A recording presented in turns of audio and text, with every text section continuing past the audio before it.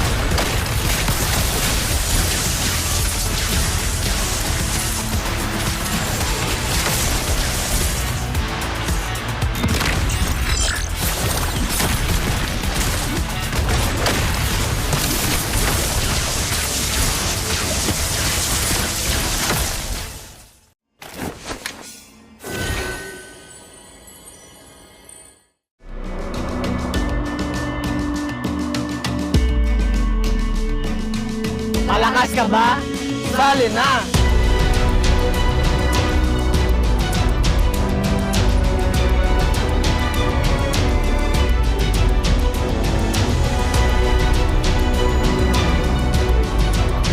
Kita Kids. Kita Kids. Kita Kids. Kita Kids Sa MCC. Season 2.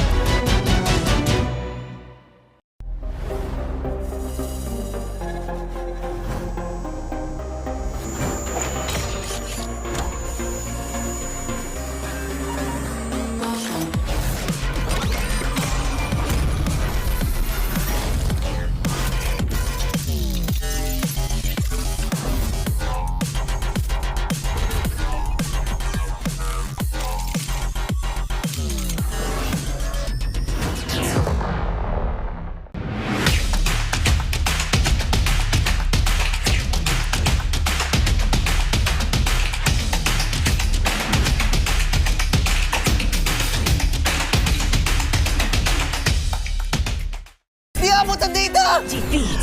TWIS! Don't worry. Be only with Smart Power All 99. Hindi bitin with 10 gig data to power your games plus only Facebook or only TikTok. Load now.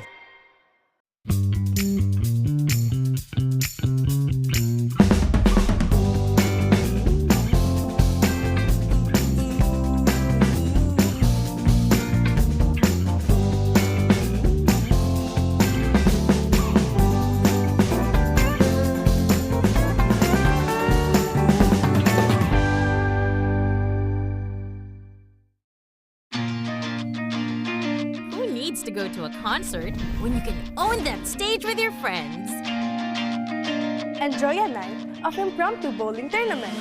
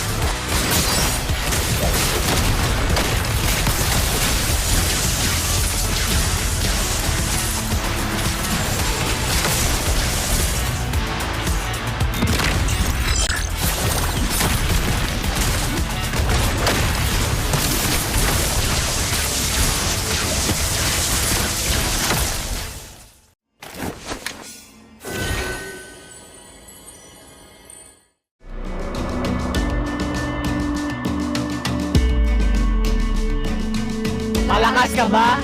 Sali na!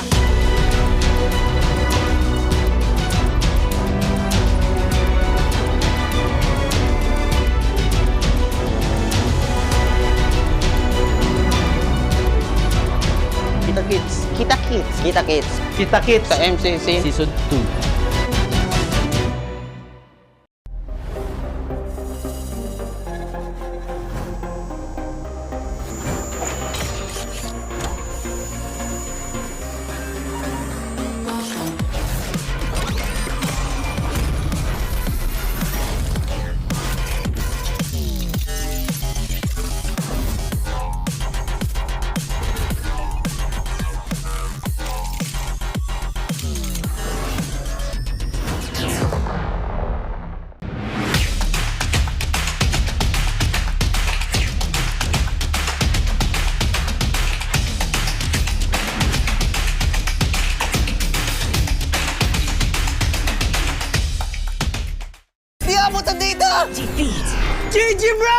Don't worry! The Only with Smart Power All 99. Hindi bitin with 10 gig data to power your games plus only Facebook or only TikTok.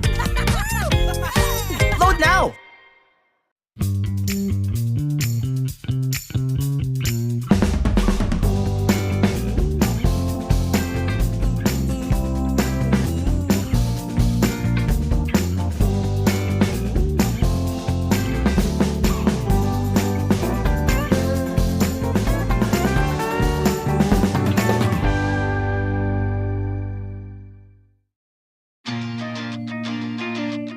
To go to a concert when you can own that stage with your friends. Enjoy a night of impromptu bowling tournament.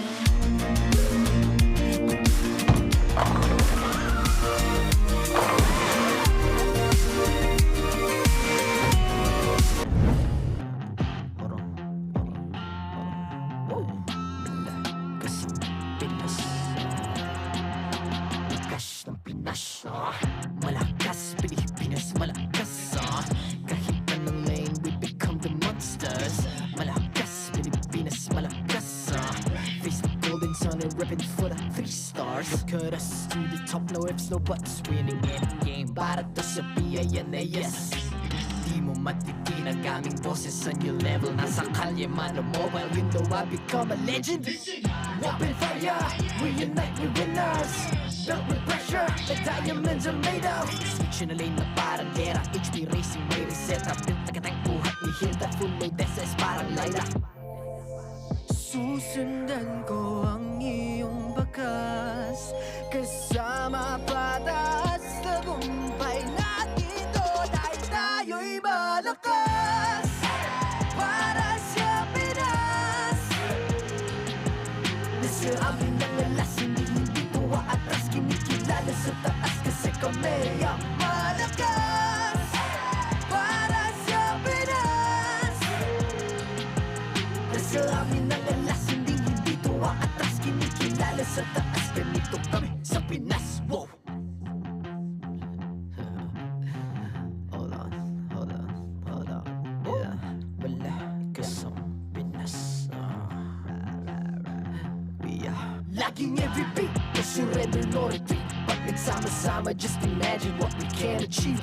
Lacking every beat, no surrender, no retreat. Giving 100 all my all, cause we just cannot be defeated.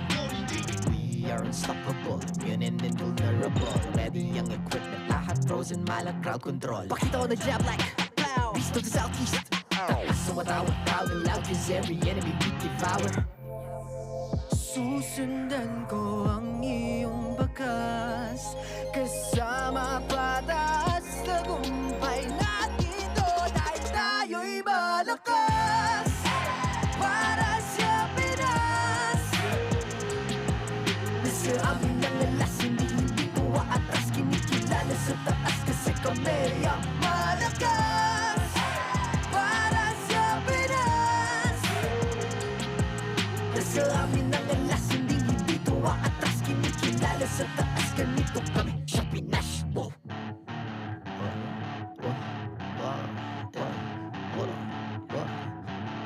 Malakas, Pilipinas, malakas, kahit anong lane, we become the monsters.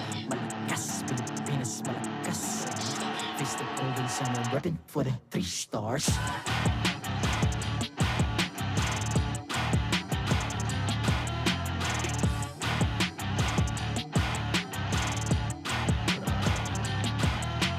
Ang lakas ng Pinas, reunite, be the stars. Ang lakas ng Pinas, reunite, be the stars. Ang lakas ng Pinas, reunite, be the stars. Ang lakas ng Pinas, we the stars. Ang lakas ng Pinas, reunite, we the stars. Ang lakas ng Pinas, reunite, we the stars. Ang lakas ng Pinas, reunite, we the stars. Ang lakas ng Pinas, we the stars.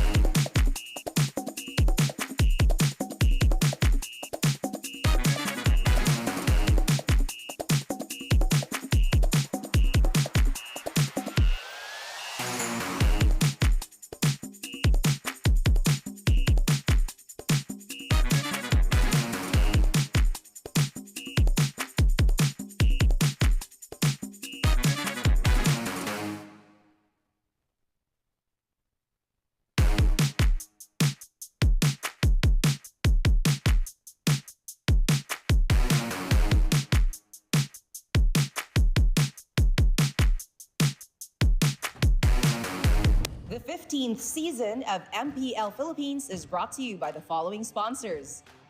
Infinix, the MPL official tournament phone. Lakas sa laro with Infinix. Smart, the official telco partner of MPL Philippines.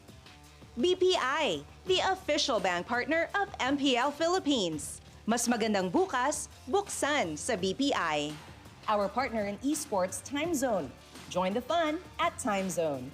TT Racing, for those who dream, work, and play. TT Racing has your back. Don't miss any MPL action by following our official Facebook and subscribing to our YouTube channel. Follow MPL PH on TikTok for more content.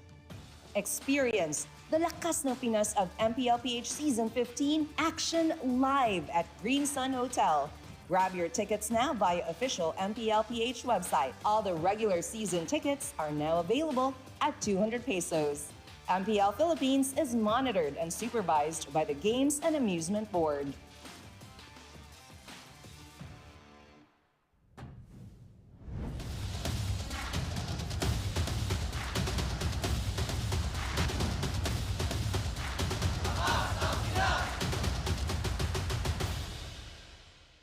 Mamimigay ng cellphone, mamimigay ng cellphone, mamimigay ng cellphone. 1 minute, 1 phone. Mamimigay ng cellphone, mamimigay ng cellphone, mamimigay ng cellphone. 1 minute, 1 phone. Mamimigay ng cellphone, mamimigay ng cellphone, mamimigay ng cellphone. 1 minute, 1 phone. Mamimigay ng cellphone, mamimigay ng cellphone, mamimigay ng cellphone. 1 minute, 1 phone.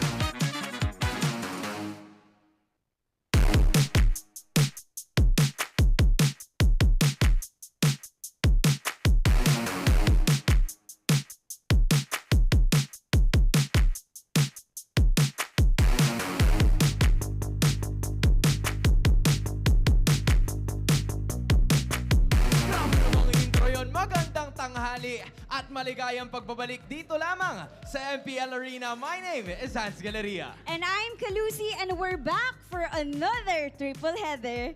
Di ko alam kung ano bang kailangan kong gawin eh. Pero sige, let's just give a recap of what happened yesterday. Dahil nakuha na ng bagong barangay ang kanilang unang panalo kahapon. And in addition, another milestone for the walking legend Pew being first all-time in MPL PH assists. Ano pa ba naghihintay sa atin ngayong araw? And Hans, let's not forget na Golden Month celebration pa rin. Kaya handa na ba kayong sumayaw at masurpresa? Handa na yata sila, men. Tingnan natin. Okay? Let's 5, go! 6, 5, 6, 5, 6, 7, and... Mamimigay ng cellphone, mamimigay ng cellphone, mamimigay ng cellphone. 1 minute, 1 phone. Mamimigay ng cellphone, mamimigay ng cellphone, mamimigay ng cellphone. 1 minute, 1 phone. Maglaro ka lang ng 10 p.m. kada gabi. Hanggang sa 3 a.m. tayo mag-MLBB. For the month na ngayon, huwag kang magpahuli. 1 minute, 1 phone mula sa MLBB. Okay, sige, Zumba. Ay, nawala na yung tugtog. Tapos na daw. Grabe Akala ko yun. magiging Zumba instructor ako pero itigil na muna natin yan. Kasi maraming sorpresa pa ang naghihintay para sa atin for today. Kaya oras na para ilabas ang lakas ng Pinas. Ito ang MPL Philippines Season 15.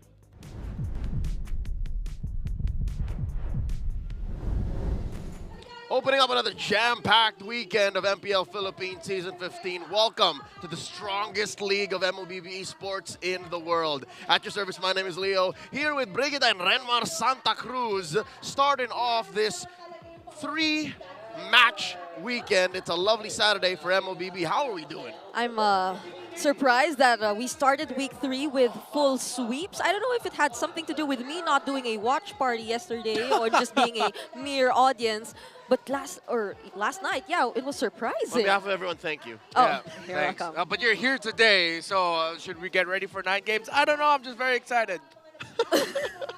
Well, if we do end up getting 9 games, which I don't know if there's something in play there, we're in for quite a treat. 3 matches, 3 best of 3s with the world's best here for your entertainment. Once more, the standings are about to shake up, and early on in the season, there's a lot of pressure for some teams, and by some teams, I'm talking about these ones over here. We are going to be talking about the schedule in just a bit, and the lay of the land, but first, real quick, let me remind you that you can play like a pro with Infinix GT20 Pro, the MPL official tournament phone. Grab yours now and use the voucher code INFIMPL, that's INFIMPL, to get up to 1,000 pesos off and exclusive freebies. Sa GT20 Pro, sigurado ang hashtag lakas sa laro. These are the exact same phones that our athletes are using on stage. Yeah, this is why sometimes I get kind of jealous of the fancy Kalaban people who get to use that when they compete. Yeah, which reminds me, if you want to try, you can also join and come early so you can join the Fancy Klaban. But before that,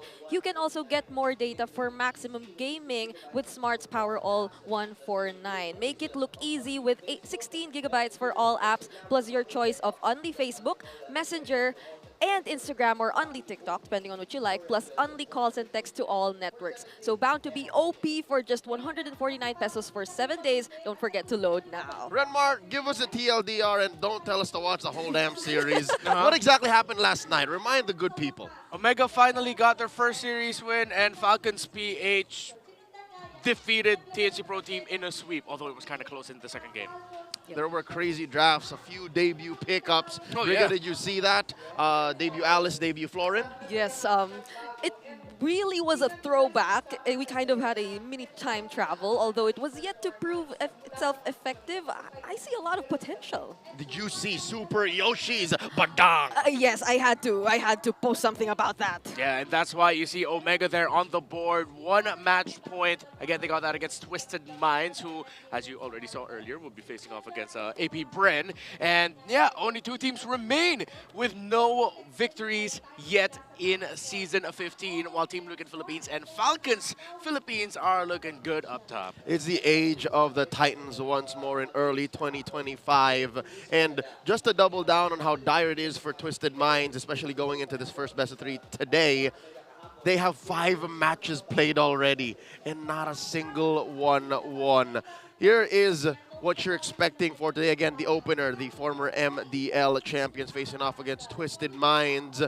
Next up is, of course, fresh off their win, Smart Omega facing off against Aurora, still on that streak. And then we're closing off with a star match, the world champions versus the newly minted Cavalry. I feel very lucky to be part of the audience for the 3rd series, because I will be able to, unfortunately I will not be casting that, but at the same time, I don't know, it just feels so exciting to be one of the viewers as a fan of both these teams. One of the or it's not one of the, it's the most recent world champion up against one of the former world champions who we're yet to see bounce back. And the last time we saw them, I think, was Friday last week too. So I bet a lot of Sonics are looking forward to see what they got for us the next time, or now that they're playing again in MPL. Yeah, 100%. A lot of eyes on Onic to see if they're going to be able to bounce back against the top of the league right now in Liquid Philippines. Back to the matchup at hand. Again, about 10 minutes until this one starts. Should AP.Bren and Twisted Minds feel the pressure? Yesterday, Omega swept Twisted Minds, so that's very fresh in our memories. But just the same, AP.Bren has but one game win in their history in Season 15. After this matchup, one will get their big dub. One will be 1 point on the board. So which of these do you think it feels dire for? I already said it's Twisted Minds, but does the sentiment echo on the board here? For me, yes. Part of me feels like AP.Bren are on a more motivated state, in a sense that a lot of people acknowledge what they're able to show us in the previous weeks, and we can't feel anything but them potentially improving week by week, day by day. Whereas on the other hand, Twisted Minds, it feels like they're trying a lot of things, but we're yet to see signs, or at least yesterday I feel like there was a bit, but solid signs, if I may say, of them actually making it work and them finding what their identity actually is. I feel like AP.Bren have a little bit of a bye here, don't they? Wherein you're on a very young roster showing off some very young, promising talent, and they're still just getting into the groove. This is their first season in the MPL as the squad as a whole. Yeah.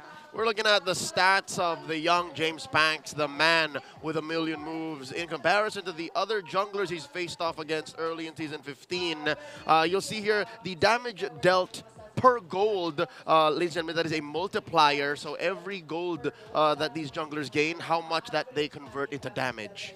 Yeah. And the league average right now is at around 2.5, so getting 3 against Demonkind and 3.55 against Carl TZ, even all the more impressive, especially since you see the Lord control rate rising for James Panks. Turtle control a little bit better against Aurora, too difficult against Team Liquid Philippines. However, I think the stats show that there is some slight growth and improvement for James Panks, especially after going through a nightmare start against TNC Pro Team. They showed up against Aurora and Team Liquid Philippines. Yeah, and I must say, just by seeing James Panks in that state, but I don't think MP the King wants to lose in terms of the dance showdown too.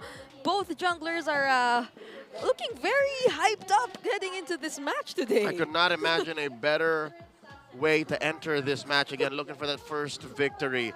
MP the King, one of the more colorful members of our league here, once an import playing for MPL Cambodia. He's a champion there, then flew back home 2 seasons back. This is the story of his return. Yeah.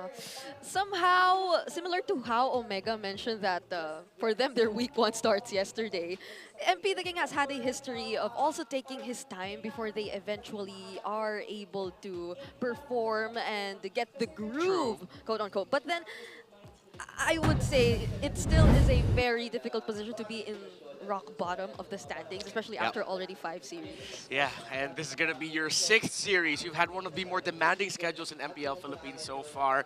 I think this is why the sentiment is echoed across the table. This is a definite more must-win for Twisted Minds Philippines. And luckily, they're the veterans. They know what it's like to be in these positions. They know how it is to have a rough start and then find a way to claw back in. I'm talking specifically about their coaches too, Coach Bonchan and Coach Essa. Now, we're talking to you, folks. Here's a community poll for the day. Which country did MP the King Wink Wink play for before returning to MPL PH? Was it in MENA? Was it in Latam? Was it in Cambodia? Or was it Singapore? Which MPL region did he play for? Yeah, I remember when MP the King lived in Phnom Penh, Brazil. Great neighborhood. That was a clue right there. While he had laksa. Yeah, while he had laksa. Beside Marina Bay Sands. Folks, we just talked about it, literally. Oh, you mean the real Sands? Yeah, the real Sands. He won a championship there, all right? Yeah. He played with some owls. even competed in the World Championship. Come on. Yeah. You guys should know this. Just type it down below. Went deep, by the way, in M5. Yeah, it was a deep M5 run. Impressive MSC run considering they won one series against Onic Esports without a coach. So I really hope you know which team we're talking about, which country. Put it in chat. You don't even have to put the letter. Just say where, all right? Say where. Oh, my mouth. There's a clue for you. Ladies and gentlemen, the match is almost upon us once again. First victory on the line here. First to the board. And again, quick reminder, we're approaching the halfway mark. It's already week 3 of MPL Philippines Season 15. No better thing to do right now than welcome the teams onto the stage to get this match started. To oversee and uphold the tournament's integrity, here are our marshals for the first series of the day. JJ, Chico, Patrick, and Juvin. The beginner of our triple header Saturday, and on the stage is the Hive. It's AP.Bren. In the EXP lane, he's there. In the jungle, the man with a million moves, James Park. In the mid lane, Chovsker. In the roam, it's Kekadon. And in the gold lane, the silent kid, Shizo.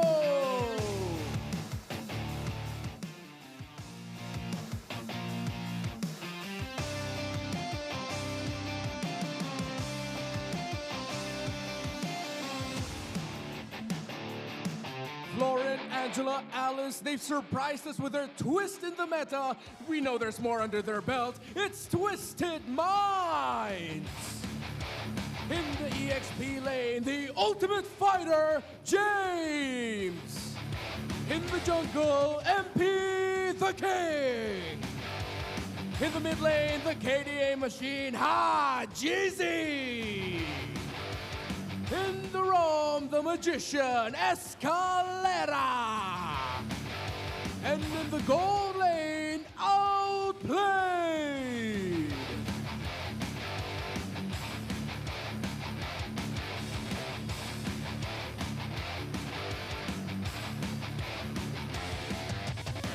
And welcome their coaches, Coach Bonjan and Coach Jeff.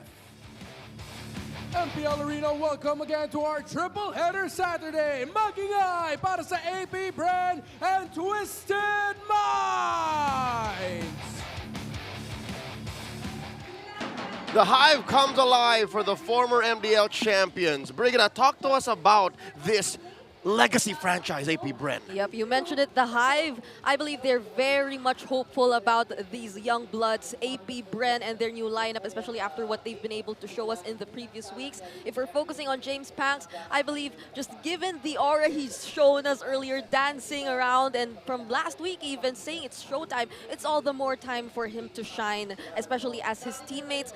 They're even showing us a lot of highlight plays. They're slowly getting there, and it's really their moment to show the hunger, the young blood mindset come into play, even up against the veterans, Twisted Minds. I hear you, but they're facing off against teams, players who, if they're not victorious, at least they're bold. This is Twisted Minds. Keep twisting up the meta. We mentioned the Florin and Angela there in the opening, the Alice as well. Show us more of that. You're up against a young AP.Bren squad, still trying to discover themselves. It seems like you've discovered your own take on the meta.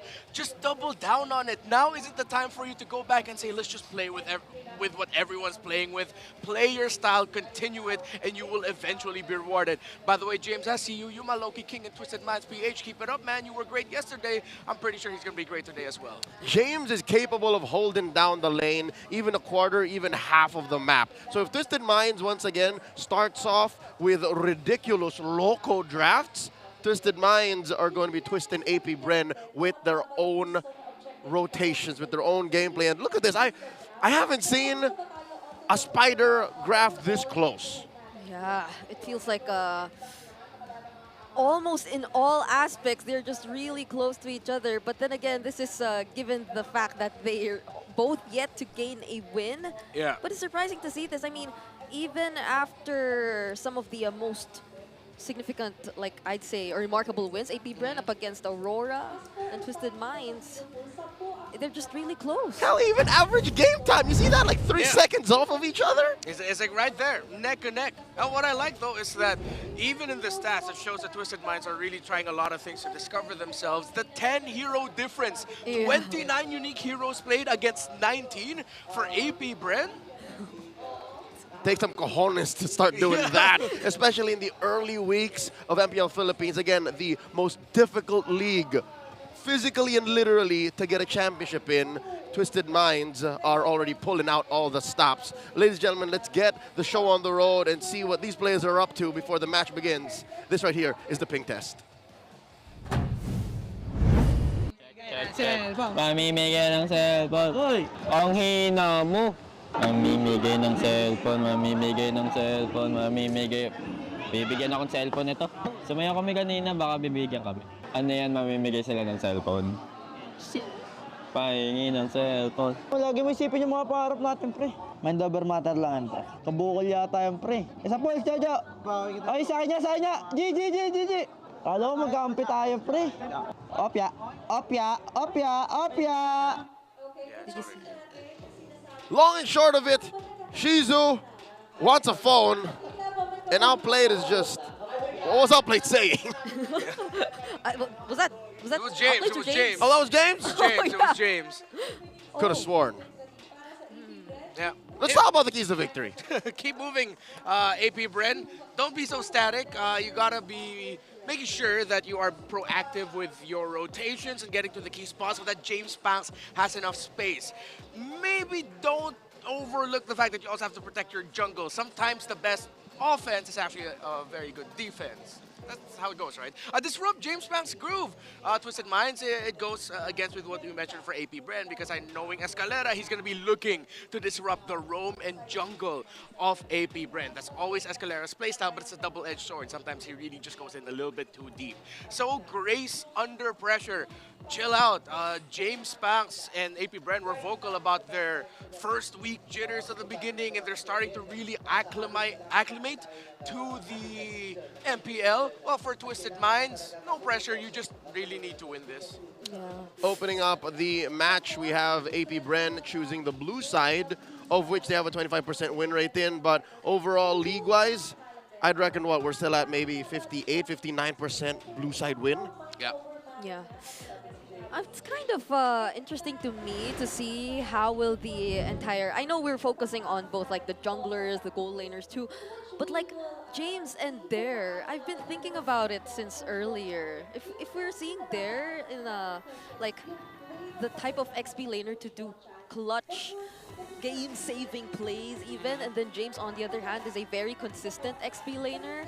That sounds like a very interesting matchup to me as well heading into the series.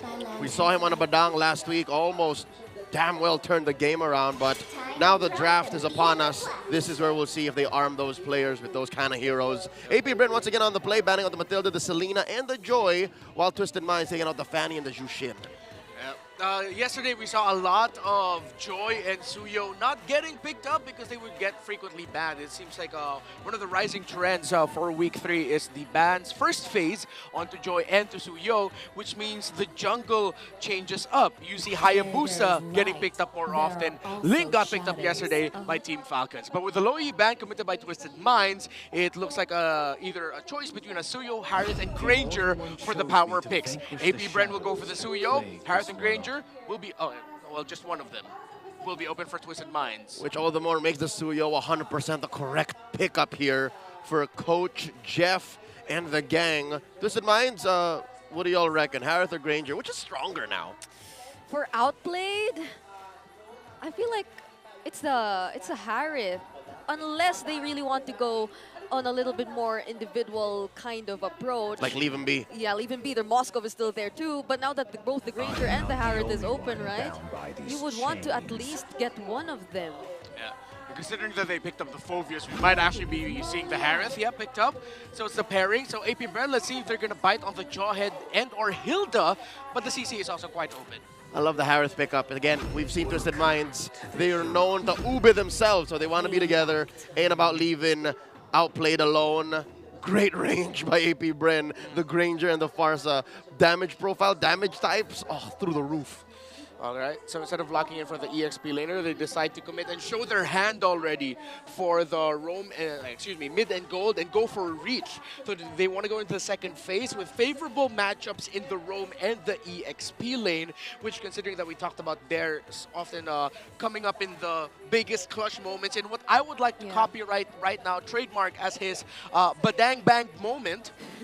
He did that twice, and that's where he really popped off with that hero. I think Badang's going to come into play here. Yeah, not unless Twisted Minds get to really take it out later on. It's very unlikely they'll be getting it at this point too, since they already showed us the Phobius. Who's... Oh, they're doing it again! As early as now? Florin coming in to close up the first phase for Twisted Minds. If AP.Bren don't ban the Badang here, I'm going to say it now, this is a very Badangable draft. Like, just finding that Granger, finding that Farsa, knowing how far Dare is willing to go, how deep he is willing to go with a Flicker Badang.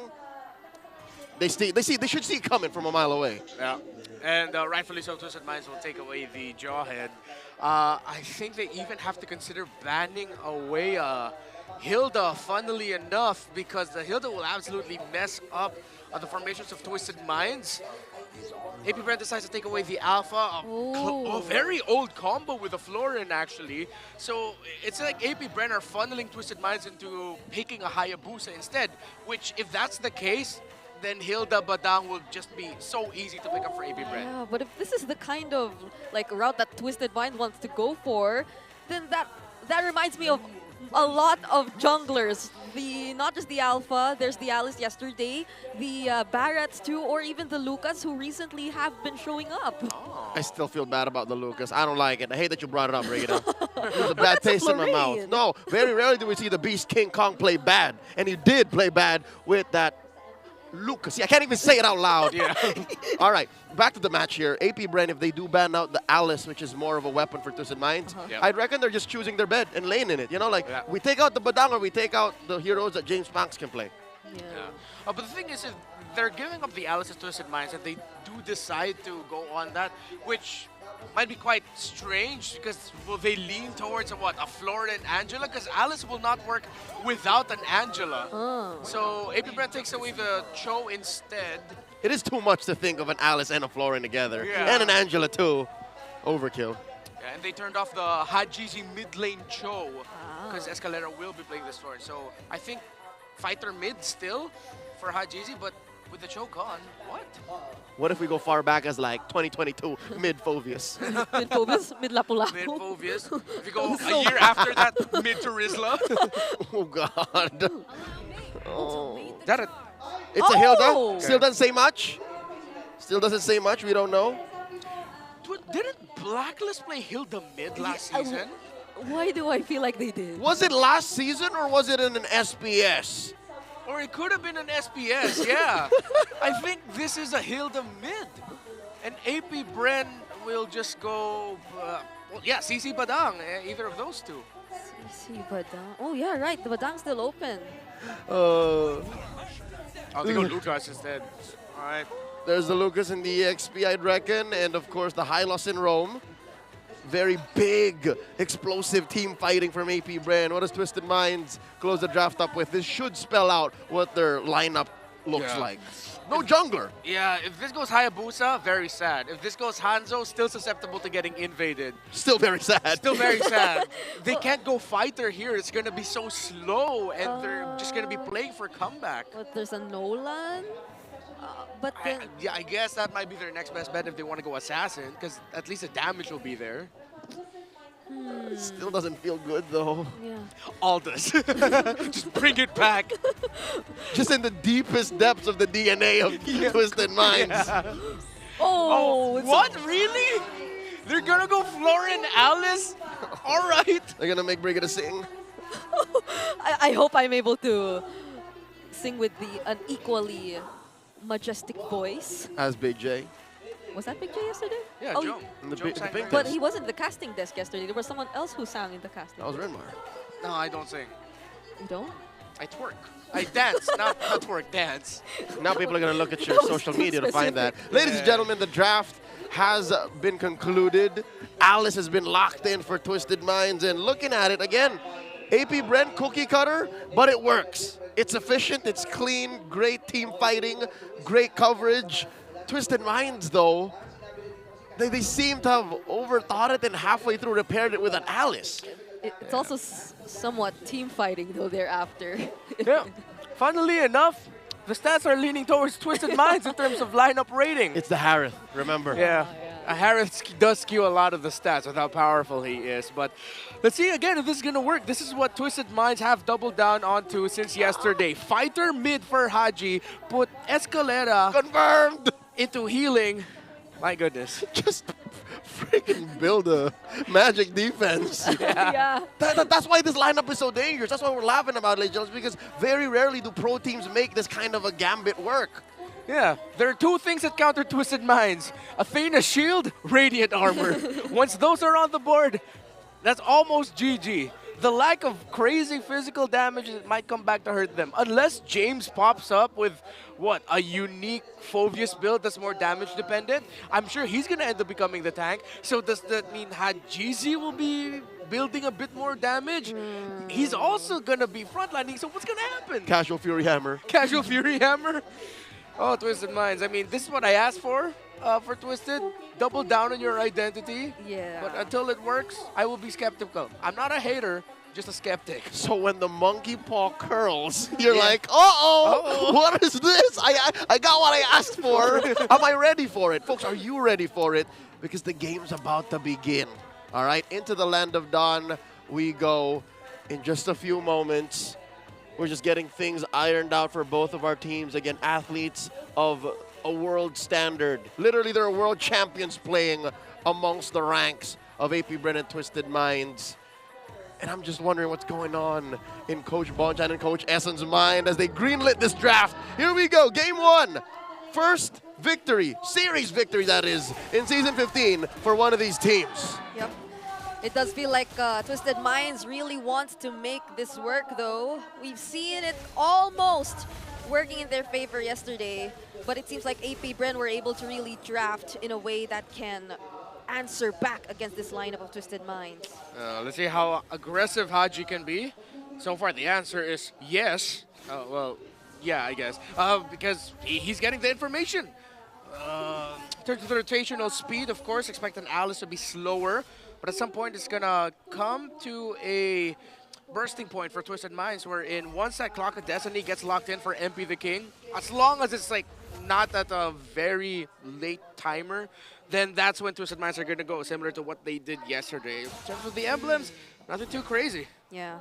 Both Haji and James seem like they will be a little tanky, so the question of where will the physical damage come from still remains from Twisted Minds. It seems like nowhere. Choveskirt here in trouble, Oh. gets caught onto down bottom. They're here to the rescue. Oh, are they planning to dive early or less than 2 minutes in? They won't. They'll be a little bit safer, and MP the King still will be resuming his farm. Again, the question remains, there seems to be very little physical damage for Twisted Minds as of this moment, whereas AP.Bren, it seems like they have a lot of physical damage coming in from their side. Evil Queller will not be enough to take down Hajizi.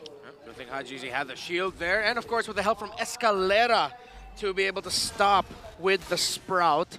So that's one thing that Escalera and Hajizi just needs to rinse and repeat all throughout here. Hajizi gets info. If he gets caught, just provide a stun. MP the King not going to be going to this turtle. He'll be invading the purple buff, actually, of James Panks. He's going to be able to do it quickly enough. And James Panks, I think, is aware of the theft at hand. MP the King gets away with it. Yeah, he secures it either way, and AP.Bren just felt so confident in securing or positioning themselves first in that objective. Not even James is able to get the best possible scenario for his early laning phase as the Phobius up against the Lucas. Oh, now it looks like AP.Bren about to go vertical. James Panks spots the purple. MP the King and Escalera here to try to contest. 4 members of AP.Bren here in the purple buff, but James will make it too, so that's 4 members from Twisted Minds, but that's a better airstrike. Oh, James barely making it out alive, and there's a flicker coming in from there, but he will still be able to sustain it and take down Choveskirt too. MP the King onto the back lines. Will he be able to escape though? He will be blocked and be taken down by Dare, and that's the Unleash the Beast for you. He's still going at it. They had no choice but to fight there. Outplayed Ghost in the mid.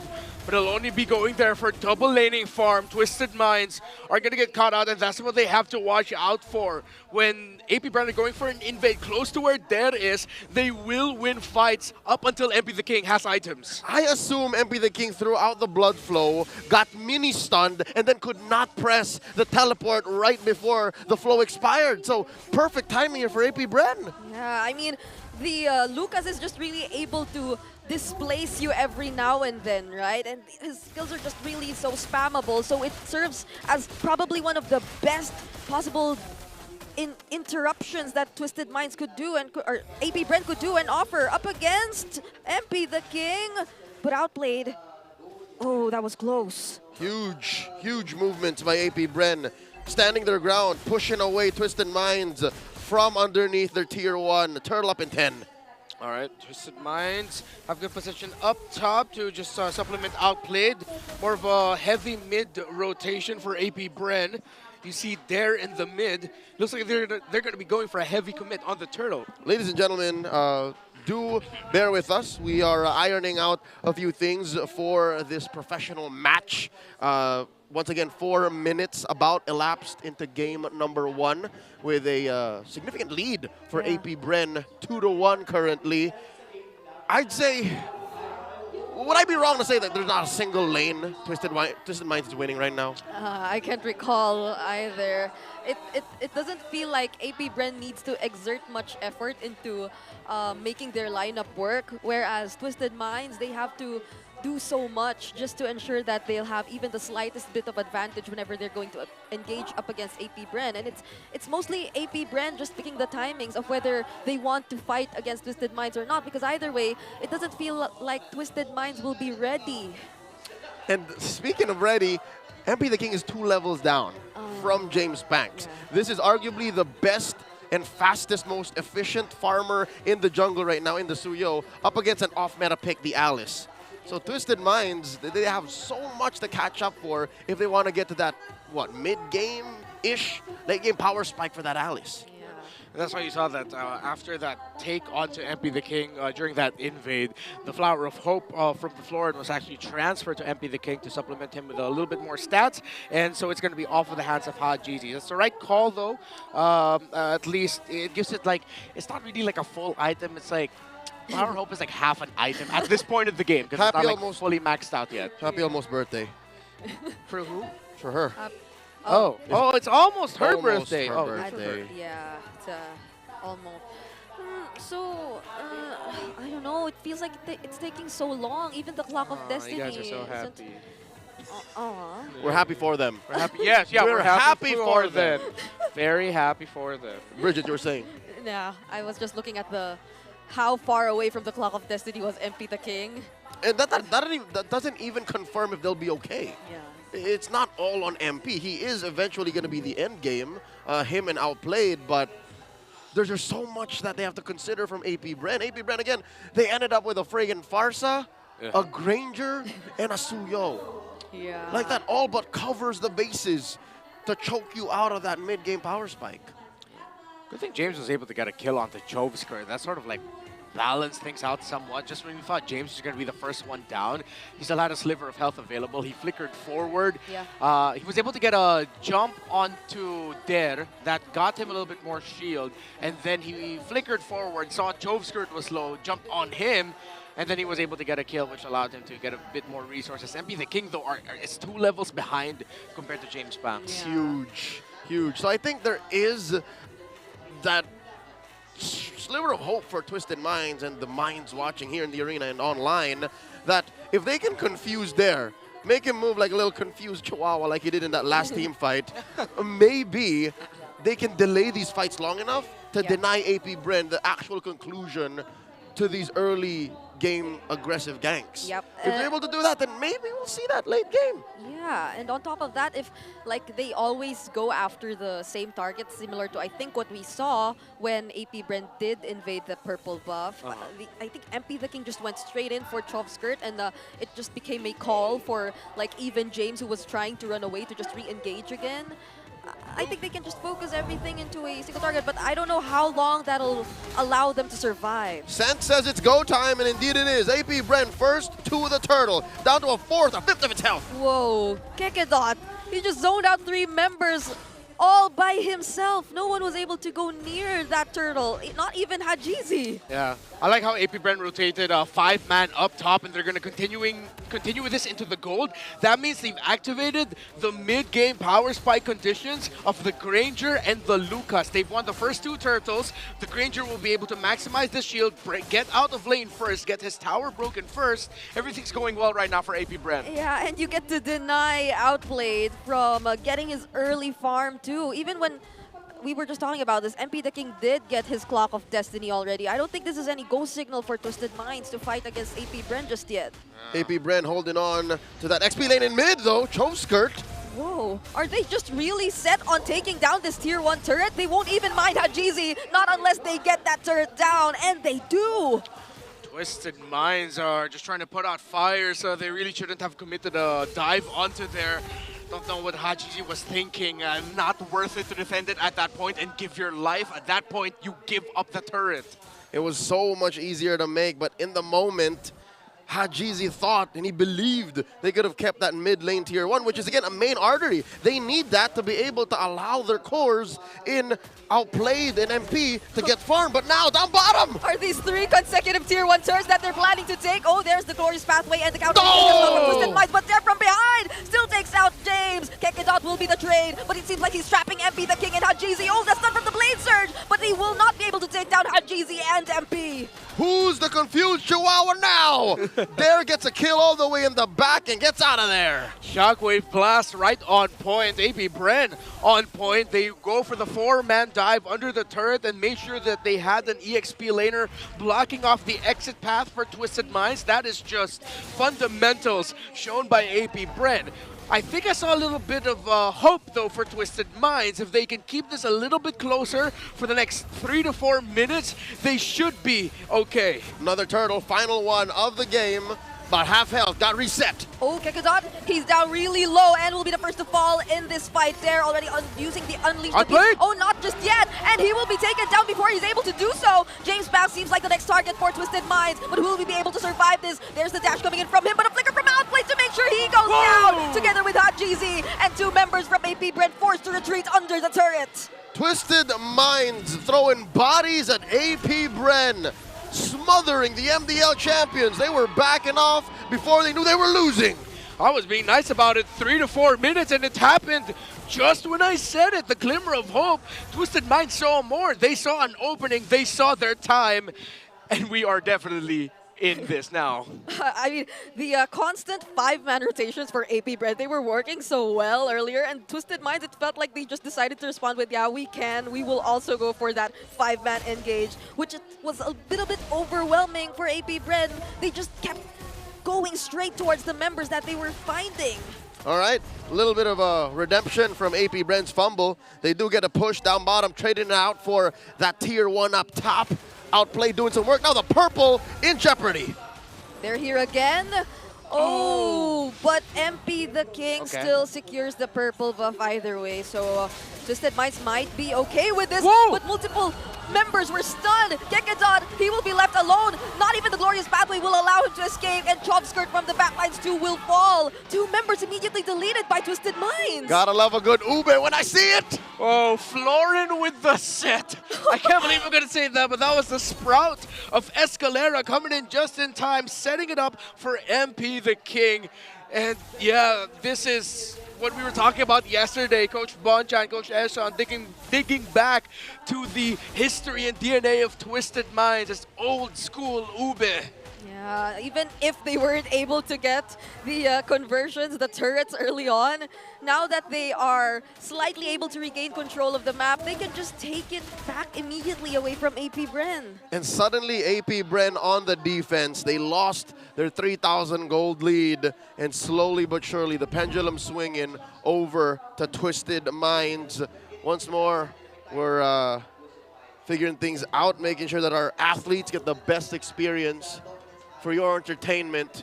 Again, elapsed. We are past the final turtle counting down to the first lord of the game. Scores even. Yeah, I can't believe this. Earlier, I was starting to think of so many scenarios. I was starting to worry about, oh, Twisted Minds, they might not have enough wave clear. How are they going to deal with this? The aggression that AP.Bren is just doing all over the map. They're consistently rotating as 5 members, taking down turrets, but then just a single decision from Twisted Minds to, okay, let's fight. I think we'd be able to do it at this point. They just are able to even out everything. Yep. And I like what Twisted Minds showed here. Again, what I saw as just a glimmer of hope, they already saw as their chance to fight, because that team fight at the bottom lane lasted a little bit too long. Yeah. I thought it was just because of the presence of the tower that made AP.Bren hesitate. But then when you really look closely at it, it's because of the raw sustain and even the damage being dealt out by Twisted Minds were starting to bother AP.Bren. So when they finally pulled the trigger and said, you know what, we could go ahead, fight, take this third turtle so that we can ensure we get at least one, and it allows us to unlock our mid-game power spike because you're going to contest this, and because they got the kills too, everything just ended up going well as well for Twisted Minds. But in the counter, I like what AP.Bren immediately did. They went for macro, they got the tower in the bottom lane, and they are not backing off. They're not being scared to show themselves in front of Twisted Minds. Yep. Luckily for Twisted Minds, I don't think anyone from AP.Bren has built magic defense just yet. I think looking at it, it's Yeah, you're right. at most Lucas with the rogue. I see a rogue. They're on the way. They're on the way, so there might have been a little bit of a prioritization that AP.Bren could have done better going into this mid-game point where Twisted Minds are clearly finding their footing. Excuse me, ladies and gentlemen. About 8 minutes and 46 seconds into the game, as we paused, it's actually Twisted Minds at the lead, 5-7. I wonder if objectives-wise, the same is true, because 2 out of the 3 turtles went to AP.Bren, while the last one went to Twisted Minds. Clearly, Twisted Minds are ramping up. Like, this is the point of no return. If Twisted Minds keep steamrolling AP.Bren and keep living right in that space where Farsign, Granger can't fight back, Twisted Minds are getting game 1. Oh, and MP the King actually caught up already in terms of levels against James Panks. Still a slight advantage in terms of the gold, but honestly, as an Alice, you're okay. You just want to get to this point where the lead of the opponent isn't too crazy. You already have the Clock of Destiny and Dominance Ice. Once he gets that Oracle, he's even going to be more of a problem for AP.Bren to deal with. And ever since MP the King got taken down, the Flower of Hope has not left the Alice. So nice, we did it twice. Sent says it's go time once more. Lord in about 5 seconds. Oh. That actually made me wonder, Renmar. Like, the Oracle, what if it's not just like MP the King who decides to pick it up too later on? Like, it's a Harith we're talking about, it's a Florine in their lineup. Phoveus. Phoveus, that's multiple ways to just keep yourself alive in a fight. Oracleception. I'm cool with that if there's just a bunch of Oracles on the side of Twisted Minds. And then now, AP.Bren later on will be thinking, okay, we have 1 magic defense item. We're on the road to having another for our roamer as well. Radiant armor already built up by there. Then they're going to be thinking about building anti-heal. Oh, there's the Oracle. That unloads a lot of the priorities at AP.Bren. Now MP starts a fight. Oh, are they deciding to fight now? Outplayed already using the Zaman Force. Takes down Gekedot. And from the backlines, MP the King. It seems like he's owning out too many members from AP.Bren. Now they have all the control. The turtle, the Lord Pit is all to themselves. And they're a man down. Gekedot not here for about 10 more seconds. James. Oh my goodness, MP the King letting go of the objective once more. He's joining the fights, and they will successfully take out their own surprises. James Panks too. They're not letting go of the control in this Lord Pit. And it looks like Twisted Minds, despite the rough 6 minutes that they had, will be able to get the first Lord of the game after pushing back AP.Bren. They're the Juggernauts, switching it up. And suddenly they're on the offense. AP.Bren can't stop them. Hell, even this purple buff. Oh, did MP get it? No, wait. No, James Panks did. Yeah, I think there's a purple swirly underneath his feet. That would have been salt on the wound. Yeah, because he got there last second. Yeah, and MP still has his retribution. He didn't have to think of anyone contesting the objective. He did think about going twice though. He did think about getting both. Okay, looking at the items now. Yeah, I think we're you might be seeing more oracles across the board, although it's actually Athena's shields getting brought up as a response to the Farsa. So Twisted Minds acknowledge that the Farsa is one of the biggest problems right now in terms of the damage at this point of the game. Later on, you're going to see them build more items to counter the Granger. Dear God, Outplayed just built a Holy Crystal. So even more, Twisted Minds' damage output is going to reach a milestone here at the 11-minute mark. And AP.Bren have to clean up these lanes. Yeah, although for AP.Bren, I think their lineup will be able to manage the waves a bit more compared to if Twisted Minds were on the defense. I mean, they have the range in them. They have the damage too to be able to clear out the waves. And it seems like they'll be troving up the bottom lane too to minimize the damage that Twisted Minds could deal. But still, that's all the outer turrets almost taken out by Twisted Minds. Yeah. Twisted Minds now, with them taking control of the map, although the towers are still quite even. However, they can place themselves in more forward positions, and now they're threatening the purple buff of James Banks yet again. They're going to go for an invade. Okay, James here. Curse of the Crow will not connect just yet, but that's MP the King making his entry, and he will steal away the purple buff from James Banks. And he forced the man with a million moves to pull out that one move, the Retribution, and wasted it. He out-retried James Banks. Yeah, and at this point, I don't think we're seeing jitters or the lack of experience from Not at AP.Bren. This all. is just Twisted Minds playing better. Straight up playing better, understanding and accepting that, you know what, we built a lineup for ourselves that will find us power spike around 7, 9, 10 minutes later in the game. We'll play around that idea, and they're playing around it very well. It's already up to a winter crown for the Alice, fully built for MP the King after being down 2 levels at around 5 minutes in. The King is asserting himself. Anywhere you see a blood flow that is colored teal, you think twice about your entry. Yesterday it was reinforced by an Angela. Now all he has is but a Bloom. So they have to kind of, you know, literally find a way to keep guiding MP the King towards the right team fights, but they're doing one hell of a job so far here. Up by about 500 gold, 13 minutes in. Whoa. Quick reminder, the last time we saw Twisted Minds with this kind of a win, this kind of a position, the only way it was turned around was their opponents baiting them into a losing situation. Yeah.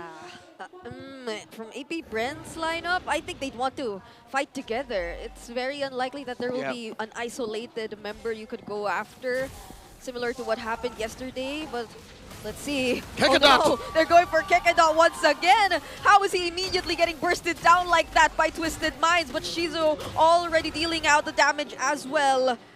There will be some sort of a retreat from Twisted Minds for now. Okay, this actually looks quite good for AP.Bren. Unleash to the Beast was not used yet, and the Feathered Airstrike should be coming back in the next 50 to 20 or so seconds. I think they should be able to hold out, but Twisted Minds, they're deciding to blitz this. That's the right call by Twisted. Kekadot still has his Revitalize, so they might be able to pick this fight. All members of AP.Bren in here, MP the King, sandwiching there! Oh, but there will be able to run away and uses the Unleash the Beast moment as a 3-man stun coming in from MP the King, and the Bloom as well from Escalera to help them sustain everything. Kekadot running away, MP the King trapped behind, but he still will go for the engage and the Winter Crown right under the turret. They're not letting this go, and Bloodhound out after they take out 2 members from AP.Bren. The King is untouchable. The Alice is on, and Twisted Minds are on the way to potentially securing game number 1 as they will secure this Lord. It might not be an easy siege, but they've shown it will be a siege that they are willing to fight heavily under. Hopefully they don't mess it up like yesterday though, because that's what cost it them. Yeah. Folks, real quick, a recap. Yesterday, it was in the hands of Super Yoshi's Badang, a smart Omega, that in this very same situation, Twisted Minds had a clear grasp on the game, and it suddenly got turned around by them reallocating their priorities to but one lone hero. Here, it looks like Twisted Minds learned their lesson. They have their eyes on the prize, AP.Bren's base, Lord marching up top, and they're working to sink these waves. Things happen so fast. Even right after that, Escalera immediately has his Bloom again, his ultimate. With that fleeting time, he has too. So it seems like they'll be just constantly ready and equipped to engage in every single team fight after they've been able to regroup. Twisted Minds now marching through mid, taking down that tier 2, and this is a slow roll. They're waiting for the wave. Down bottom, in mid, up top, 3K up. Played as well. Concentrated energy. Seeing a lot of shields going to come out of that Harith as he dances. Okay, slowing them down with that glorious pathway, but they still go for Kekedon right under the turret, and they take down the inhibitor turret too. Kekedon is nowhere to be found. MP the King looking for Shizu, and looking at James, he's just diving right in. The Lord is still up, Shizu is down as well, and James Pass is just trying to dance around the members of Twisted Minds, but they will be able to successfully defend. Base is still standing, but they do lose their top lane and bottom lane inhibitors. The siege continues. Twisted Minds relentless. Okay, Haji's low, but there's the bloom. So it seems like they still want to go for this. That's a flicker coming in from James as well. James will not make it out alive. Two-man stun once again from MP the King, and right before anything happens, Twisted Minds put an end to game one. The Minds with a dominant victory after taking the game by the reins mid-game, finishing it with conviction. I liked what we saw from Twisted Minds there. Before that, I like what we saw from AP.Bren. They went with textbook, traditional, what we understand as the meta today. Twisted Minds living up to their name and living up to the history of the coaching staff and the players involved in this team. They decide to twist the meta, and they make the Alice and Florian work together. It felt like I was watching, Dan, you would know what I'm talking about. It felt like I was watching a blue deck, just having to mill through cards, draw, draw, draw, until you finally hit that right spell power spike. And then you go, get away with it. I could have sworn, folks, on behalf of the desk and a majority of online analysts, for the majority of it, that should not have worked. Yeah. The game should have got so much faster, and they should have blasted that lineup so much sooner, but Twisted Minds found a way to make AP.Bren play to their tempo and won in such amazing fashion. We're giving the MVP nod over to none other than MP the King. Man, they just keep proving us wrong. Even when you're skeptical at first, nah, you gotta take back what you said. We were wrong. MP the King, this Alice, 3-1 in 11. And exactly what we were talking about yesterday. Twisted Minds, their power spike for this Alice is the Clock of Destiny. But they also acknowledged that there was one more power spike that they need to watch out for, which was the Harith. They wanted to make sure that Harith had his first item. And I believe Outplayed was actually going for some quite of a chop suey build, maximizing cooldown reduction, and then building his first item. Then that's when Twisted Minds decided to go for the third turtle, engage, and then getting the third turtle themselves. A great play, and I like how just like yesterday, MP the King, when he knows he can dominate, he's not afraid to use the Flowing Blood, go to the back line, find Shizu, be the front line, and be everything that Twisted Minds needs him to be as this Alice with items. I love the emblem setup on this. You'll see it later. He picked up Thrill. He understood how slow and how lumbering this Alice is in the jungle as she farms up in the early to mid. So he invested in that little bit of extra damage to be able to just take down all these minions, these creeps, these camps, so that they would get that power spike sooner. Yeah, if it's not Swift that you get as a jungler, you get Thrill. You need that 16 adaptive attack. Yeah, and it seems like we didn't need to worry about their lack of physical damage whatsoever anymore, because the amount of magic damage coming in from both Outplayed and MP the King was already too much to handle for AP.Bren at least. I think Haji went in for the Dominance Ice and the Athena's Shield for his first two items. He had just a single Fury Hammer alongside him, but then it was already enough for Twisted Minds. It's like it was chipping physical damage from the Phoveus and then the Hilda. And of course, Hilda has her own set of bursts as well, despite her building tanky items. But majority of the damage did come from the magic. And looking at the damage profile, it's just, I think it's because it's been a while since we've seen this work. We're a lineup that's too overly magic damage dependent with barely any physical working. We rarely see that in the past, 3-4 months. Folks, if you'll put your eyes over to the upper right corner, MP the King again building that emblem set with Thrill. That is key to helping you farm off if you do decide to play Alice in the jungle in your own ranked games. Yes, Something else we did not recognize or at least acknowledge is the fact that if you do build a lot of magic defense items for AP.Bren, right? The Radiant Armor we're looking at, where's an Athena Shield? There's one here on Kekedot, is you displace a lot of that budget, that economy elsewhere. You could have built more damage. You could have built more comprehensive or holistic items, but if you put 2,000 gold to a Radiant Armor or to a Athena Shield, then that's one bit slower for your team. Yeah, and even when they had this kind of lineup, which would look so great in terms of team fighting, I mean, you'd expect there to always be interrupting or disrupting the members of Twisted Minds in the front lines, Kekedot too, soaking up the damage.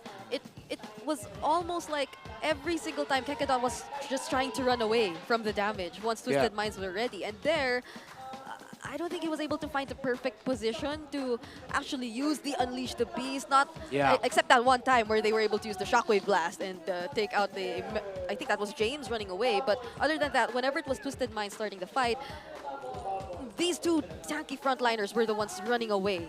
Yeah, and if he decided to just fight it slow front to back, he's actually helping MP the game because that's another source to heal from with the damage that you're dealing as the Alice. So it was a tough call for Dare to find a really good angle. And because everything went well for Twisted Minds, eventually BPI Rich Guy is going to be outplayed, who had a really great performance on the Harith. If I'm not mistaken, he did not die this game. Bulletproof outplayed then. He is also our carry, dealing so much damage, so his damage per gold must be through the roof. With a humble GPM of about 758, this is about underneath where you would call a stellar gold lane performance or a stellar farming pattern in a game. He did his best. Again, folks, if you see the draft and you see how we were talking about it pre-game, this should not have even happened. Yeah, and if you saw the early game too, I think Outplayed was the first ever member of Twisted Minds to be the victim of the 5-man rotation from AP.Bren, and he was forced to just leave his turret because, of course, he had to save himself first. But I think it rewarded him pretty well. He just did his best to keep himself safe and farm up until the moment they were ready to fight. Yeah, and the fact that Twisted Minds was able to make it work is all the more impressive. Again, it's already... This working is... it's quite an anomaly in today's metagame. But the fact that you make it work with 2 magic damage cores onto that, wow. With no real physical burst, only Twisted Minds. Only Twisted Minds. Folks, we'll bring you better tomorrow. BPI empowers Pinoy gamers with next level banking solutions to help you level up in life. Digital deposit accounts, insurance, investments, loans, and more. Start saving now for an epic future. Open up a #SaveUp account today via the BPI app. All you need is one ID, 5 minutes or so of your time, and you already have an account. Open an epic future with BPI. 5 minutes and an ID. That's all the man asked for, and that's all you're going to need to get an account with BPI. Once more, a new partner for Season 15. Quick reminder, new skin, Edith, a Prismatic Sentinel. That's the MPL skin. It's now available in-game with 30% off. You can also get it from a chest. Join Edith and experience MLBB Esports charm right now. If I were you and you have the Dias, again, it's 30% off. Just go straight for it. Once you open the app right now, the amount of skins available are actually overwhelming. Yeah, there's a... there's a Selena, there's an Edith, there's a Mathilda. There's a Rubies. Yeah. Right? They're running back beyond the clouds. KOF's there. Yeah, so much. We're quite spoiled.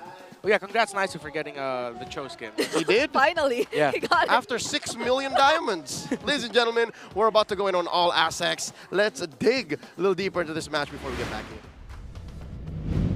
Maraming salamat sa ating mga casters. Andito tayo ngayon sa kalagitnaan ng MPL Arena. Pwede ko bang marinig ang MPL Smart Battle Trips? Alive, alert, and awake. Kalusi, iba ang energy, men. Iba ang energy. Kamusta ba? Sino pa mga kasama natin today? Pakilala naman kayo sa amin. So, I am Justin Cal Cortez po from Community Heroes sa Bulacan po. Hi, Justin. Okay? Hello, my name is Ken from Munton Student Leader PH. I'm currently the student leader of Quezon City University. Ayan. It's nice to have you guys here. And kayo rin, kasi wala eh. Ang alay para sa ngayong araw ay sila. I wanna know, guys, right? Magkakaiba ka ba kayo ng pinanggalingan? Like, where are you guys from?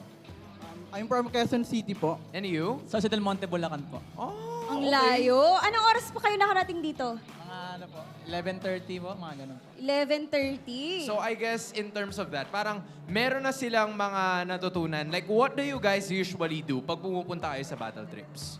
Ayun po, bago po kami pumunta ay may bus po, tapos dun po where may mga games po where yung mga participant po, makaka-win po sila ng mga in-game diamonds. Okay, so in-game diamonds, paano naman, Justin, pag nandito, ano bang mga natututunan nyo dito sa loob? So sa ano po, bago po tayo pumasok dito is, meron pong maghahalita pong isang speaker. Minsan po yung sa production, pwede po sa casters, meron din po sa in and outs po ng MPL po. So, kanina po yung topic namin about ethics po sa information or sa journalism na natutunan po namin na dapat po na you have to be responsible in what you say in the media and also na maging have the integrity po. I love that. Mga aspiring journalists ba kayo? Right? Journalism people, meron ba mga gusto maging journalists? Production? Other people? Alright, Mukhang I lahat see it. sila, Hans. Mukhang lahat sila. Okay, Justin, invite mo naman. I'm sure maraming nanonood sa atin dyan sa kanilang bahay na curious din sila. Paano ba sila pwedeng sumali sa Smart Battle Trip? So, can you tell them how? So, good afternoon po. Para po makasali sa ating Smart MPL Battle Trips po ay pumunta po kayo sa sa pages ng MLBB CH Community Heroes po. And also sa kanya po is yung Munto Sulit Leader PH po. Mag-sign lang po kayo ng Google form, then meron po mga questions po and i-answer lang po ito po. So like sa student leaders, may form din ba sila na dapat design? Okay. So I guess that's it. Guys, maraming salamat for being with us today. Thank you so much! Hopefully, mas mag-enjoy pa kayo kasi marami pa tayong laban mamaya. But for now, we're gonna throw it back to our casters. We're gonna catch, once again, All Access featuring Hans, Galleria, Calusi, and Battle Trips from near and far, giving anyone and everyone that's enrolled an MPL PH experience they'll never forget. Once again, smack dab into the middle of this series. Match point for Twisted Minds. Before we talk about that, we have an update on Myanmar's MSL. Day 2 has begun, and it is a debut match. For BTN, of course, the Mobile Legends Super League in Myanmar, if you're still not familiar. And yes, it's good to see Myanmar with their own league again. And yeah, it's good to see that the names that we're familiar with are all competing. Falcon, Xeno, Mythic, AI, and of course, other organizations looking to make their name heard. I love BTN. I love BTN too. Brigitte, you're a big fan of BTN, aren't you? Yes, I am. You gotta be. All right, back to the action for reals this time. Once more, Twisted Minds makes a draft that only they could make work. And now AP.Bren is here to try and force us into a game number 3. But Twisted Minds, being the away team, now has their dibs on game 2. They decide to go blue. I do not know what to expect from Twisted Minds anymore, honestly. I feel like they're the ones who can pull off the most extreme kinds of surprises. I know we've seen the Novaria Selena type of drafts from TNC, but for Twisted Minds, they literally involve their jungler in terms of like the surprises that they bring out. So I don't know anymore. We weren't considering the Alice entirely, but they still make it work and they still decide to go with it. So you know what? I'm cool with it. Just run it all the way back. Estes, Popolikupa. Oh. Who else? Aldous. Yeah, did you say that on air? Because I hope we see an Aldous someday. Yeah. Or a Bane. Hey, MP the King won a Bane with a Bane in the MLPL Cambodia Grand Finals. So anything except the Lucas for you. Yeah, well, we don't talk about that.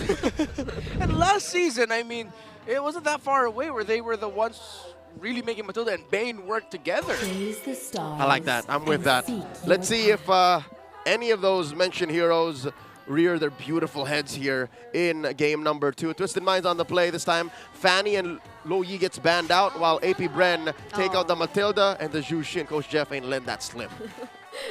I don't know if he heard us or he just doesn't really want the Matilda to happen, since this is Twisted Minds and they might just be able to pair up the Matilda with anything they like. So, both the Joy and Suyo are open again, and same for the usual gold lane trades. Yeah. What if Twisted Minds are really just going to go for a very unique take on the meta here? Because if Phoveus is open, they can first pick Phoveus, which will make AP.Bren think twice about picking up the Harith. Yeah. Then they'll be deciding between, they'll probably pick up Suyo Granger, and then Twisted Minds will get the Phoveus and the Clapback. Oh. Okay, so they twist it up. They go for the Harith first, but even with the Phoveus open, they're willing to pick that. Yeah. And the Joy isn't available too, so they don't get the Suyo Harith. Though at least for AP.Bren, because that might be another problem too if ever. So will they go for the Phoveus immediately right here? Or do they want Dare to play something else? Because that's Dare, right? He can play like other crowd control heroes too to potentially go for setups. Like clutch XP laners, Oh. they're leaving that book open. They don't want to overcommit just yet. They acknowledge the fact that we know that Dare can do that. Now let's see if Twisted Minds are going to put Hajizi back on Mage, or if they're really going to double down on the idea of a mid-lane fighter, roam healer. They want a twisted draft. Yeah. A part of me is hoping they just lean in on that. They're just rushing the Alice, and of course Twisted Minds will get the Phoveus as we expected. Yeah, I mean, at this point, 3 healers are still out there. All right, you know what? Let's just finish the draft for him, all right? Granger, Yeah. Hylos, Lucas. All right, Twisted Minds, you go. See, look, none of those picks are banned. They Yeah. can really do it again. They just run it Better. back. Angela, Yeah, and then Hilda. Yeah. No, is that right? The Cho's there Or too. Angela Cho. Yeah. Like mid-Cho, then Angela roam. Yeah, just run it back to yesterday. No, but in that case, AP.Bren is going to ban out the Florian and the Angela. Oh, Estes. Yeah, I Don't say these words. I wouldn't knock it. Bring it up. I wouldn't knock it. I would not mind an Estes right now. Alexandra, Bridget Ramos, do not say those words. Okay. Unless an approximately 1,500 people watching will go like, oh my God, Estes! Could this potentially be the season where we see the highest number of unique heroes used? Okay, but they take out the Florian, and if Angela's next, then I might say it again. Hey, You know what's funny? If they ban Flora and Angela, you can hate me or not, Rafaela. Oh, actually. there it is. Rafaela or Estes. Yeah, I'm with Yeah. either. And we're at a point where Haji just hit his 10th unique hero. Today. He's #1 yesterday at 9. And now #10. The KDA machine. really. Rafaela Terizla or Rafaela Barretts. Oh. Just go for it. I like Go Estes, nuts. bro. I like Estes. You like Estes? I like All right. Estes. Okay. Is that a little too naughty? No, it's just the right amount of. I wasn't ready for it, Brigid. I'm sorry I scolded you, but now I'm looking at it. It's just crazy enough to work. Yeah. If they're able to like prove us wrong in game #1, what more? And they take out the glue also. So Yeah, it's a little bit more Estesable, you know. Wait, but is the Louis not open too? Also. Oh my goodness, are we going back to the days where like, no, they can't even Lilia anymore since they already have the Farsa. They need that heal. They need that heal. Yeah. Oh my gosh. I think Estes might be a little bit of a tight formation. Oh. Okay, that's good. Yeah. That's better than the Hylos. So this is it. Hey, what was that pick I said yesterday? A Minotaur could be okay too. Oh, actually. Is that enough of a sustained heal? That's the thing. Right? It's got CC, Yeah. but does it have the sustained heal? And you're up against an assassin, so. Whoa, what? Wait. This might be Haji. Yeah. For the ultimate No, it's a Selena. Wait, okay. Yeah, I think they didn't go for a heal. Mid Selena roam Hilda? Or they're really twisting their minds. Living up to the name. I vote for a Rome Selena. No, I don't know anymore. They're really gonna do this without any heal, huh? I am worried about the lack of heal. That was instrumental in their win in game 1. Especially now where like AP.Bren are still going for the same draft, almost the same draft. The burst damage is pretty reliable for AP.Bren. Yep. I like that they, I was muttering it under my breath, Edith, and they go ahead and locked it in because they need a little bit more of the sustained damage. They have a burst magic damage output from the far side Gacha. You just need a little bit more of that continuous magic damage when you go Primal Wrath as an Edith. and a little more reliable CC. Yes. Again, crowd control that just ruins the flow of battle for an Alice-centric lineup. So far, so good for the recovery for AP.Bren. Theoretically, they saw this from a mile away, especially after closing off the first phase with that Alice pick. Now, it's all down to execution. One more look at the draft here for AP.Bren and Twisted Minds.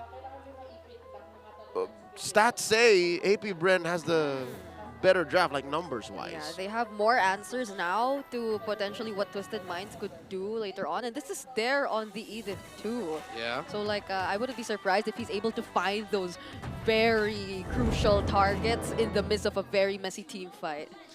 And as confirmed, it is an Escalera Rome Selena. There it is.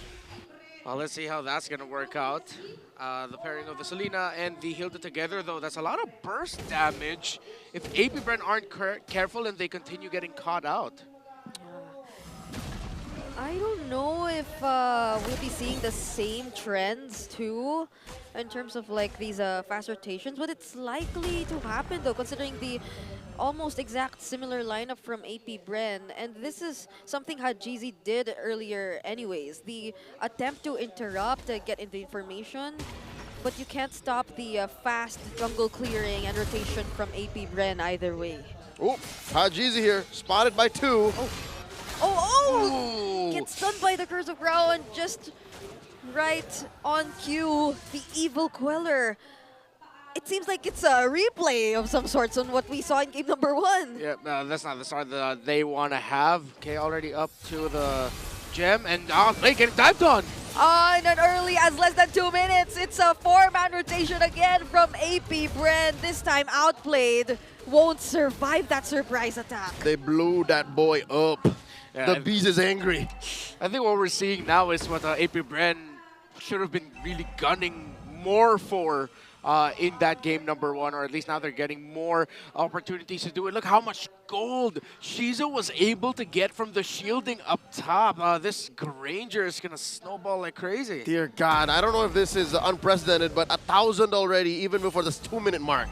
Yeah, this is similar to what we saw in game number 1, but with less or minimal effort. Oh, a missile arrow connects on to Trovskirt, but MP the King steals away the turtle from AP.Bren, and now Twisted Minds are going in for the engage as well there, and Kekadot, they're very low, and there, oh James, he will be taken out as a trade, but not Cheesy too. 2 for 2 trades so far, but Escalera goes in with a clutch kill, but Trovskirt double kill as well. That's dirty MLBB. It's not even a game anymore. It's a fight. I like it. What I call MLBB for the streets. And Twisted Minds out of nowhere with aggression. Blocked by James is what happened to James Panks. That's confusing. They're both James, I just realized. One is Panks. Yeah, one is Panks. But James, again, this is why he's my low-key favorite right now on Twisted Minds. Both MDL champions. Hajizi gets out of dodge here, but just barely. Folks, let me just remind you how tough it is to be a mid-lane Hilda.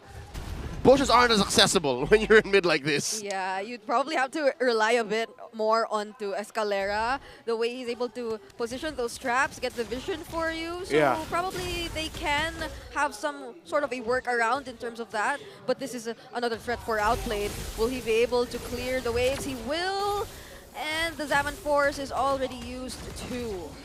Oh, they've got to help that man. It's been a struggle for Outplayed. Already 1,000 gold lead for Shizo, and that's just going to continue ballooning as AP.Bren will commit more into the gold lane. Hempy the King is struggling to even take his purple peacefully. And now the small camp is going to go right underneath his nose unless... All right, Escalera puts up enough of a struggle. Now Hajizi in their face. Oh, a 5v5 is just about to happen. Perfect positioning for an airstrike from Trovskirt, but that's a sustain coming in from Trovskirt. Oh, there's the onward Earth Shatter as well to take down James, but Outplayed barely surviving, uses the flicker. Der will be traded as well, but look at James Banks. Clutch taking out the members players who were trying to run away. Escalera is left alone under the turret. Will he be able to survive this evil Queller to take him down as the double kill for James Panks? That's a delayed wipeout. AP.Bren not afraid to get their hands dirty. AP.Bren are playing fast and they're playing aggressive. They know the timers Twisted Minds have, and they're not allowing them to get there comfortably. However, it's not going absolutely clean for them. They're trading kills out. MP the King is still able to get some things there, but you gotta give Kekedot his flowers for being able to land a big 3-man Avatar of Guardian to set things up for AP.Bren for victory.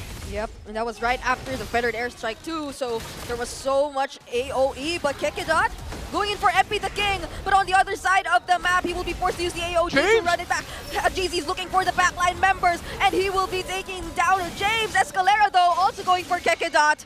1-for-1 trade so far. That's a man down each. They're coming in with a flicker. Oh, he still wants more. Escalera will be the next to fall, and that might be the signal for Twisted Minds to just disengage. A turtle for AP.Bren. The first one stolen by Twisted Minds. Not this time, says the former MDL champions. And now, MP the King once more, just struggling to keep his own buff as James Panks threatens another small cab. Here comes a clapback. Can they chase him? Okay, they won't. They won't for now. Yeah. Two EXP laners so showing up there was James landing a big flicker dark wave to initially get to and start things off well for Twisted Minds, but in the end it was there with a flicker earth shatter and still holding on to his primal wrath as long as possible to make sure AP.Bren win that. MP the King already has his clock of destiny on the way to the dominance ice. Not a big lead for James Panks, just hovering around 1,000. However, there is already a Sky Piercer on Shizo. Twisted Minds needs to be careful not to give a lot of kills to the Ranger. And I'm starting to wonder how many stacks he already has in that Sky Piercer. Oh, but wait, Shizu will even get caught in this. Outplayed, nearly going after him, but he gets blocked and protected by the other members of AP.Bren. That's a double kill instead for Shizu, who initially was the target. Escalera flicker in, trying to take down Dare, but Dare still survives. 2 free kills for AP.Bren, and they're not relenting. Keeping this push here in mid. 6K up, and look at that backline! James Panks! Evil Queller too, just to finish off the kill, and that's a tier 1 turret mid lane taken down by AP.Bren. The man with a million moves finds the right angle, and since resources, more of them have gone to AP.Bren, now it's up to a Malefic Roar for Shizo and 2 stacks onto that Sky Piercer. And they're still here. Stay in the course. They want to keep pushing forward. Can't get out in the middle of it all. Okay, he's a bit low, but will still cast the AOG, knocking off James, but Hajizi, he won't be able to do anything in the middle of 5 members of Vissel Traps right here and there, but they will not engage and will focus on the objective. Final turtle clearly going over to AP.Bren. No contest from Twisted Minds, approaching the 8,000 gold lead. And just as quickly, a tier 2 up top.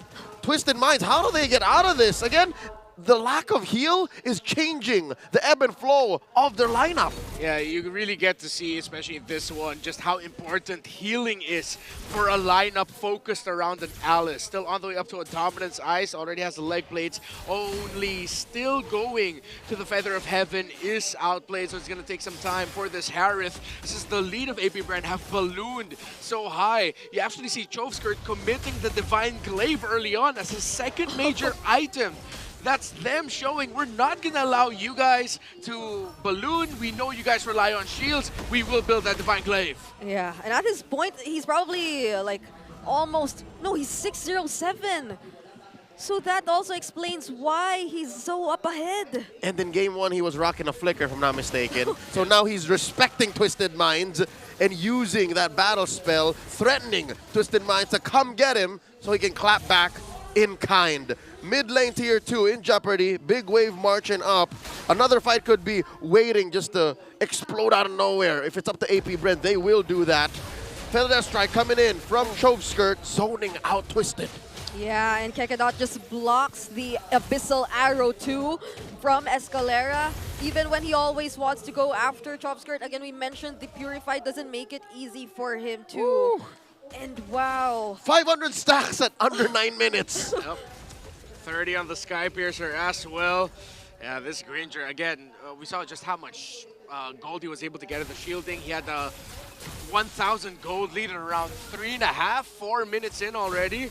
So everything has just gone well for AP.Bren, and we saw when the snowball began, one of the key figures there was the Edith, the last pick. Again, this is why the Primal Wrath against the lineup that Twisted Mind showed is so important, because you need that second win in a fight. It allows you to fight around 2 when the Farsa has used the ultimate, when Shizo is out of bullets. When the Zaman Force has been committed. The Zaman Force has been committed as well. Yep. So that's a 12K gold lead in the hands of AP.Bren. Dear God. And Twisted Minds aren't even able to take out a single turret away from the Bees. Fortunately, MP the King gets his orange buff, because even that felt like AP.Bren wanted to take it away from him. Renmar, before this explodes into full-on pandemonium, what is Escalera trying to do this time around as a Selena? He's just trying to block any sequences that AP.Bren wanted to do beforehand. Get vision, see who can land, who he can hit with the Abyssal Arrow. It's not going to be stopping a lot of things, though. Oh, there goes in with the flicker and forces out the flicker from James too. And MP the King, just when he decides to go in, gets taken out. Outplayed, barely surviving, and there's Shizu making sure he won't be able to get back into the base. Hajizi trying to distract the members of Twisted Minds, but they won't be minding him anymore because they find James right here down bottom. Escalera left alone, also using the flicker, and they also still have the Lord. This could be it. AP.Bren will be bringing us into a game number 3. We're going all the way. AP.Bren correcting course, taking game 2. Blessed by the daughter of all series. On a triple header day, we go to game number 3. I just want to say the mother isn't here. Hey, yeah, but you are. Don't dodge responsibility, Brigida. Everything just went so much better for AP.Bren. I like the aggression that they showed early on. They went straight to outplay and said, we're not going to allow this Harith to farm. And that pulled attention away from where MP the King and the rest of Twisted Minds wanted to make plays. And yeah, the draft, I feel like, I wish Twisted Minds doubled down on healing again. Yeah. I wish we saw that universe where they decided to go for someone who can heal paired up with a Hilda instead of a Selena. Because AP.Bren was just unstoppable in their rotation. I would have taken the Minotaur, the Estes, the Rafaela. The Rafa Hilda sounded Rafaela scary. sounds good, you know what I mean? Like, even in the absence of a Matilda, that would be fine, but... Renmar, as you mentioned, the Selena trying to block what AP.Bren was throwing out. I was like thinking, what is this, wanted? Yeah. It's like you get vision, but what you're seeing is the inevitable happen. And of course, Chovskirt, I feel like he was the merchant of being able to go for the aggressive rotations with how much he was just flying top side. The merchant of murder. The merchant of murder. Of crows. Of crows. Yeah. Oh yeah, I mean it is crows, that's true. And I this saw is- that coming. You know? Yeah, I this planned is it so out. nostalgic too. For those who are familiar of Chovskirt when he was still back in the MDL, this is like one of his signature heroes. So it feels great to see him play it again in a scenario where he was able to use it aggressively, even despite the Purify pickup. He is she. I think he needed the Purify anyway, especially in game 1. Yeah. And now with the Purify, he's a little bit more confident to be aggressive. I feel like that's what allowed him to do. And yeah, in the beginning with Hajizi getting caught out there, it's these little things early on. It's like, if you know the mid-trade is not going to go for the Hilda, you should not separate from the Hilda.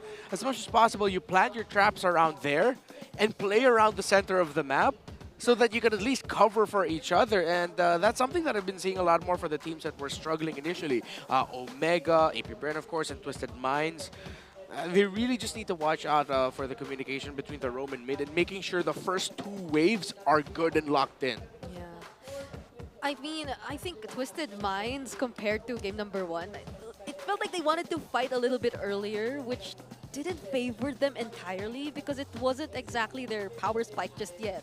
Yeah, you can get away with it if you clap back immediately. Again, I think that was that moment when it was, what'd you call it, Renmar? ML for the streets. Yeah, ML for the streets, exactly. Yeah, it was straight up Ryu and Ken street fighting it out. But again, this is a game of tactics, a game of strategy, and you need to bide your time. And they had very little of that because it was AP.Bren who was, again, pushing the advantage. They were playing this like they had 5 minutes on the clock. Yeah. Part of me is thinking is also maybe Twisted Mind sort of fell into what AP.Bren wanted to do. Because it's like they couldn't not do anything. They had to show AP.Bren, it's like, yo, yeah, we can try to dance with you guys, but they're also just caught out. I feel like what Dare did in that one play where he flickered Earth Shatter, that was like the beginning of the end already, because that gave such a big win for AP.Bren. Yep. Looking at the stats here, again, 7-20. Could have been so much cleaner. Again, less kills for Twisted Minds, but AP.Bren allowed for that kind of start. They were willing to give up these early kills to dig Twisted Minds even deeper into this hole of a draft that they committed to. Very similar to Game 1, but again, it's lacking that heal. So I would love to pick their brains on what the plan was with Escalera. I mean, looking at it, it seems like there's a lot of ways to get information. There's Vision, there's a Selena, there's a Hilda who can potentially like just be in front of the members of AP.Bren every now and then. But how do they like follow up or compensate for the damage department if their damage dealers need time? So it felt like they wanted to play it aggressively from the beginning, but they didn't have the tools that could actually allow them to be successful in doing so just yet. And all of them had to fight in close combat against AP.Bren, which on the other hand, for them, they didn't need to worry about that. They had members who could deal with that, and they had damage dealers from afar who could also like threaten them. It's like rocking up to your first boxing match without learning how to block or to throw a straight. Yeah. You had jabs and uppercuts. That's it.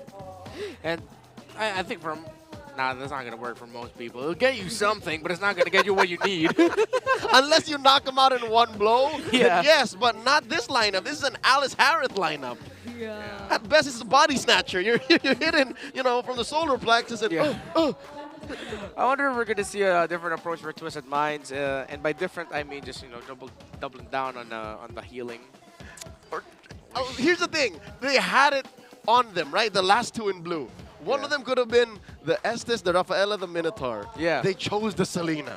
And another swerve I would have been okay with if somehow, if they're going to do something like this around the Alice, at least have Revitalizer, right? Yeah, but... at least there's heal there. All right, look at this. He's looks Max, and look at the Silent Kid. She's a 1,000 and change. Our BPI rich guy. Ooh. So this is how he looks like without glasses. Earlier he had. He's a looker. Yeah. Was he known for this in MPL Philippines? No, was he a character? I was just surprised when I saw him initially in the media day photos because he didn't have his glasses, so I thought it was someone else. It was someone else, but earlier he had. It's quite zesty. No, very mischievous. We rarely hit 1,000 plus, ladies and gentlemen, as a gold per minute. So he earned this look. He's looking over at Outplay like, you like that. This smile reminds me of Kyle TZ's smile, sideways smile, but this feels more... Oh yeah, even Cal TZ has something like that. Except Cal TZ looks like a good boy in his photo. Yeah. I found the word. This is devilish. he played devilish. A silent kid was silent killer in game 2. That's what you call a devilish debonair. Yeah, you didn't want to call him silent killer, right? Because like it made him sound like a... It reminded me of a fart. I didn't want to call him the silent killer. But it was... That wasn't my first thought. My first thought was a Sky Piercer stacks. That's just you guys. That's a you problem. But not really a problem. I think it worked. It worked here. Gas is a problem. I'm living with it. I'm not suffering. If you're suffering, you get bigger that check. Yeah. But I'm not. It's not a problem. Yeah. Gastroenterology aside, you were saying. This is why your pose in the loading screen is like that. Yeah, because with us. We're talking about farts and now. Anyway. All right. No, we aren't. Real quick, before we get back into game number 3, we have an MPL Indonesia update for you. Ooh. Alter Ego AE versus Navi is now live. The newest franchise in MPL ID. Navi, of great esports legacy fame, is now live. So go check in on them. Match hasn't started proper, but you can watch it alongside MPL Philippines. So keep tabs because, again, one of these teams are getting a win. Twisted Minds and AP.Bren. Who is it? And will Twisted Minds keep on this whole Alice Harris thing going? So that's why you don't want to click out of this. You want to stay here with us. I don't know. I mean, after this, it's likely that they'll be in red side, right? Or, I don't know. Depends on what AP.Bren wants. Yeah, it's AP.Bren's choice this time. Yeah. Yeah. So I reckon they stay blue. yeah. That's my guess. So I don't know if we'll see the Harith again being opened. It's a very poetic headline. Rise in revenge with the release of Choskirt's Wings of Vengeance. It's the first time I've ever seen vengeance and revenge in the same sentence said, but it makes sense because, again, you lose game 1 like that, Yeah. you're going to feel something. You're going to want to reclaim and redeem yourself as a player, Yeah. as an athlete. Like, that's not supposed to happen. For the slightly, I'm not saying old school, but slightly old school gamers out there, you could call it a revengeance. Revengeance. That's right. Yeah. If you know, you know. If you know, you know. Ladies and gentlemen, confirmed, AP.Bren will be choosing a blue side. I told y'all so. And here we'll see now if Twisted Minds will indeed force the issue. they woke up today, all 7 of them, and decided, yeah, we're going to play Alice. Yeah. Imagine that they even took it for first phase. Am I missing anyone? All 8 of them since Sui 2. Oh. If all 8 of them woke up and said, we're all playing Alice. It's a team decision. I hope so. It did You feel know, like that. you know what? Just go for it. Just pick up the Alice again. I won't mind. Alice, and then let's see what happens if you switch up that last pick. But How what about if it? they don't get the Harith? I think it'll still work. If it's a Granger Alice, that might even be better. Oh, well, yeah. If they could, I wouldn't mind if... no, but they need something that can scale up relatively quickly, yeah. Granger not fast enough? No, it is, yeah, you're right. Granger Alice. And it's better damage profiling, right? It's more of a diversity. Much more spread out. Yeah. Forces out like more items, like different items. That's the only substitute. Because if you go for something like a Moskov? Moskov, if you go for something like a carry, you're gonna put too much bodies into making sure the carry can farm up. And it's too slow. Like, that's too Slow. DOT. Yeah. Oh. Check it out. Hajizi, the KDA machine, has now played 67 unique heroes, the most among all players in the league. It was not just number 10 after Hilda in game 1. So it was number 67. He could have made it 68 earlier. If he changed it up. Yeah. But he decided to play the Hilda again. Oh, yeah. Wow. Maybe this time. Look at this young man, 67. Number 1 in the league in the history of MPL Philippines. All 7 years since 2018, he's picked the most number of heroes, unique heroes. Yeah, he's been pulled in so many directions throughout his career. Back when the mid laner was the core, and then when eventually we got the true core in the jungle, and then eventually we got he became a roamer too. He's not only played, at least in franchise history, XP. Oh. Yeah. He's touched every single lane in pro play. Yeah, just never the EXP / what used to be the off lane. Yeah. But he kind of uses the XP lane heroes into the mid lane too. Oh, been there, done that for Haji. Now can they been there, done that and win game 3? Here we go. AP.Bren on the play, banning out the Matilda, while Twisted Minds take out the Fanny. At this point, Haji can potentially have like a little bit of a discussion for James Mouse. Just go, I know I'm the KDA machine, but maybe I can be the man with a million moves. I've done everything in this league, man. Yep. I've played every role, almost every hero.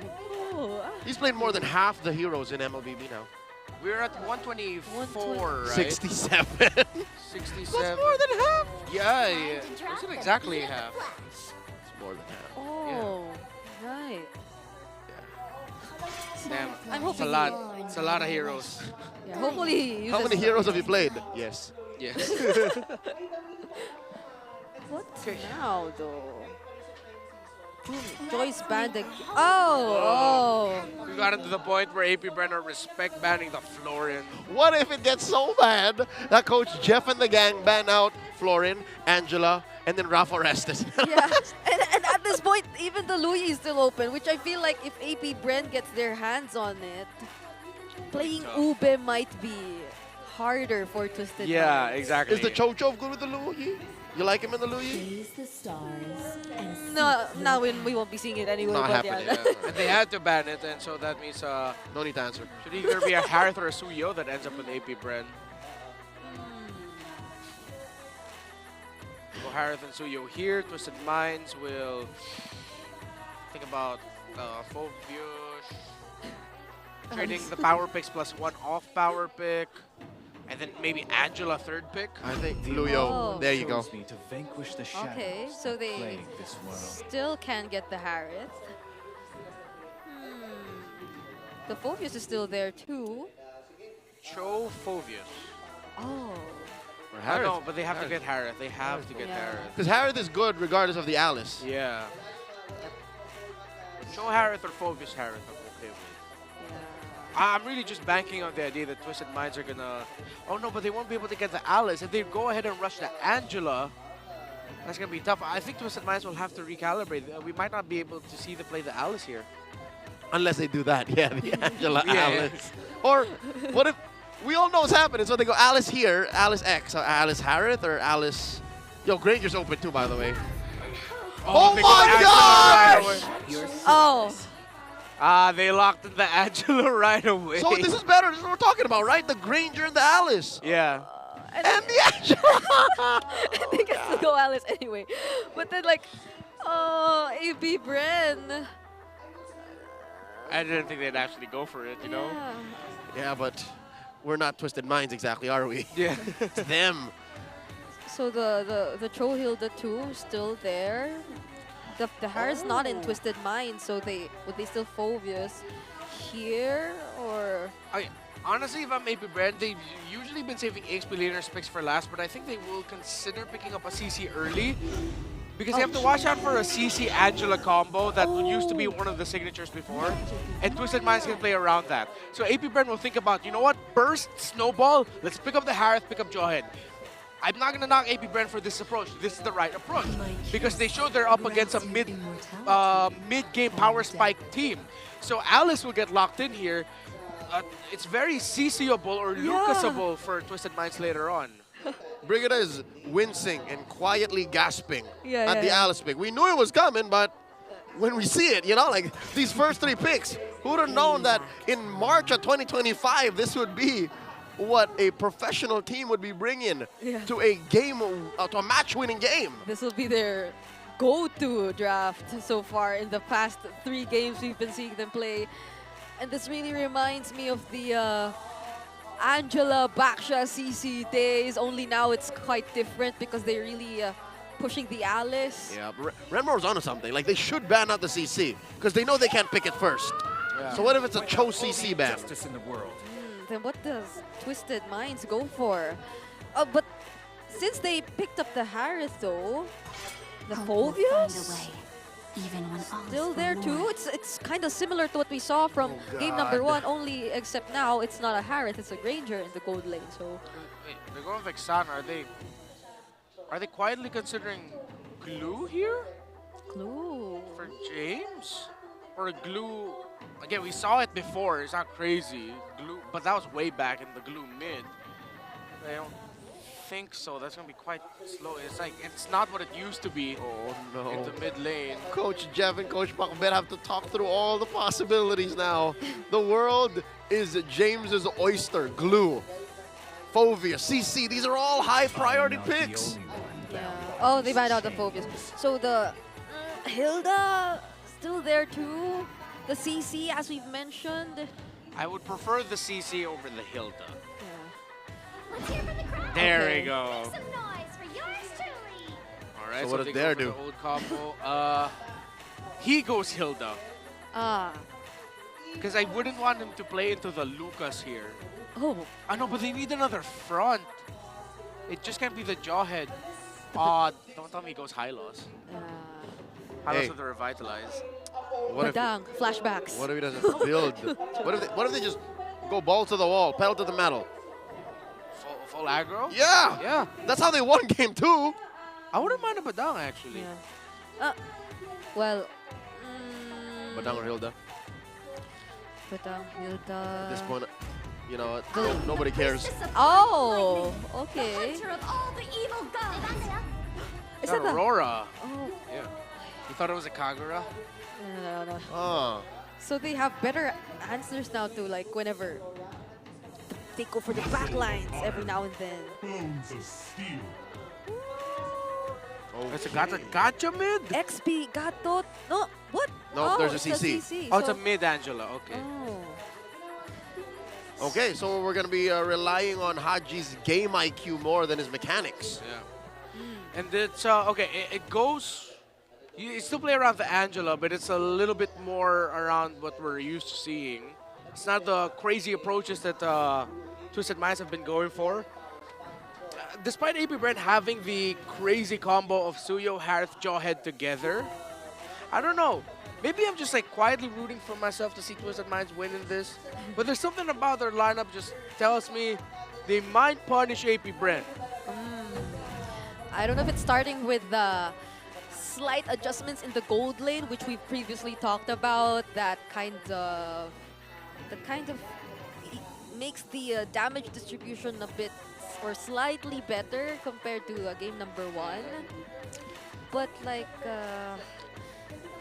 does the draft feel a little bit more in sync in terms of what we're about to expect? It feels like it came out of the oven a little better baked. Yeah.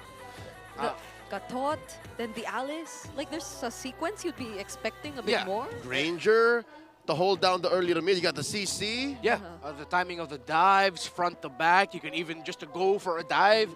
There's a lot of approaches that Twisted Minds can go into this. While AP.Bren, it's honest. It's play around the Jawhead. There, are you full stacks? Yes, I'm going to go use my ultimate. Same with the Harith.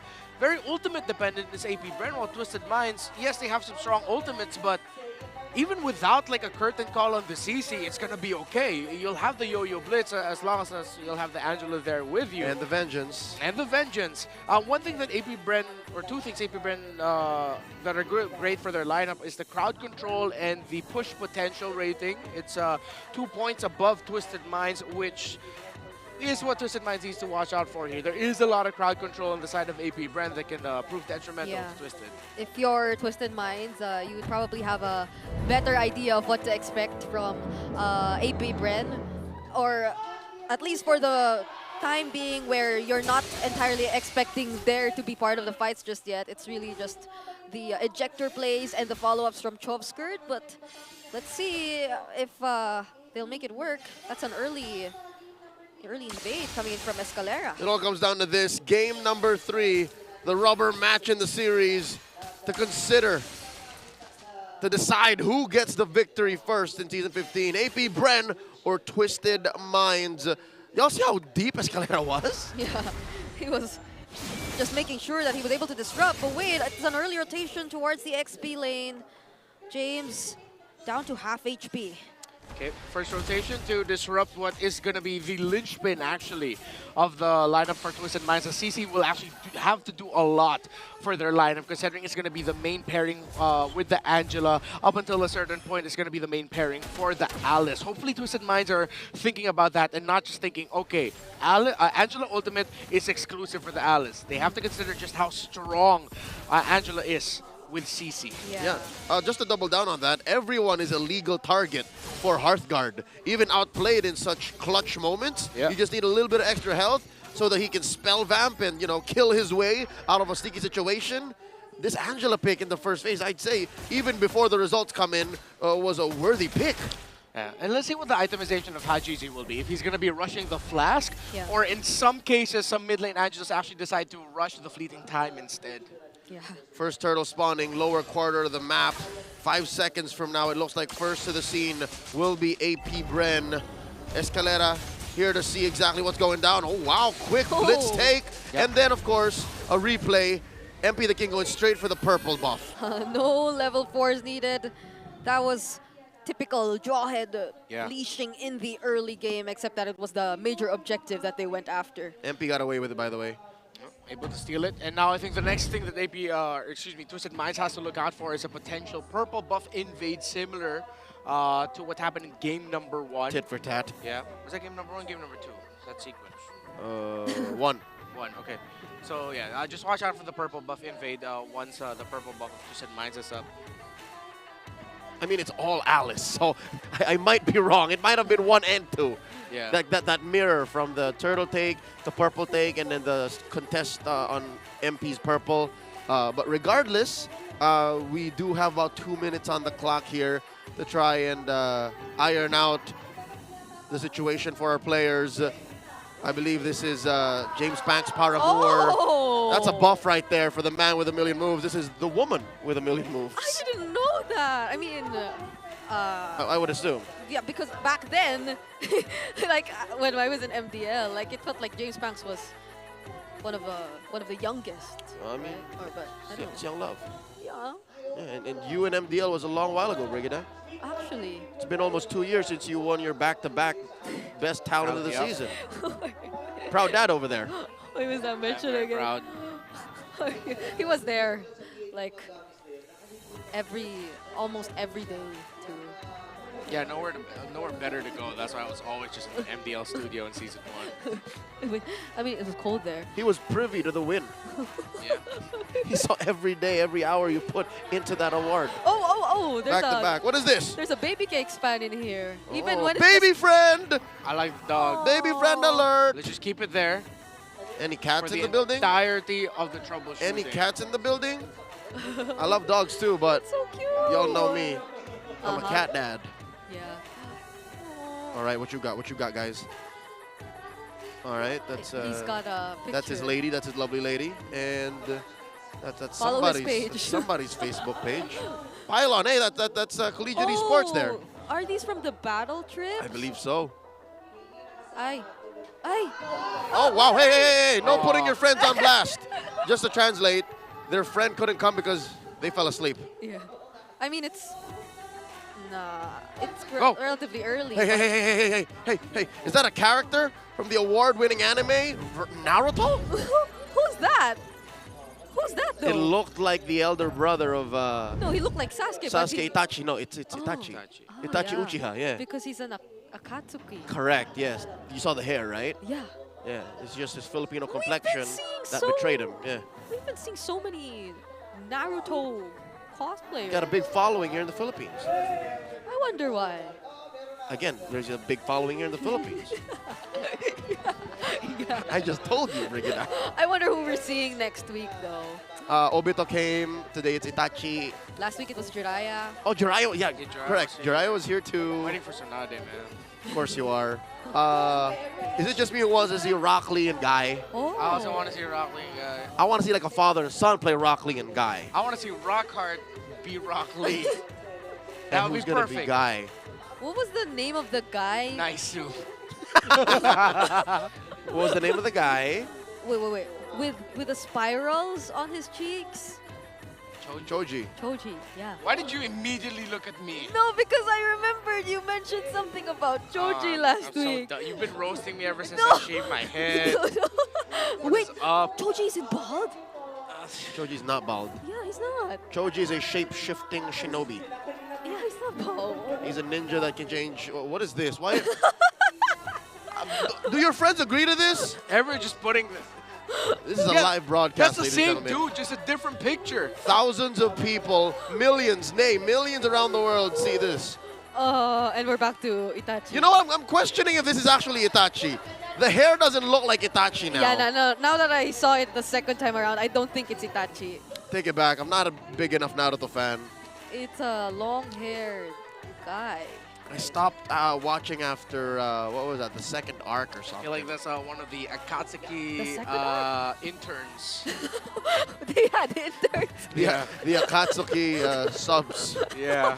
They come in when Itachi couldn't work the day. Yeah. But they, To terrorize the Konoha village. now they mainly do administrative work, paperwork, all that. Make ninja coffee. What's ninja coffee? I thought they drank tea. photocopy the Jutsu scrolls. why specifically tea? Because they're of Asian heritage? Dude, I said coffee. Did you say tea, Brigida? You I said did. tea. I I'm just sure thought- there's coffee in that. There's coffee in that universe, Brigida. There's matcha Yeah. too. There's matcha. That's tea. There's different kinds of drinks. Yeah. I'm sure they have juice. Yeah, maybe. Naruto drinks juice. Please All save right. me, please Sen save me, Sen, says, thank let's you." go. Side quest. Filler episode Whoa! done. Flicker by Dare. Oh, that's the Unstoppable Force also committed onto Escalera, but he has the Revitalize, which I think Renmar wanted to see since earlier. To be fair, with all of the gripes here and there I've been having with Twisted Minds drafts, they've given me literally everything I've asked for in this series. That's a lot of flickers spent. That's way too much flickers. Yeah, a well-timed dash and a flicker from Outplane, even though he was already able to keep himself safe from the flicker ejector. But it wouldn't hurt to be safe, I guess. It's a flicker party. Better to be safe than sorry, you know? It's totally fine. Okay, Yeah. so War Axe is going to be the first item of the CC. That does not tell us a lot. Oh, cooldown reduction. Oh, mine's actually... It still could either be Fleeting Time or the Flash of the Oasis, honestly. Yep. While James Banks goes for the Hunter Strike, so very aggressive.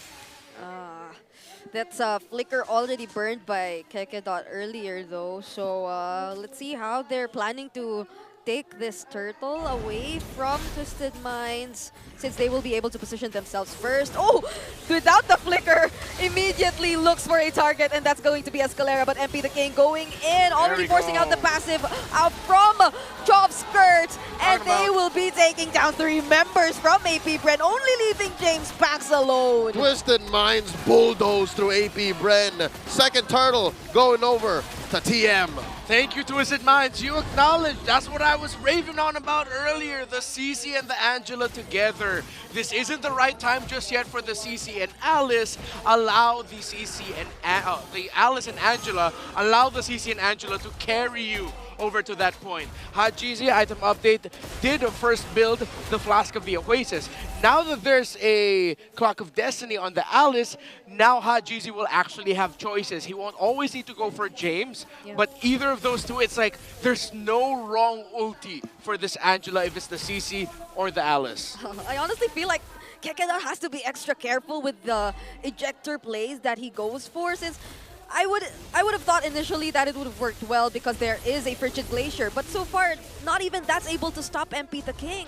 And truth be told, a lot of AP.Bren's initiations, I'd hate to point out there specifically, or rather Kekedot, both of them with their flickers, they didn't really pay off. So they have to work on that. I don't know exactly if it's target prioritization or just going all in. The follow through, it's just Twisted Minds are running circles around him right now. Yeah, they just gain access to the members, the relevant members at that. And it seems like Kekedot won't be able to go in for an engage anymore, but that's a beautiful Frigid Glacier landed onto MP the King, but the hard card makes it just in time to save him. Dare will fall too, and so will Shizo.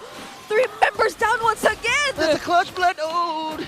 Twisted Minds, they are making the draft work. This is what we talked about. They have so many ways to engage and to fight, and they've shown different versions of it, either as counter-engage or be the ones initiating it. They're really making it work. Yeah. For Twisted Minds, on the other hand, they already expect the possible sequence similar to this. But this time around, this might be enough damage to take down Escalera, but will he be able to sustain it? He gets leashed under the turret with the taunt, but he almost made it out alive, I feel. That's a few haymakers from that tier 2 down bottom.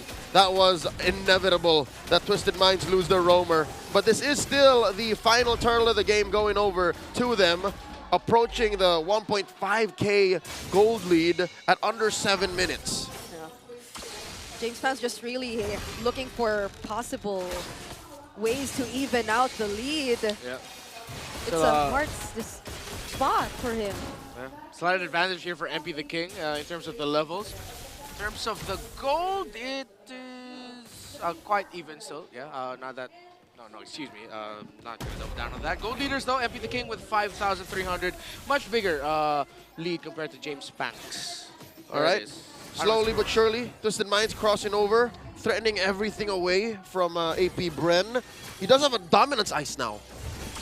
Oh. So he is going to compromise the shielding on Kekedot, on Dare, and even on Shizo. It's going to be good. Twisted Minds are definitely in the right timing. AP.Bren. It's good that the Harith has kept things very close, though. It's not a considerable lead for Outplayed. Actually, the last time we saw the gold graph, it was only like 8 gold lead for Shizo, so it shows just how close things really are. Kekedot already with the anti-Karas, but that's mainly for the CC and the Granger. Yeah. After the first time we saw Twisted Minds take out Shizo, he's been playing extra careful. But Twisted Minds still want to go after him. Kekedot on and will not be able to escape, but Shizo will survive. That's the missed Earth Shatter from Dare, and MP the King still goes in again. Finds Chop Skirt, forces out the passive, but there's the Frigid Glacier, which is immediately touched by Twisted Minds as well. 360 blood flow, no look. Yeah, MP the King plays around the flowing blood so well. Just when you thought it's like he'll have no escape, he already threw out the flowing blood and is able to get out. You go this way, I go that way. I could have sworn that fight was over. For a second there, I was thinking, wait, how does MP the King have flicker? Oh, right, no, that's a flowing blood. Yeah, I thought that was the first time we could actually see the Frigid Glacier land onto MP without the heart guard and without anyone else there to save him. It But landed no. on top of there. That's the Oracle picked up by MP too. So now the Lord is looking like it belongs to Twisted Minds. I wonder how AP.Bren will be able to contest, given that there's a lot of work they need to do along the lanes. Yeah, Shizu is far away from the Lord Pit too. Oh no, Kekedot, is he alone right here? Receives the curtain call and the Yo-Yo Blitz. Will be using the flicker, but James will still catch up. MP. And on the other side, MP the King going after Drop Skirt without the passive once more. Flowing Blood will still try to look for the targets, but Shizu and Der know it's too dangerous to fight. Might just need to ring the bell. Although AP.Bren still getting farm in the upper portion of the map. That's where James Banks is pushing, but MP the King and the rest of Twisted Minds are locked in on the objectives. First Lord goes to Twisted. That Lord is pink and blue. And it's at this point, if you're AP.Bren, you gotta feel like this is not fair. The walls don't even exist for Twisted Minds. A lot of them just go through him. Escalera doesn't even have to play by these rules. I mean, Haji doesn't have to play by these rules. He can literally just click that ult and be in the action already. Uh-huh. You would think the narrow spaces would favor AP.Bren, No. but not even that is working for them anymore. Twisted Minds just able to constantly reposition themselves. And even MP the King and Twisted will be able to steal the purple buff away from James Banks. Already up to an Oracle is this Alice. And this is really not looking good. The gold difference has ballooned in favor of Twisted Minds. It was 2K before the Lord. It's around 5K now. The Minds are choking AP.Bren out of everything. Holy Shields collapsing in bot lane. Mid and top up next. The siege begins. Oh, unstoppable force used by Kekedot, throwing Escalera under the turret, immediately bursting him down before he gets to use the AOG. And they will be able to successfully defend their base turrets. That's just a member that they lost. Wave. It's a 1-for-1 trade, actually. It's not over. Here we go, flicker in! Oh, Drop Skirt doesn't get anyone. Only one member with the Frigid Glacier and MP the King hunting him down from behind. And once again, Shizu trying to look for James, but the Vengeance saves him and Outplayed gets to take him down. MP the King is Alice. That is his signature hero now. They've finally found their identity around such a niche hero pick that they're playing around so well. He goes in! Oh, almost stuns Kekedot Enter. But James Banks will just focus on clearing the minions. They are under the turrets, and they successfully take down one base turret. MP the King is the sword and the shield and the dagger to AP.Bren's heart. How do you deal with a hero like this? He goes where he wants, stands for how long he wants, and he deals an ungodly amount of damage as soon as you let him. Angela Alice. Who would have thunk? Of all the combos, it didn't go that well. There were some teams that tried it out last season and it to no avail. This time, though, Alice and Angela together are just mint. And again, it's a great lineup that Twisted Minds built around it. It's not just focused around that. You're supplementing Outplayed to be able to deal damage from afar. He's only taken around 10,000. Shizu has taken 30,000 damage. That's 20,000 more damage dealt against the gold laner of the opposing team. Yeah. And I would think that AP.Bren, they have more crowd control now to at least respond to these engages by MP the King. But I don't think they're able to anticipate it.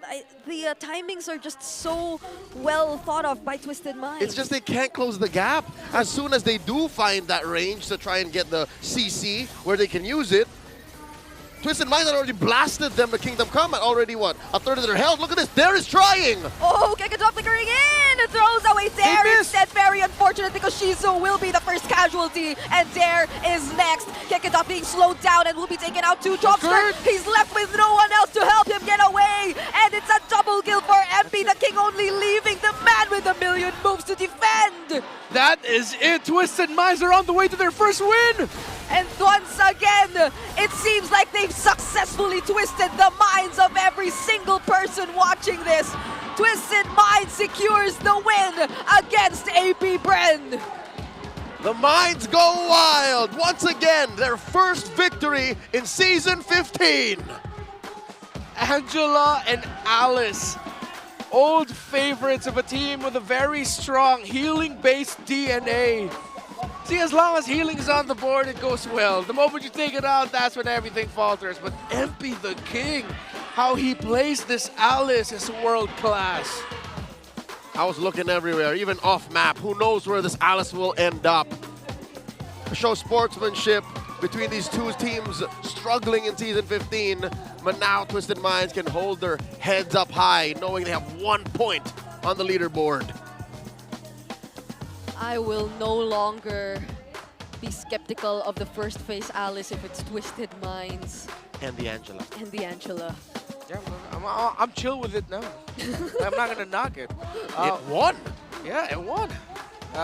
This young AP.Bren squad, though, they will have more time to figure things out. Again, that was only their 4th series played today. This was Twisted Minds' 6th. That's why we were going to this saying they really needed to win this, which they did. Well, for AP.Bren, they have a bit more breathing room to figure things out. They have time. But for now, team of the hour, Twisted Minds. Look at how happy the Minds are. I bet half of these folks are like Alice and Angela mains. I hope I'm not generalizing. It's just, you know, you support your own. They've been so happy. They've been standing ever since they almost wiped out AP.Bren, only leaving James Banks, who could only do so much. I bet our community has plenty to say. But for now, let's hear from the winning team. Twisted Minds are on stage with Calusi and Hans. Ibang klase yung naging laban na yun. Everybody getting their first win. It's Twisted Minds! Gentlemen, congratulations. Sumabot man ang Game 3. Those 2 wins were incredibly decisive. Right, Calusi? Yes, and first, I want to talk to MP. MP? Hello po. Congrats on your first win this season. Now, pag-usapan natin yung Alice. Nag-Alice pick kayo kahapon, nag-Alice ulit kayo ngayon. Ano yung tingin mong nangyaring mga adjustment para maging effective yung Alice for today? Siguro po yung malaking factor po yung execution namin. Kasi kahapon talaga parang sub-sub ng sub-sub lang kami. Ngayon, parang ginagamitan na namin ng utak sabay sub-sub pa rin.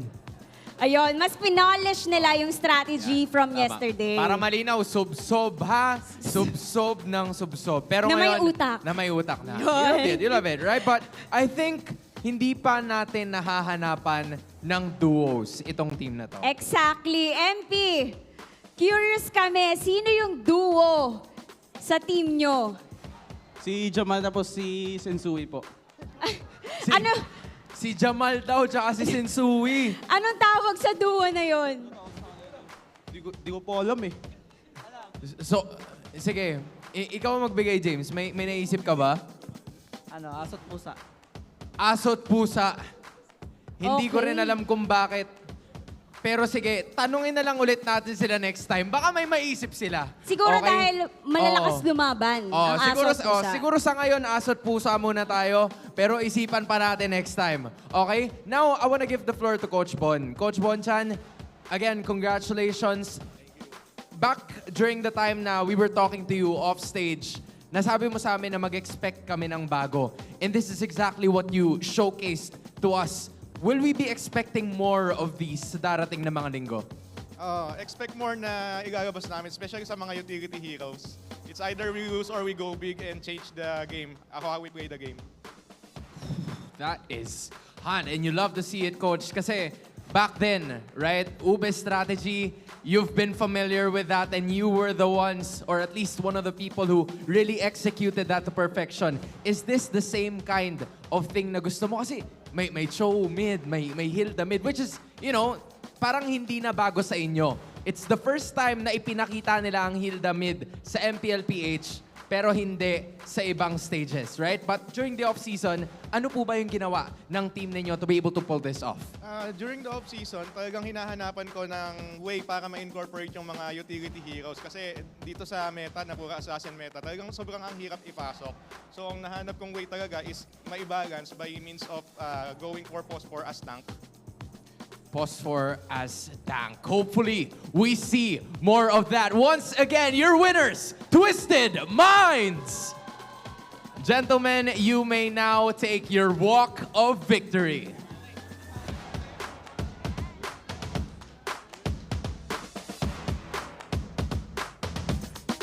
And with that first win, gentlemen, you may now take your bow. You know, ang sarap sa pakiramdam, especially for Twisted Minds, yung ginagawa nilang strategy nagbunga, especially in this match. You're right, Hans. I think Twisted Minds finally found the twist they need in their game, and let's see what else they have in store for us. You know, just like what Coach Bonchan has mentioned, if this is the game, we're gonna change it once again. Ano masasabi niyo doon, casters? I'm gonna say sorry, I forgot to count Lamaj. So that's 9. All 9 of them decided to play Alice today, and it resulted in a dub. Congratulations once more to Twisted Minds, and of course, GG well played. AP.Bren, still they have time, but let's talk about the team of the hour. Let's talk about that post-match interview. Yeah, if they left us with the question of whether or not we agree or how do we feel about the entire we're gonna change the game idea, I'd say it excites me a lot. Yeah, and I like how Coach Bonchan, we usually don't see teams that honest with it, but I think it's something that the whole world is already seeing. He said it himself. One way that we can sneak in the utility jungles in this meta, let's put tanks in the mid lane. That's why we're seeing Hajizi actually. Oh no, don't tell me Hajizi became the roamer again somehow, but in the mid lane. But it's actually still the roam boots is still worn by Escalera. For the most part, yeah. But in terms of like who gets the vision, the information going forward, it's Hajizi. Yeah, this is a well-known strategy or a way of playing amongst many esport in the world and in the history of this lovely genre. But the way that Twisted Minds does it here is very uniquely Twisted Minds. Usually when you see a fighter or a tank in the mid, it's a lane bully. It's like a Terizla, as played by Rosa of now Aurora Turkey, by the way. Congratulations for the pickup. But here, Haji plays it in his own unique way, in a very Twisted Minds unique way. Yeah, he's... At this point, now that he's playing the Angela in his hands, he knows that he can just trust Escalera, MP, and James to go forward. And it's up to Haji to make that crucial choice of who gets my heart guard. If it's not to save Escalera, it's immediately going to go to either MP or James. One time it went to James, the turnaround started there. After that, they can afford to just always put it on MP the King. And that's exactly what we acknowledged in the lead up to this game. The importance of where you put the heart guard as the Angela, and they made it perfect. And it didn't even matter to put it on outplayed. That's what spelled defeat for AP.Bren is, as Brigida mentioned, they had so much crowd control. They had so much damage that they could output, but they just couldn't close the gap. They can't find the right targets, given that Twisted Minds were just blocking them in every single small window of opportunity they could. Yep, and I know that for some, we may kind of feel, oh, why is Haji using this hero who is not as mechanically demanding, but the timings in which he was able to use the heart guard was also probably because of that. He had all his attention just focused on the map, his teammates, or whether or not it was the right time to use it, and most of the time, those ultimates were the really crucial ones we see saving his teammates in either the team fights or allowing them to just go on with the fights. Yeah, and it supplemented the aggressive nature of Escalera very well. Only 2-3-6 here, but there were some crucial times where, or a lot of them actually, where Escalera would die, But then what did he set up? All the vision. He knows where AP.Bren are. He's committed some abilities out of AP.Bren just to ensure he goes down. He buys time with the Revitalize. If Hajizi can't save him, Twisted Minds didn't waste the efforts of Escalera getting the vision and sacrificing his life. A lot of the 360 no-look blood flows from MP the King were bought for by Escalera because already AP.Bren committed the space. So I think it's just as simple as Escalera going, all right, Mike, you can go. By the way, his name is Michael, and I would assume they call him Mike. Or MP. That makes sense if they call him Mike. Right? Michael Andino. Yeah. He's a BP rich guy, by the way. Yeah. Even on the this like indicates just how much Twisted Mind was able to kind of spell out victory early on, even as the Alice who wasn't entirely delayed or interrupted by AP.Bren at all. Yeah. Yeah, it was actually the first major invade happened because of MP the King. It wasn't even major. MP the King, similar to first turtle, give that, go to the purple buff of James Banks, steal that. What happened though is that AP.Bren weren't able to find the invade in the purple buff of MP the King that went well, and then eventually they ran away with it. Yeah, and in the moments after that sequence, MP was sitting on like 302 or something. Yeah. And that's an amazing start for a utility jungler such as an Alice. Ladies and gentlemen, once more, the ribbon on top of this beautiful package that is a Twisted Minds victory was them changing the game. Again, it's possible to play Alice Angela now, and you can score in MPL Philippines by doing so. Only if you're Twisted Minds. Which, by the way, we are going to get a look at, or in this case, a hear at in just a bit. We have the mic check, courtesy of Twisted Minds, coming at you in clutch moments here in the series.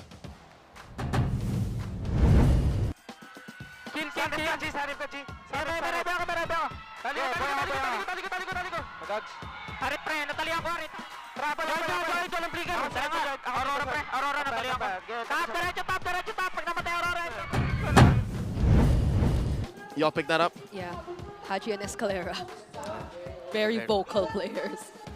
And that's exactly what we were talking about. I thought I was going crazy, just putting a lot of focus on Haji, Escalera, make sure you guys are talking. I feel so vindicated right now that we saw that it was Haji and Escalera shouting their minds off. All right, to be fair, this is not an unforeseen consequence or evolution of these two players. Moon says Alice and Angela is menacing. Oh my God. It's these two, Haji and Escalera, both former mid laners.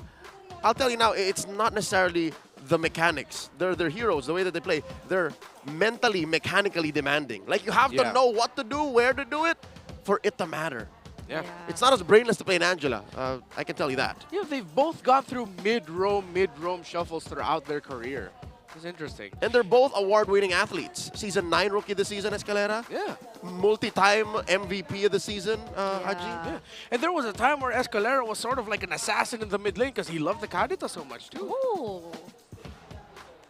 They've been through a lot. I think even the Ruby was very remarkable for me if we're talking about Escalera. Haji, I don't want to mention any heroes anymore because, again, he's used already 67. He's played 67. Let's wrap up this series and look forward to the next one coming at ya. It's the Barangay Smart Omega facing off against the Northern Lights Aurora in another best of 3. The sandwich in tonight's triple header.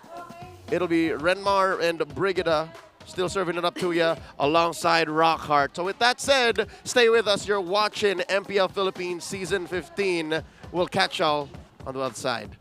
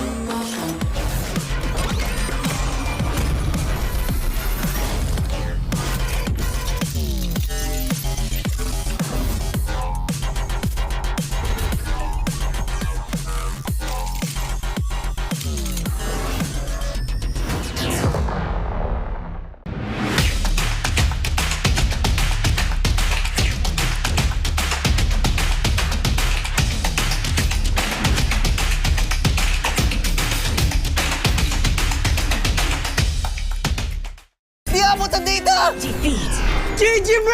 Don't worry! The Only with Smart Power All 99. Hindi bitin with 10 gig data to power your games plus only Facebook or only TikTok.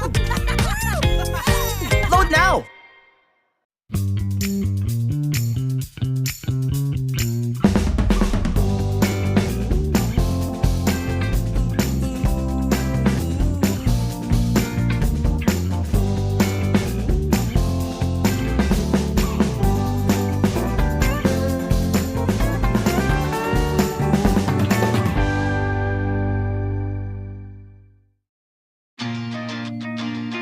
Who needs to go to a concert when you can own that stage with your friends? Enjoy a night of impromptu bowling tournament.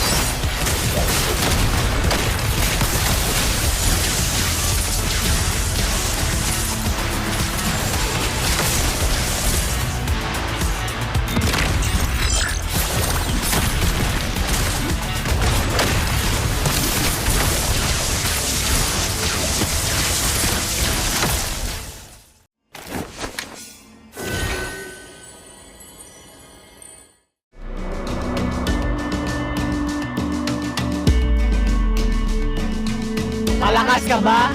Sali na!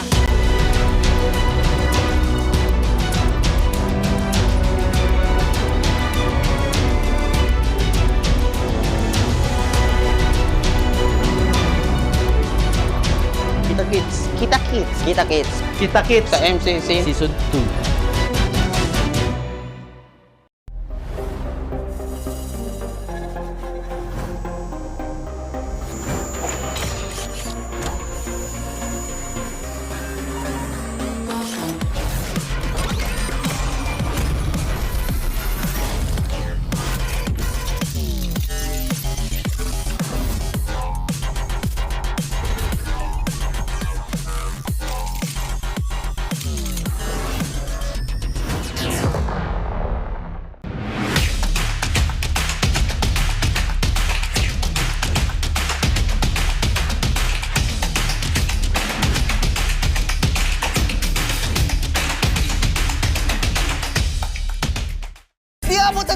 Defeat!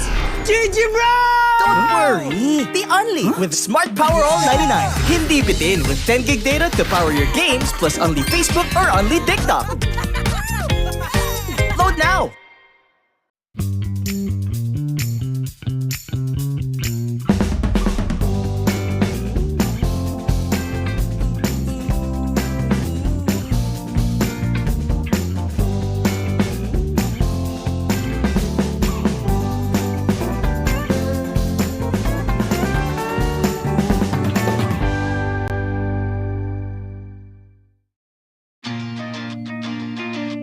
needs to go to a concert when you can own that stage with your friends? Enjoy a night of impromptu bowling tournament.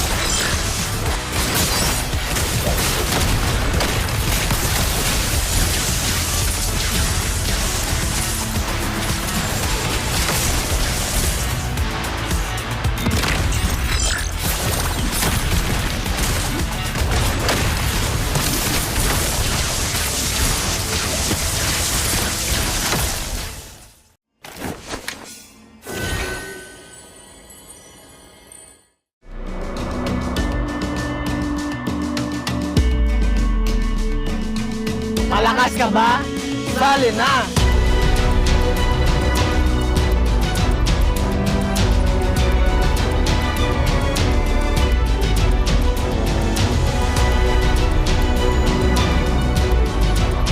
Kita Kids. Kita Kids. Kita Kids. Kita Kids Sa MCC Season 2.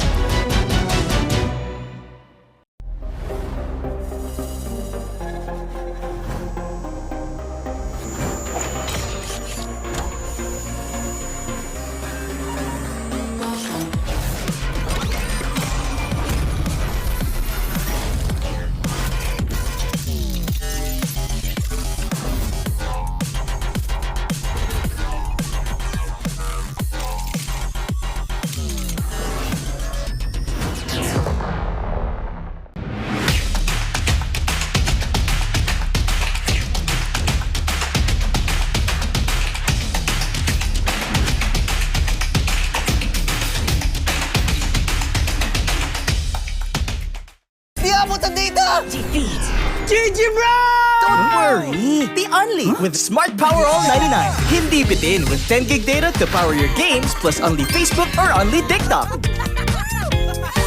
Load now!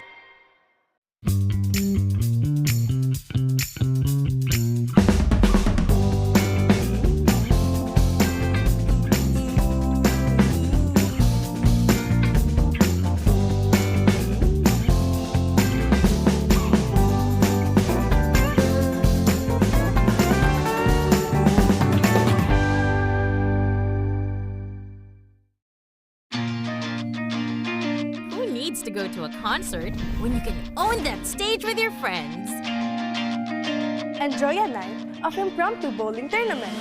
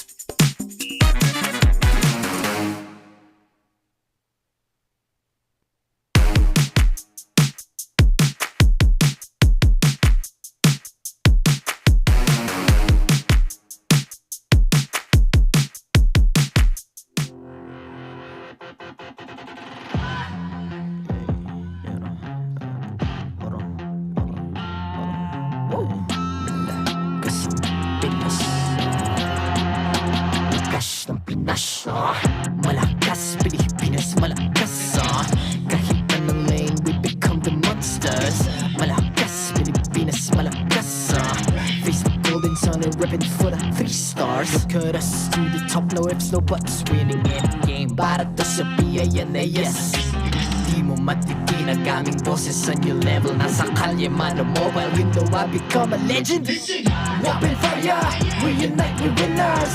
Built with pressure, like diamonds are made of. Switch na lane na parang gera, HP racing may reset up. Built na katang buhat ni Hilda, full load SS parang Lyra. Susundan ko ang iyong bakas, kasama patas, tagumpay natin to dahil tayo'y malakas. Para sa Pinas, nasa amin ang alas, hindi to atras, kinikilala sa taas kasi kami ang malakas. Para sa Pinas, nasa amin ang alas, hindi to atras, kinikilala sa taas, ganito kami sa Pinas. Wow! Hold on, yeah.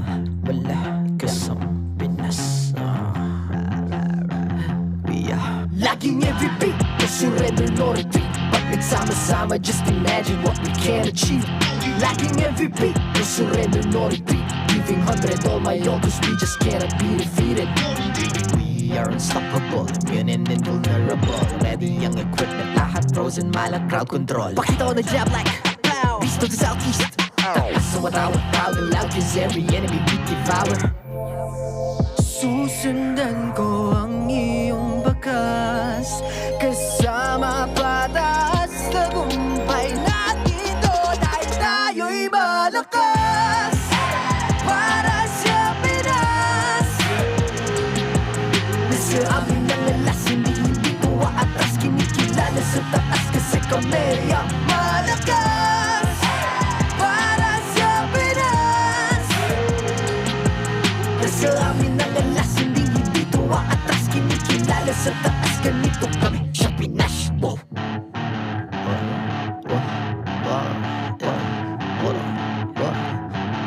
Malakas, Pilipinas, malakas kahit anong lane, we become the monsters. Malakas, Pilipinas, malakas face the golden sun and weapon for the 3 stars.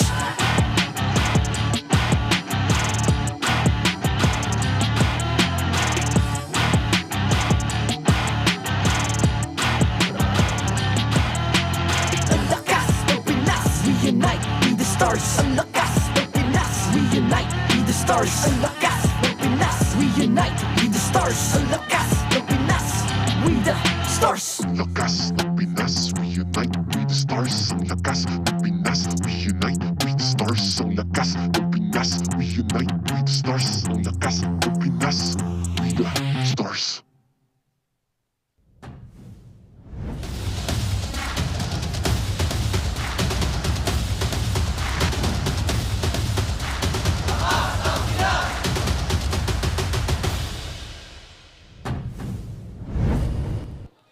What's up, homies? It's your fellow homies here for match number 2 today.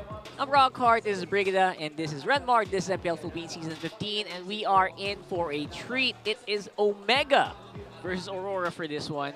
And yeah, we're going to talk about a lot of spicy stuff later on, because I know if you guys have been following both of these teams, you will see stuff happening. How are you guys today? I'm feeling great and surprised after actually witnessing game number 3 once again upon my return. I don't know if Renmar feels the same. You ready to witness another game after 3 games? I'm not saying. Daughter of all series? I'm not saying that's about to happen, but these teams might want that to happen. You think so? If you actually think about Omega, you know what? 2-0 yesterday was pretty impressive for them. Yeah. I wonder if they can do the same here today, though. Yeah, we have a very special headline, though. Happy Omi! birthday! By the way, Omi's casting right now on the Filipino stream. He's over there. It's, right it's a there. flap post. So if you guys want to... over there. if you guys want to give out your gifts and regards, Omi's right there. If you're near the arena. Yeah, we're in Makati. We're in Makati. He would really appreciate it, I'm sure. And yeah, give your regards to Omi, one of our best boys here in MPL Philippines. So yes, right now we are still obviously into a pretty long start for the day. Yeah. Twisted Minds earlier really did show up with their first win. And you know what AP.Bren says? Not without something. Yeah. I mean, we discussed earlier about how it was quite spelled out when they decided to not go with the sustain alongside the Alice jungle again and again. But I'd say even despite that and their win, AP.Bren really week by week, I'm looking forward to see, or I'm glad to see their improvements. Like they really get to realize what needs to be addressed, or at least their strong points, and then they tend to revolve around that. So hopefully the next time they play, right, they get to see more. Well, there's still a lot of next times. They're only on week 3 right now. But you know what, guys? Time Zone has an exclusive promo just for you. 400 pesos power load for just 200 pesos. And all you have to do is register on the Time Zone Fun app. So insert the promo code TZXMPL and redeem the voucher at any of your favorite Time Zone venues. Don't miss out on this amazing deal. I'm sure Renmar has had a lot of time growing up in Time Zone as well. Yeah. Oh, really? Yeah, I spent a lot of time growing up in arcades, Time Zone specifically. It's always just a good time. They always have like the best fighting game machines. Are you lucky when it comes to, or do you even do claw machines? I learned at the ripe age of 28 the proper way to do a claw machine is to just press it again. Huh? Yeah, exactly. Right? Yeah, 100%. Thank you for the tip. Yeah. You know what? What you can do again is maybe if you already have one or you don't have one yet, use 2,000 pesos off of your next TT Racing purchase using code MPL2000. That's pretty interesting. TT Racing and MPL Philippines exclusive only. So do it.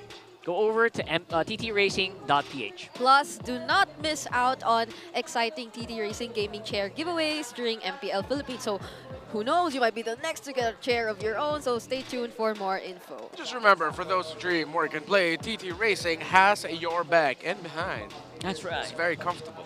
It really is. Yes. 100%. And you can use it as a booster seat, like me. Oh, that's what that was she's doing right now. Is that what you're doing? Oh, that is Yeah. what you're actually doing it. Okay. I have to do it. There you go. Let's talk about the standings a little bit here, because TLPH does feel like they're unstoppable so far. But you know what? Falcons AP.Bren are catching up, slowly but surely, alongside RORA and TNC. Yeah. We've slowly returned to the Titan era. You see Aurora, though, still undefeated in match wins. Let's see if that trend is going to continue. They have dropped games. 1 to AP.Bren and 1 to, if I'm not mistaken, that was Onic Philippines, who are still 5th in the standings with only won a Series 1. 4 to 4 in the game win loss, though, so that we are not seeing the reigning world champs getting swept yet. Yeah, Aurora are about to have their 4th match today, whereas Omega are about to have their 5th. And definitely Omega would want to climb up the ranks, so they are desperately aiming to win the series. But for Aurora, they also have a bunch of things to prove themselves. So they definitely would not want to let go of their streak and climb back up top, because we're seemingly going through a time travel, really. If you look at the first top 2 teams in our rankings as far as week 3, it feels like season 13 all over again. That is true. I'm actually surprised that Falcons, despite a bit of a rocky start, were able to get into this point. And I'm completely amazed with how we're able to do it. And the talking point that I was wanted to talk about earlier, which is a little painful for me to talk about here, is definitely going to be revolving around Aurora, right? Because Omega, a lot of people kind of expect this to happen already to them. Yeah. Aurora's historically been known to be that team to, you know what, we'll bounce back. We've always done this every season long. Yeah. Right? But now it kind of feels different. Even though we saw the rankings already, we know that Aurora's part of the upper half and then Omega's in the bottom half. But heading into this match, it does feel like somehow people are looking at Smart Omega to be on the momentum. That's right. especially since Super Yoshi came in to the rescue. He got back-to-back MVP for performances yesterday against Twisted Minds. He wasn't a one-man show, but definitely he showed what one man can do to help one team. The win versus loss stat comparison with Super Yoshi on the board. When they're winning, they are winning in style. High turtle and lord control rates, very long games. Hey, bring it up. And of course, high average kills. Super Yoshi and his aggressive nature has unlocked a very aggressive and at times hard to handle Barangay Omega, who delivered Team Liquid Philippines their first game loss of the season in game number 2 of their matchup. Yep. I think yesterday we saw them ending the game in 10 minutes even against Twisted Mind. So I wouldn't be so surprised if they're planning to go for that same kind of approach, because I think even in interviews they mentioned about knowing that for the longest time people attributed their power spikes towards the late game, the Omega timers being almost 20 minutes into the game, but they've been vocal about wanting to change things up. They want to be an aggressive beginning minute 1. So let's see if that happens, because they're up against the hit or miss man. That's right. This is the big contrast Super Yoshi here today. The hit man or the miss man. What's going to happen here? And a lot of people are actually kind of attributing Aurora's inconsistency to Renegade, which does feel like it's a little unfair. But you know what? The stats really don't lie in this one, right? He's only been able to get wins in that high loss consistently. Yeah.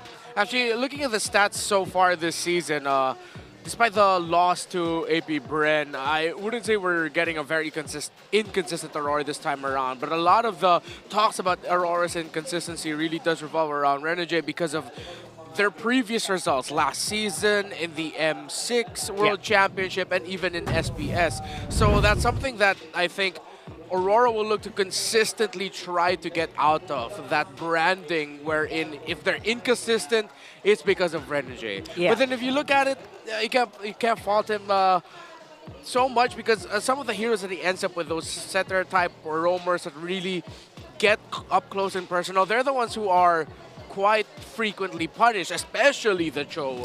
Cho is so difficult to pull off when you're playing in the Philippines. Yeah, hopefully though, because I think whenever Aurora does head into the draft, most of the time it works for them when they leave Renegade for last, right? Or for the latter phase of the draft. So they have plenty of time to adjust and think about what they really want Renegade to pick up later on. But let's see if that will be the case, because either way, they're up against a Barangay who's riding on the momentum. And speaking of Renegade, of course, it's a big question, but we also want to talk, maybe if you guys have any suggestions. What is Renegade's moniker? If you've been following the league for a while, it's pretty head-on. Is it the Hitman? B, the Missman? C, the Heel Man? Or is he a businessman? That's I didn't expect they'd put that there, but here we are. The businessman is you just mentioned it, it's kind of a giveaway, so if I were you, I'd be choosing either of the first 3 options. Because I don't think we've ever called anyone the businessman. I mean, if he means business, you know. Oh, yeah. Maybe he means business. We did consider some the hardest working or hardworking men Yes, in the game. the hardest working person in esports. A lot of people are vying for that title. Yeah. So don't forget to follow our socials. Vote on the comment section as well. We'll try to read some of those later on. You see earlier, right? We show people's comments down below. I mean, sometimes after the match, during the match. It's always fun times here. And it's going to be highlighted here specifically in this matchup, I think, where he is going up against fellow Cho players like Super Yoshi. Right. So that's something that, you know, might skew the stat. I don't even know if they're going to go for the Cho today. Imagine, he's up against a fellow Cho user in Super Yoshi today, and tomorrow he's about to go up against another Cho user in Yaoi. And they look alike! So I don't know what's going to happen. Let's talk and see the teams walking the stage. MPL Arena to oversee and uphold the tournament's integrity. Please welcome our marshals, JJ, Chico, Patrick, and Juvin. Mukhang bumabalik na ang laso ng MPL Arena. They got their first win. It's Barangay Smart Omega. In the EXP lane, Luis. In the jungle, the Nightmare, Andorio. you! In the mid lane, Ogir! In the roam, it's Super Yoshi! And in the gold lane, Big J Joe!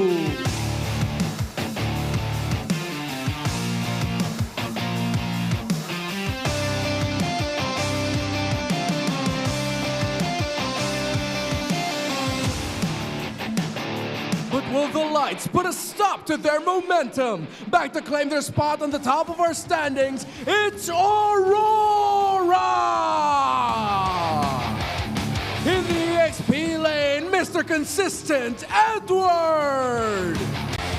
In the jungle, the last raider, Demon Kind! In the mid lane, UN!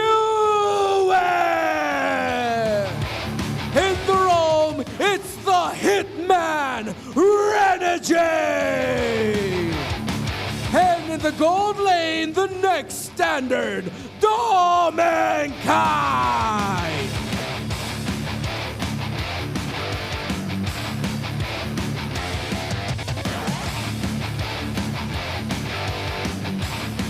And welcome their coaches, Coach Master the Basics and Coach Lembot.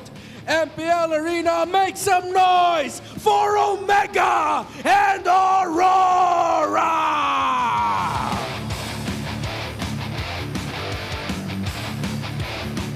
Here we go. It is Smart Omega. Like you mentioned, they are on the rise. Usually later on in the season, but you know what? They got their pretty strong start yesterday with a 2-0 victory. Yep, especially after Super Yoshi coming in and showing us a bit of a different version of Smart Omega and how they actually tend to run the game. We've seen the return of the timers, if not a kind of slightly aggressive version in the early stages in hopes of actually being able to be more in control from minute 1 onwards. And it's not just that, everything feels a lot more in sync for the barangay this time around together with Super Yoshi, and even their coaches themselves or even the persons behind all of this would say that really in terms of the current meta, it's a great decision and pickup to have Super Yoshi with the barangay. Yeah, and for Aurora, they've been focused on big damage this season. They like heroes that can snowball quickly when you have either the Granger or the Harith in the hands of Domankind. If Demonkind will get the Suyo Joy or Alpha, you gotta watch out for the burst that Aurora likes to deal in spades. And of course, Edward, he's been fantastic all season long with a KDA of 6 top heroes being Edith, Phovius, and the Badang. It's very clear in their top picks and how they rotate around the map that Aurora want to get momentum through sheer damage. And of course, with the help of Revitalize on either a high loss or Gotcha for Renegade. That's right, big damn. Mr. Naisu would be very proud of these boys, 100%. Yep. And again, slotting in Super Yoshi for Chaknu, like they mentioned, was a really big decision, and it does make sense. They also said that it fits the team better, especially in this meta. Yep. Yeah, but this looks quite drastically in favor of Aurora, really. Yeah. the spider graph, especially in terms of the objectives, which we are likely to see later on. Primarily towers and Lord control even, which I like to see Omega really contest because that's more likely to be their power spike. If we're talking about Omega timers and all that and them waiting for their time to fight. Yep. That's right. Here's the Infinix keys to victory, though. Really love that. It's Cho time. A big emphasis once more on the Cho here. Yeah. Contest it if you can. Super Yoshi, that's one of your old favorites. Make sure that Renegade doesn't end up with it. Or if either of you are going to give the Cho, just make sure you're ready to punish it. You're both very roam aggression dependent. Please get ready to shut each other down. Give and take hits, Renegade. We talked about Aurora and their propensity for going for the high burst damage heroes and snowballing from there. Be willing to take the hits as well. Play around the Revitalize Renegade usually likes to play with. Bring out the true you. That's does that mean they're gonna go for true damage? Maybe, I don't know. I'm just kidding. Yeah. But for the meantime, obviously we are going to blue side for Aurora this time. Sorry, for Omega this time around. I'm hoping though that despite the typical gameplay we see or like the attempt to interrupt that would probably come mostly from Super Yoshi and Ukir, given the entire idea of Aurora being so focused on damage, really, and early burst even. They don't put themselves in a position that will make them too susceptible to Aurora getting the early that they want if they want to make it to their quote-unquote timers. Because if it were to be the case, then Aurora would just really snowball and get the game, and it'll be too hard to come back after that if you were in Smart Omega's position. That's right. Here we are on the drafting phase, though. I really wonder, Renmar, the timers for Omega this time around, do they still feel like they're on the upper end of things? And does that really impact the game that much? I feel like it just so happens to be that Omega's biggest moments have happened in the long games. Of course, the timers are going to get very skewed. They had the longest game so far of the season against Team Liquid, and the reason why that extended longer was because Team Liquid clapped back. It wasn't Omega coming out with a comeback, it was Team Liquid. It was Omega shutting down a potential comeback. So the Suyo and Joy trade, a little bit more familiar with the drafting tendencies of the season. Suyo gets locked in. Let's see if Aurora will lean towards picking up of course, Granger.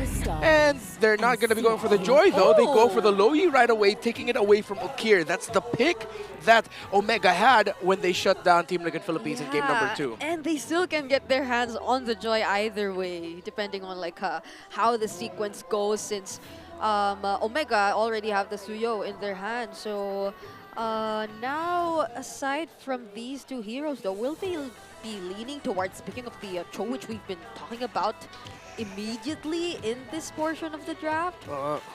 They might, with them taking out the Phobius, they might go CC early if they want to. There's the Cho. Super early. Yeah, good call. Very decisive draft so far from both of these teams. Even just the Luyi pickup, it felt like an immediate response when they already decided to get the Suyo. So will this be the Joy, though, for Aurora? If there was like an opportunity to pick it, I think this is it, right? Most likely gonna get banned in the next phase. I wonder if they're going to think about picking Renegade's hero early. They can still go Alpha, Nolan, or Haya for Demon Kite. They can show that or go for the Roamer similar to like a Jawhead. So both teams are going to be going for pick off. But then we have seen Aurora really save for Renegade picks for later and just go like high loss as one of their last picks, something with a Revitalize. If they want to match the aggressional, the rotational speed, they might want to consider the Khalid as well. So there's really lots of options in terms of the roam. So we go for the alternative, which is what we mentioned earlier, the Demon Kite pick instead, and they go for the Nolan in the third pick. All right, I really like it, but also one of the things that people really don't talk about that much is as much as Renegade can get a lot of flack, you know, when they lose, he's also very flexible, right? You can kind of just save him as a last pick, and Aurora kind of rides that, giving more priority to their cores basically in this one. Yeah, you still have a lot of options too in terms of like the possible roamers if it's just that. But for the now ultimate is the time answer. for Omega to take out the ones they like least. So interesting, even the Hilda will be taken out by Aurora themselves. So we're left with either the Jawhead, as mentioned earlier by Redmar, the Khalid. There's also a Tigreal available for Renegade, but if they really want to pick up the base, then they might go for a different option, really. Oh, the Badang is also available too for not just Renegade, but also Edward. There you go. That's what I'm talking about. I love that they can flex so much on this one, but on the other side, it feels like Omega's just willing to take anything as well. It's like they're not even too worried about the Badang coming out, the Tigreal coming out. This lineup feels like it can deal with either of them. Yeah. There's already much range, but at this point, could they be considering the Moscow for Big J? Will it get through? I like that. I like that Moscow pickup possibly here. Yeah. They go ahead and take away the Badang. Granger gone. Reach. Moscow, might be really okay for Omega. For honor! And they take away the Tigreal. There you go. Okay. some of the best picks of Aurora. They have so much room to work with, honestly. Yeah. They can still go the Edith route. They can still bring out Kali. The Jawhead is still on the table. And Aurora might need to actually watch out for that because Omega can go for a Jawhead Cho swing. But that's going to be very aggressive. So we go to one of the favorites of Renegade, of course. Having a Revitalize with him, that's going to be the Gacha in the row, most likely. Yeah, also directly answering the Farsa. Yeah. Yes. When it comes to the team fights later on. So will it indeed be the Moscow for Big J? And what XP laner could be the pickup here for Luis? Airfield doesn't feel out of place here as well. Yes. They can kind of use that to just make sure that the gold lane kind of just stays even. Yeah. Either the Aether or Moskov will be great options, I feel like. I think this is already a roam show, so their EXP leader, let's see if it's going to be tanky or disruptive. Come on, Dexter. Primal lightning, the hunter of all things. All right. And they snatch away the Edith from Edward, which Not is bad. his top hero too, based on Yes. the statistics we've seen earlier. And I think next to that is the Fulvius, which is banned, and then the Badang, which is also banned. Wow. A big throwback pick as well. Jom used to love this when he was just starting out here in MPL Philippines. Yeah. And he probably has a lot of mastery over the hero. The big question is, can actually stay toe-to-toe against a Granger. Let's fight to our heart's content. Okay, Lucas for Edward is going to be the pick. Very tanky front line for Aurora. Pick off base for Omega. Going to be a Revitalize on the side of Aurora, but they have to deal with a late Primal Wrath of an Edith. I like the balance of the two drafts here. Macro to micro, they all have it in spades. Yeah. I'm just quite skeptical about the Claude. It's a very here-there right now in this meta, especially since the lineup of Aurora can snowball very quickly around the Granger, Nolan, and especially the Lo Yi, that the Claude is susceptible to losing the lane and ability to farm early on if Omega don't take care of the map well. Yeah, and I think in the very few times we've seen the Claude in the past month so far, even in different regions, it hasn't been as successful just yet. I think the last time was in MPL Indonesia, ID, right? And then it didn't give them the win either way. But let's see, because if we're talking about Smart Omega anyway, and they really want to play for the late game, then this might just be the way to go for their lineup to work. Yeah, the meta is more of a guideline or suggestions, right? You don't really always have to stick with it, and I really like that they're trying to take a risk here. Let's see if it's going to pay off here. In game number 1, Omega versus Aurora here. Does feel like it's going to be an uphill, but you know what? This is Omega. Never count him out. Yeah, you can never. And I'm already looking forward to see the rotations coming in, or the control that the mid duos will be showing us, because I think it was previously mentioned that there is a great emphasis on rotational speed, and now it seems like Omega is the team that's showing it so far. I mean, that's one of the benefits you have playing around Farsa and the Cho together. They can rotate around the map very fast, and their rotations are going to be very important to see if Omega can take considerable control of the early game, which they would want to look to do against Nolan. Oh, late search onto Renegade, but Demon Kite is here as well. Super Yoshi, will he still go in? They're both quite low. Both roamers might have to recall for now. Yeah, I kind of like this Nolan, right? Has a little bit of a spice, especially in the early game. Doesn't fall off as much compared to Joy, maybe. But right now, Renegade gonna get a little bit of first blood action here for Omega. Goes ahead and gets punished. Didn't need to get that close up against Suyo that already hit level 4. By the way, too, make sure that the laning phase goes a little bit better for him. Joe actually picked up Tenacity, and Omega are continuing the aggression, this pace that they have. I don't think Renegade or anyone could have really expected that. I mean, for at least an early game Farsa, it is very likely that the burst damage will indeed come in, but for the Suyo to be there too and to finish things off, they just allowed Smart Omega to have a better start, which is what they're actually aiming for, even in the most recent times which we've talked to them. So at this point, maybe Omega just has more respect on the early game, and they are trying as much as they can kind of zone out Aurora here. And very happy to take that turtle, give it away, take it for another day maybe for the Nolan. Demon Kite also just trying to get into that place where he can maybe one-shot someone, get some of that goal. Yeah, waiting to see if Super Yoshi will immediately start looking for the pickoffs. He will hit level 4 before Renegade. It's going to take a while for him to hit his level 4.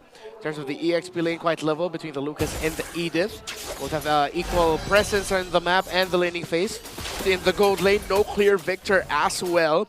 Just really the center of the map. That's where a lot of the action is coming from, with Ukir and Super Yoshi being able to rotate just a little bit faster. Now a downwards rotation out of the EXP lane for both EXP laners, as Aurora trying to see if they can get something at the center of the map. There's only a very slight lead in Demon Kite's hand, since he did get to take away one or the orange buff from Andoryu earlier in exchange of the turtle. But then, other than that, Smart Omega are still keeping things intact. But Super Yoshi might just be bursted down, though. AOG misses and does not connect. But Super Yoshi, will he make it out alive? He will! The Chief Kundos and the shoot post just saved him, even though he was in too deep. All right, very Filipino game so far. I mean, we got a very quick Filipino first game. blood. Yeah, but right away, we saw Renegade readjust his aggression, and when he's going to go invade. Topside, Demon Kai getting more farm from the jungle of Andoryu. Got the Lizard, will back off. Gets the Crab, the EXP Crab. It doesn't look like Omega are going to be making a play for the purple buff off the Nolan. So, yeah, still... I think both teams are just leveling. Then we're going to wait for a big fight around Turtle 2 or Turtle 3. Yeah, I mean, we haven't seen a diversion play just yet coming in from Yue too. So we'll see if this could be the time that they will go for a diversion, since that might not happen because Smart Omega decided to engage first, taking down Renegade before anything even happens. Yeah, that's a big problem here, right? Renegade really has to get in position. And he doesn't really have a big out except for the AOG, which he needs for the team fight. Yeah, it's unfortunate that we see him being taken out already 2 times in a row, just about when something's supposed to happen. So Smart Omega just keep capitalizing on these pickoffs. It's also very hard to cast that AOG, by the way, middle of a kick. I do not envy the Gacha here. Oh, but wait! Better Dare Strike, will it be dodged by Dominic? Oh, stabs! He just made it out alive! Sidestepping like mustard on the beat, oh! Hold on, Renegade will be the recipient of the Way of the Dragon once again and will be taken down by Big J. Hoo-wee! Oh. Some fancy footwear here. Someone's been hitting the gym. Yeah, but at the end of it, although Omega will still get the victory there, they now have 3 kills and have broken the tower first. Great macro and rotation again by Ukir and Super Yoshi, really setting the tempo here for the game. And Renegade now has 3 deaths. This Gacha will struggle against the Farsa and the Cho. And I mean, it seems like Smart Omega always gets in position first, so they're able to dictate the tempo, the pacing that they like. But hold on, Edward goes in with the Unleash the Beast. Renegade does not connect the AOG and will be left in the middle of 3 members. There is no Way of the Dragon that will be used just yet. It will be used on Demon Kite instead, but the follow-up might just not be there yet. The trade onto Super Yoshi will come, and they will take down Edward and Renegade in exchange of him, though. Very, very scrappy fight here, but at the end, both teams actually got a little something. Smart Omega trying to push their advantage in this one, but somehow Aurora is still fighting back. Yep. Omega able to steal the purple buff away, and Demon Kite was sent up top by the diversion to clear the minion wave and break the tower up top. So 1-to-1 in terms of the tower. And you see the community prediction, it's leaning towards Aurora. But again, this is a very different Omega, who have selected Super Yoshi to play in lieu of the Mamba Chapnu, saying that Super Yoshi just fits the meta a little bit better, and so far is showing in this game. Not that big of a lead for Omega. The Claude still on the way to the second item. Oh, will they spot Andoryu? That's the AOG landing onto him, but he is left alone. Renegade, will he be traded once more? And that will be the case. Another pickup for Smart Omega right before the turtle. There's so many of these happening. I've been tracking how many times he's getting called out here. It is not a comfortable number here for Aurora so far. Yeah, that's the diversion though. Oh, they will not be contesting the objective anymore. They sent Demon Kite up top instead. Great play right now by Omega. They're really just setting everything.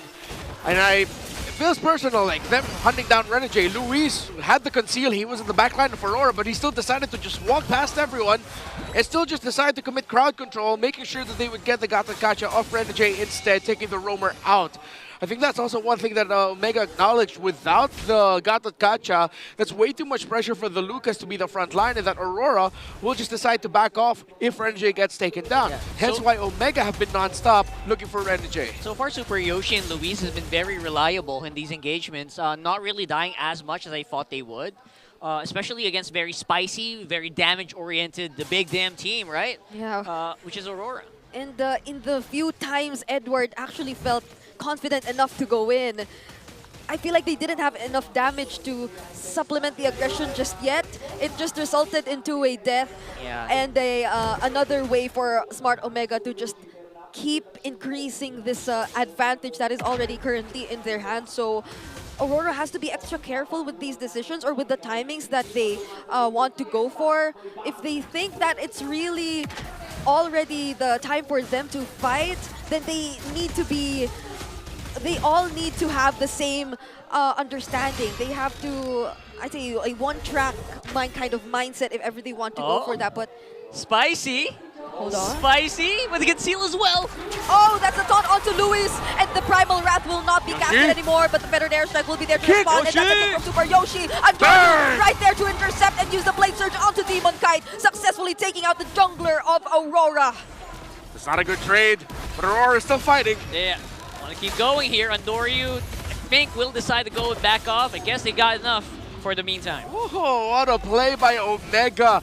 Even though Aurora were the one that started it, they found themselves in a sandwich play with Yoshi coming in from the back, found the perfect kick angle. Here comes the diversion to the back. Oh wait, that's four members trying to go for the contest. Andoryu will be here and tanky enough to tank the damage. Also secures the Lord even despite all that.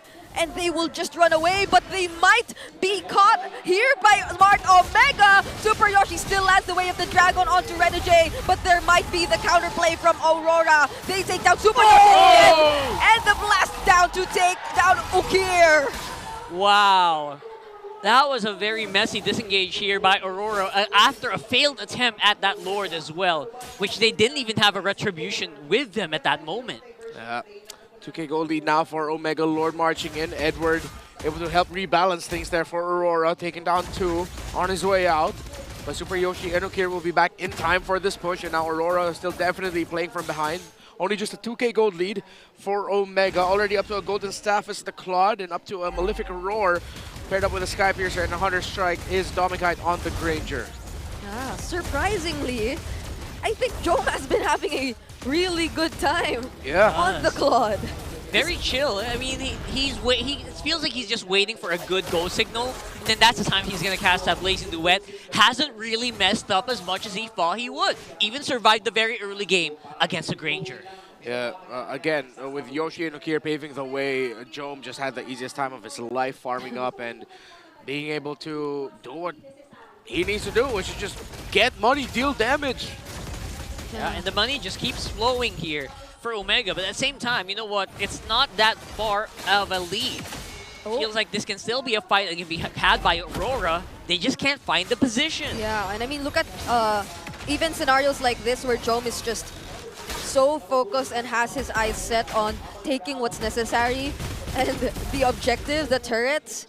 So even despite this lead that they already have in their hands, they're still being extra careful as well. They do not want to give any openings to Aurora. But Aurora might just go for the openings themselves! Surprises Andoryu, but there is the Blazing Duet coming in from Job. The flicker to make and allow him to get away from the threat of Aurora, and this might just be the openings for Aurora to take a turret for themselves, but the Feathered is there, and they will successfully clear out the minions. Dominic found Yoshi, and Yoshi's still trying to run!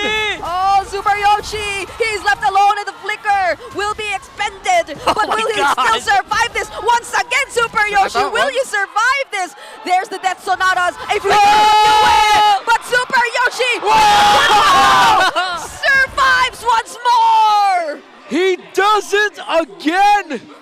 He buys time, he gets away, and space has been created for Omega. Yoshi still on fire. And they keep going. Oh boy. Just when they thought they could actually even it out. RORA jumps back in, dodges it. Hold on. BMI. Joe is on the run now. From Joe. No. But that won't save him. And that's two members, crucial members at that. Gone from Omega before this Lord. And they were able to get those pickoffs because Yue committed the diversion. Yeah. Oh, Edward spots two. Super Yoshi looks for Dominkite, but he's left alone. There's no one to supply the damage. Yeah, and Retribution was already used by Andorius. I don't think Omega are going to contest this heavily. Aurora will get the second Lord of the game. Yeah, they're going for the bum rush here, and there's not really much that Omega can do about it because people are also defending up on top side. My goodness, Aurora can't even give any downtime to Omega, and this is what we're talking about here, the weaknesses of a possible one-time, big-time combo. Okir can't even cast the Feather Airstrike very long without Renegade just on his face. And Jome, when he gets caught by multiple people, it's just done for him. Yeah. And I think before the pick-off onto Andoryu happened, we were just talking about how Smart Omega were extra careful. But yeah. Aurora, I guess you kind of jinxed it again. Yeah, but I don't know. They're just really tricky with all these attempts, especially now that they acknowledge their power spike. So Smart Omega, unfortunately, will have to be on the defense. Huge spike here by Aurora, getting prepped and ready with those Lord Waves. Mid is a little safer here. They go for the Feather Airstrike right away, try to clear up as many minions as they can. And so far, I feel like this can be a defendable Lord, at least for now. Yeah, they get to take down the base turret up top, though. But Super Yoshi, there is still a chance that they get to look for an opening, but they have to make sure that the waves are cleared out first. Okay, so Aurora back off. Decide not to go for a heavy engage. I think now Omega will have to play with the thought of a diversion being available when they can. 558 stacks on Dominkite, only 20 on the Sky Piercer. Omega, though, still definitely in this. Aurora with a lead, but it's not a massive lead that will make a comeback difficult for Omega. But which angle do you go for here of your OMG when you're always having to consider the diversion? You know what they do in Omega? they love to go for broke. They like to go for those one-time, big-time, catch you off your guard. For sure. Plays, and I think they're going for something similar here, trying to catch maybe someone in the bad bush or something. Yeah. No go for Aurora. Either of these two teams can go for the catch you off guard type of attempt. And it seems like for Aurora, it's more of a grouped up version wherein they can just really land the diversions into the most unexpected areas. But for Smart Omega, they have to be a little more reliant on either Super Yoshi or Luis if they're really willing to expend the flickers for those Earth Shatter onward combos. So Aurora can potentially anticipate Smart Omega's attempts a bit more compared to how Omega would probably have to think twice about what Aurora's planning to do. If you're Aurora, this is actually exactly what you need to do, especially if there's a Cho in the map. You try not to split up as much as you can. But then again, if you're Omega, that's something you can take advantage of in this game where Aurora is just always in one side of the map. Omega are really just hugging their area because they know that they have to watch out for a diversion. They know the Lord's going to be coming up, though, but they don't have a substantial push up top. It's hard for them to get a substantial push in mid or anywhere in the lane. I wonder if they're going to commit a body up top to show and push. Doesn't look like, but here comes a conceal play. That's a five-man. Where is Omega going right now? Ooh. Showed their cards a bit early there for Omega. And even if they decide to, like, bring someone up top too, the Aurora can also go after that person with the diversion if they're really committed in doing so, or it depends on like how the sequence will go, since there is an objective that both teams have to consider. Going fast. Oh. Gotta go it. Aurora setting up. All eyes are on Renegade now. Who's gonna give the go signal? Oh. Where is it gonna come from? Super Yoshi lands the way of the dragon onto Edward, and look at Big J going into the backlights with the blazing duet. But it seems like Aurora will be taking the double kill. That's Jome and Super Yoshi down into the diversion as well. AOT landed onto one, and they take out the jungler right before the objective that might not even happen anymore for Aurora because they find an opening. Top lane minion wave pushing in. It's 5 versus 2. And they might actually go for it this time. There's another wave coming in as well, and they just have their eyes set on the base. Wow. But there goes the Lord. finally secured by Smart Omega. And so they get another chance to defend and prolong the game. MVP Lord going for the defense here, stopping Aurora from touching the base. What a defense by Omega Luis. Pulling the minion waves as much as he can. Ukir getting us safely away from the other members of Aurora so that he could use the feathered airstrike at a safe distance and blast the minion waves and Aurora. Great defense by the two members of Omega. I didn't even notice that the Lord was actually taken down. That's true. I wish we could have a replay and see the moment where Jome said, I'm gonna Blazing Duet into 5 people. Adore you. Do your job. So you're telling me all this time Andorio was just taking care of the Lord? Yep. Never left it. He never left. Pretty amazing. That was clutch for Smart Omega, because if they didn't have that, Aurora would have just ended the game then and there. That's very smart, because you know they were going to focus on that gold laner. It's always a very hot target. There's like a red surrounding that guy. And then they took advantage of it. Oh, look at this. Oh my goodness. Who's going to get caught though? Who's the X? Oh! That's a seal! They spot out Jome, AOG, and Unleash the Beast used just to look for this gold laner. But Luis gets to take down Renujay. Andorio also taking down Yue. And they split up the members of Aurora. Dominkai trying to look for another kill. But Super Yoshi also with the clutch immortality. It seems like they're just allowing the other members of Smart Omega to find their way through the base turrets. Demon Kite. Demon Kite. Demon Kite. Demon Kite's left alone. He's on his own. Split up, but I think this Nola might be able to get away. Let's see. Ukir with the wings by wings. He's chasing. He's going for it. He's going for the chase. He can't really hit him. He's snickered in. And that's the Blaze Search to follow up the damage. Curse of Crow. And that's the takedown onto Demon Kite. Finally, after so many seconds of chasing around the map. Finally got their target. What a counterplay by Omega. Aurora found a really good angle, concealed, but since Omega were placed a little bit more forward, they had time to see the group effort of Aurora with their own conceal, and Omega were able to reposition themselves in the fight. Jome able to use the Wind of Nature in time as Edward was locked in on him, and Jome keeping himself in a safe distance, which means that Omega, after all of that, gets this Lord without a problem unless Aurora will try something, and they won't. Oh my goodness, that's the evolved Lord. It's not the enhanced Lord. It's a 19-minute Lord. 20 minutes. Smart Omega just secured for themselves. Oh my goodness. I don't know if it's just me, but it feels like they kind of think the same way, right?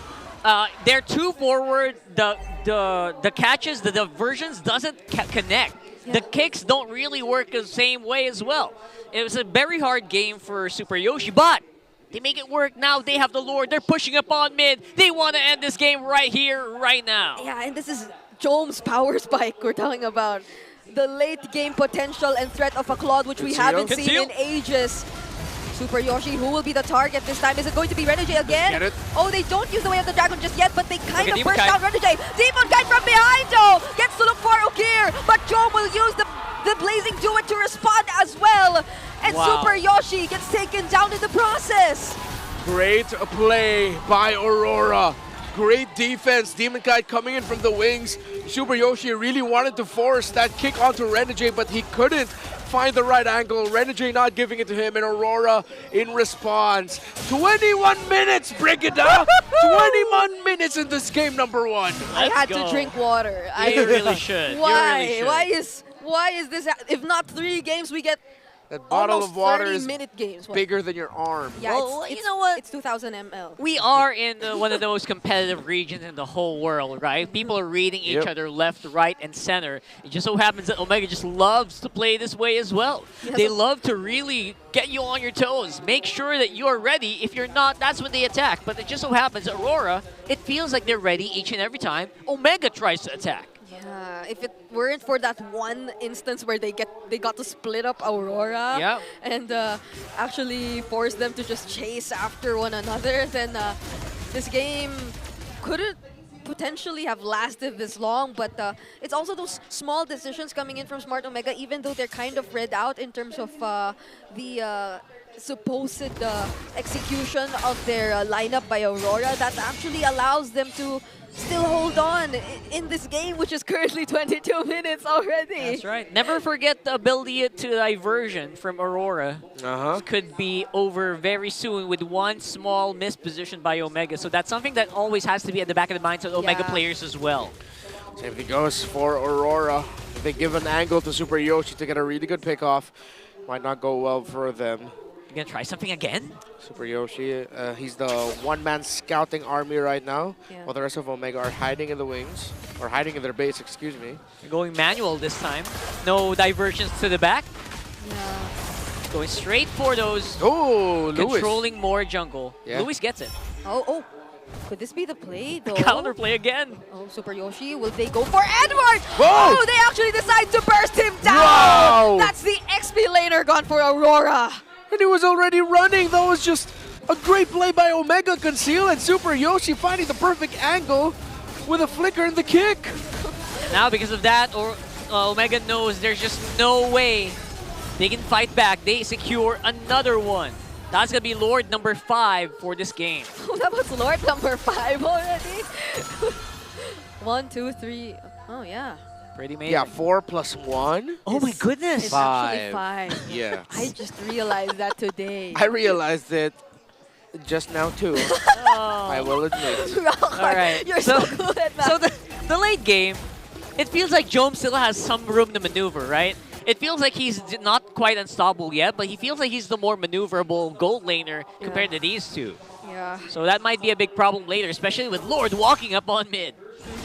It doesn't feel like he's after the kills, really. Too. Yeah. It's most of the time, whenever he goes in, he gets to split up Aurora or force out a reaction. So let's see what happens this time. That's Edward's a better back. airstrike. And the flicker onward Earth Shatter also committed too, but the Unleash the Beast from Edward too, trying to disrupt the momentum from Omega. Won't be effective enough. Both XP laners are down. And there's the AOG connection. Renegade actually being the successful disruptor. And Dominkite looking for Super Yoshi. 3 members of Smart Omega already down, and there's an aggression to intercept Super Yoshi. This time, will he be able to run away? No! Will be the response. He wants to go for it! He couldn't!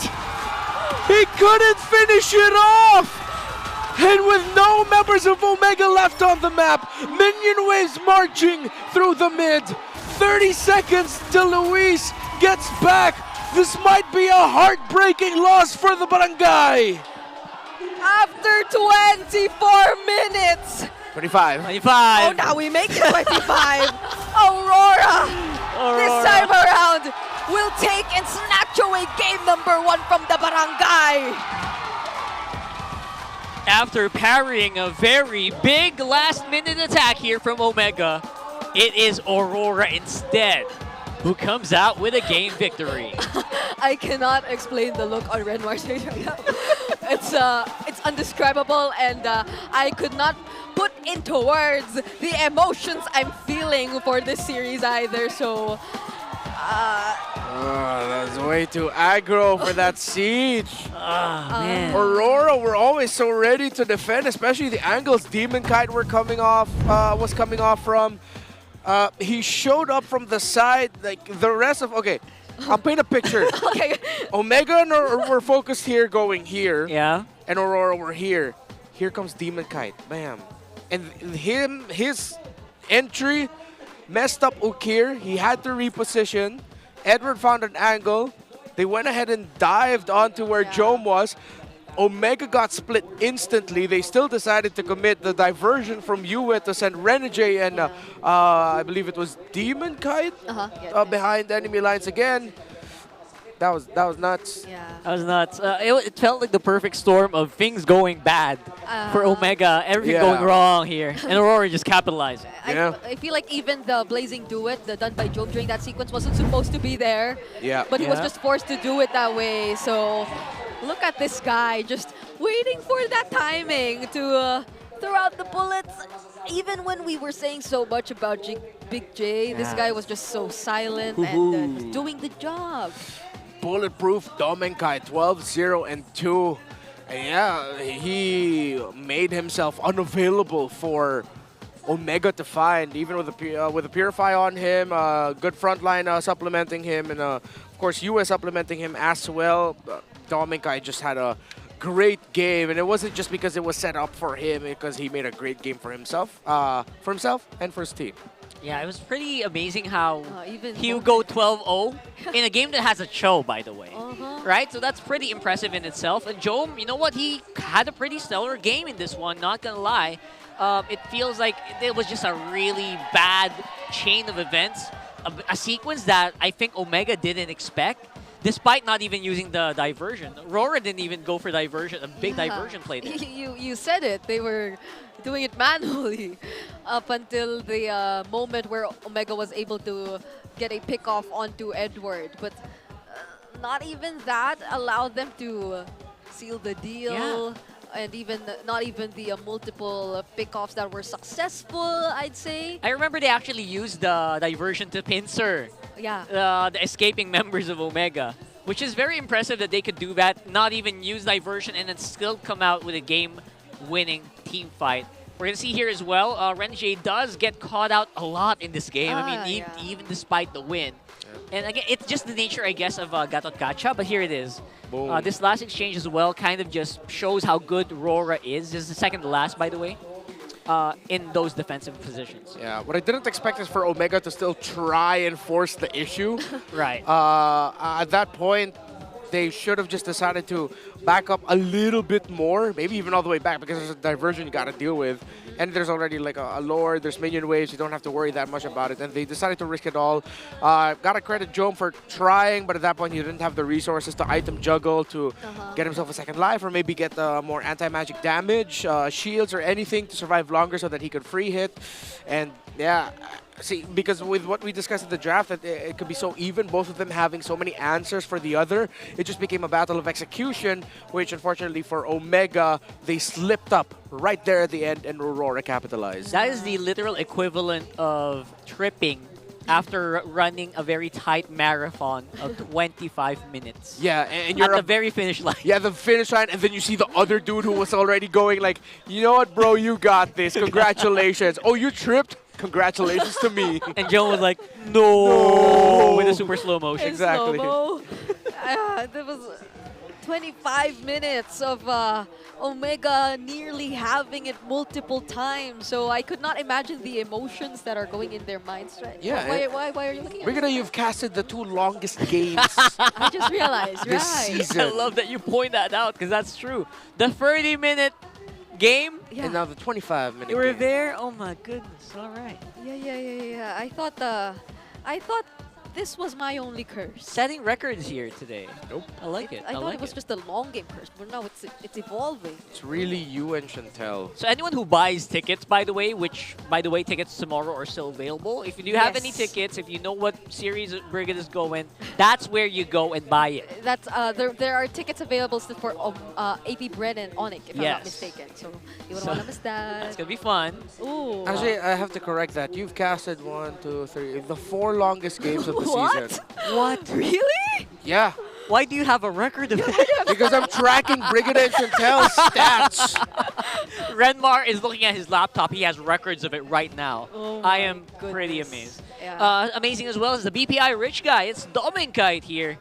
Who, again, did not die in this whole game. If you guys saw the... I think that was the first clip in the MVP highlights portion where he was just dodging the feathered airstrike. I think we've seen a lot of players get to do that in the past week. Even yesterday, I think someone was just dancing around the feathered airstrike. Was it Escalera? I'm not sure. But Yeah, that was Escalera. Right? As a Florin.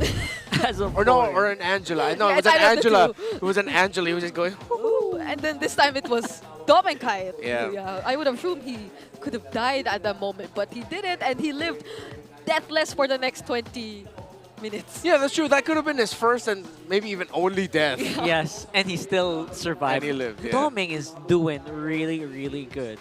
But you know what? If you want to see Doming, if you want to watch Doming live, watch your favorite MPL pros live. Tickets are selling fast, especially for AP.Bren and Onic tomorrow. Yeah. So Snag him while it's hot. Yeah, we just mentioned that. And did you know that if you buy 5 tickets, you'll get the opportunity to win exclusive prizes? Note that only one account needs to purchase those 5 tickets to qualify for the prizes. So who knows what those prizes might be, because if you go outside right now, there are a lot of prizes to be won as well. Like you go to the PPI booth, you go to the claw machine. Oh, speaking of claw machine, yeah, we have a claw machine here too. And photo booth even. You can get like pictures of you and your friends or your loved ones if you visit the MPL Arena. You know what the coolest thing about that claw machine? What? Unlimited lives. Really? That's Yeah. true?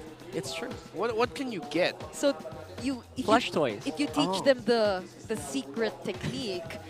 I don't know if it applies to all claw machines. Oh, That yeah. you can press it twice. like Yeah, because like you press the lower, then you press the claw. Oh. Yeah, you don't just let it like close on its own. Oh, we should try that. That's something we will try later. We have Yeah. some time later before the match free starts. Maybe we'll try that. If we so, do. we have an all access segment right now happening right there on the stage. I wonder what they're going to be talking about this time around.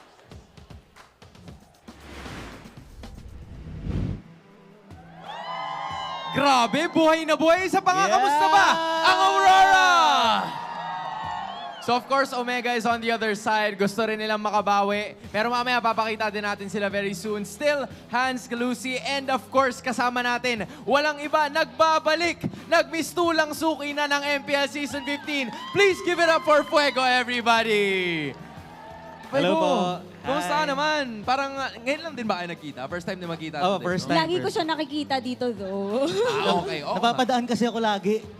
Salamat naman, dumadaan Opo. ka. Kamusta ba ang panonood? Kasi considering that this is already, you know, pa-regular ka na nga eh, di ba? So parang gusto kong malaman, ba't mo binabalik-balikan yung panonood sa MPL Arena? Siyempre, grabe, sobrang saya kasi manood ng live dito sa MPL Arena. Unang-una, sobrang intense ang laban ng mga pro. Oh, yeah. Pangalawa, sobrang hype din yung mga fans. Yan. Diba? At syempre, hindi din nagpapatalo si Infinix kasi kanina pumunta ako dun sa nila, sa Pansiklaban. Ang dami pa lang nilang mga ganap, mga events, mga giveaways, mga booth. Kaya yun yung mga bagay na dapat hindi pinapalagpas ng mga MPL fans. Tama. Fuego, okay. I'm sure marami kami ditong napapanood yung mga videos mo online, especially mga tutorials and yung pag-breakdown mo ng mga hero skills. Can you share with us naman what inspired you to pursue your passion in gaming? Oo nga. Okay. Ano daw yung nag-inspire sa akin na Parang mag-content? mababang kwento. Para kanino ka bumabang? Nagsimula nung bata ako, charot. Actually, matagal na po akong matagal na po akong ML player. Pwede rin naman, Pweg. Since season 2 ng ML. Wow. Naglalaro na ako. And since minahal ko din yung game, isa din ako sa mga nangarap na maging streamer and content creator. Tapos, ako ay isang licensed professional teacher din. Kaya in-integrate ko yung aking pagtuturo, yung aking profession into the game. Tapos yun, nagbunga si Fuego. At syempre, recently lang, napakalaking tulong sa akin ng meron akong ginagamit na mobile device na capable sa mga gameplay ko. Lalo na kapag nagla-live ako, lalo na kapag ako ay nagla-live, naglalaro, ginagamit ko lagi ang Infinix GT20 Pro. Yun. Ayan, ito. Tayo dyan. Approve tayo dyan, Pwego. Yes. I mean, first time ko lang nalaman yung first time ko lang nalaman na actually licensed teacher ka pala. Kaya pala madali siyang pakinggan, no? Kaya Pag pinapanood mo effective. yung mga videos niya. And also, yan din kasi yung gamit ng ating mga pro players, the official gaming phone of the MPL Philippines. Men, sigurado ako na maraming nag-aabang sa'yo. Dahil nga sa'yo yata, maraming naging gusto na maging ML streamer eh. So parang, ano bang mga tips mo sa kanila? Bigyan mo naman sila ng advice kasi they also wanna grow their pages. Siyempre, kung gusto mo magsimula sa pag-stream, kailangan mo maging consistent. Parang sa relationship lang yan eh. Dapat tuloy-tuloy. No? May hugot. Tapos, bukod sa pagiging consistent, dapat ina-analyze mo rin kung every time, kung ano yung nagiging mali mo into the game, kung saan ka magaling, saan ka mahina. And kung ikaw nagbabalak ka na maging professional streamer or gamer, kailangan mo rin ng maaasahang device. So I highly recommend Infinix GT20 Pro para sa iyong para madagdagan ang iyong lakas sa laro. Kaya naman. Fuego, balita ko meron ding mga free giveaways sa in-game zone. Pwede bang share mo naman sa amin yung details? Ano ba yun? Marami actually. Meron silang giveaway online saka dito mismo sa venue. Ang kailangan nyo lang gawin guys ay i-follow ang in-game zone. Okay, follow nyo lang yung in-game zone. Okay? Tapos mamimigay sila ng, eto dala ko actually. Ayun, ano? Mamimigay sila ng X-Buds 3 GT. Grabe. Sa isang lucky winner. Ang kailangan lang nilang gawin, i-follow at i-like ang in-game zone. Ayan, sa mga i-follow nyo na platform. yan online at makikita Merong na mananalo ang ganda. guys, i-announce ko sa aking sa aking page. Sa page mo mismo? I-ma-ID ko yung winner. Okay. Sige. Pero hanggang 9 p.m. lang ang entry. 9 p.m. lang. For today. For today. So guys, final reminder sa follow in-game zone. Tapos para malaman nyo kung kayo ba yung nanalo ng hawak nitong si Fuego, visit nyo yung page niya. So i-follow nyo na rin yung page niya. Paano ko ba nila makikita?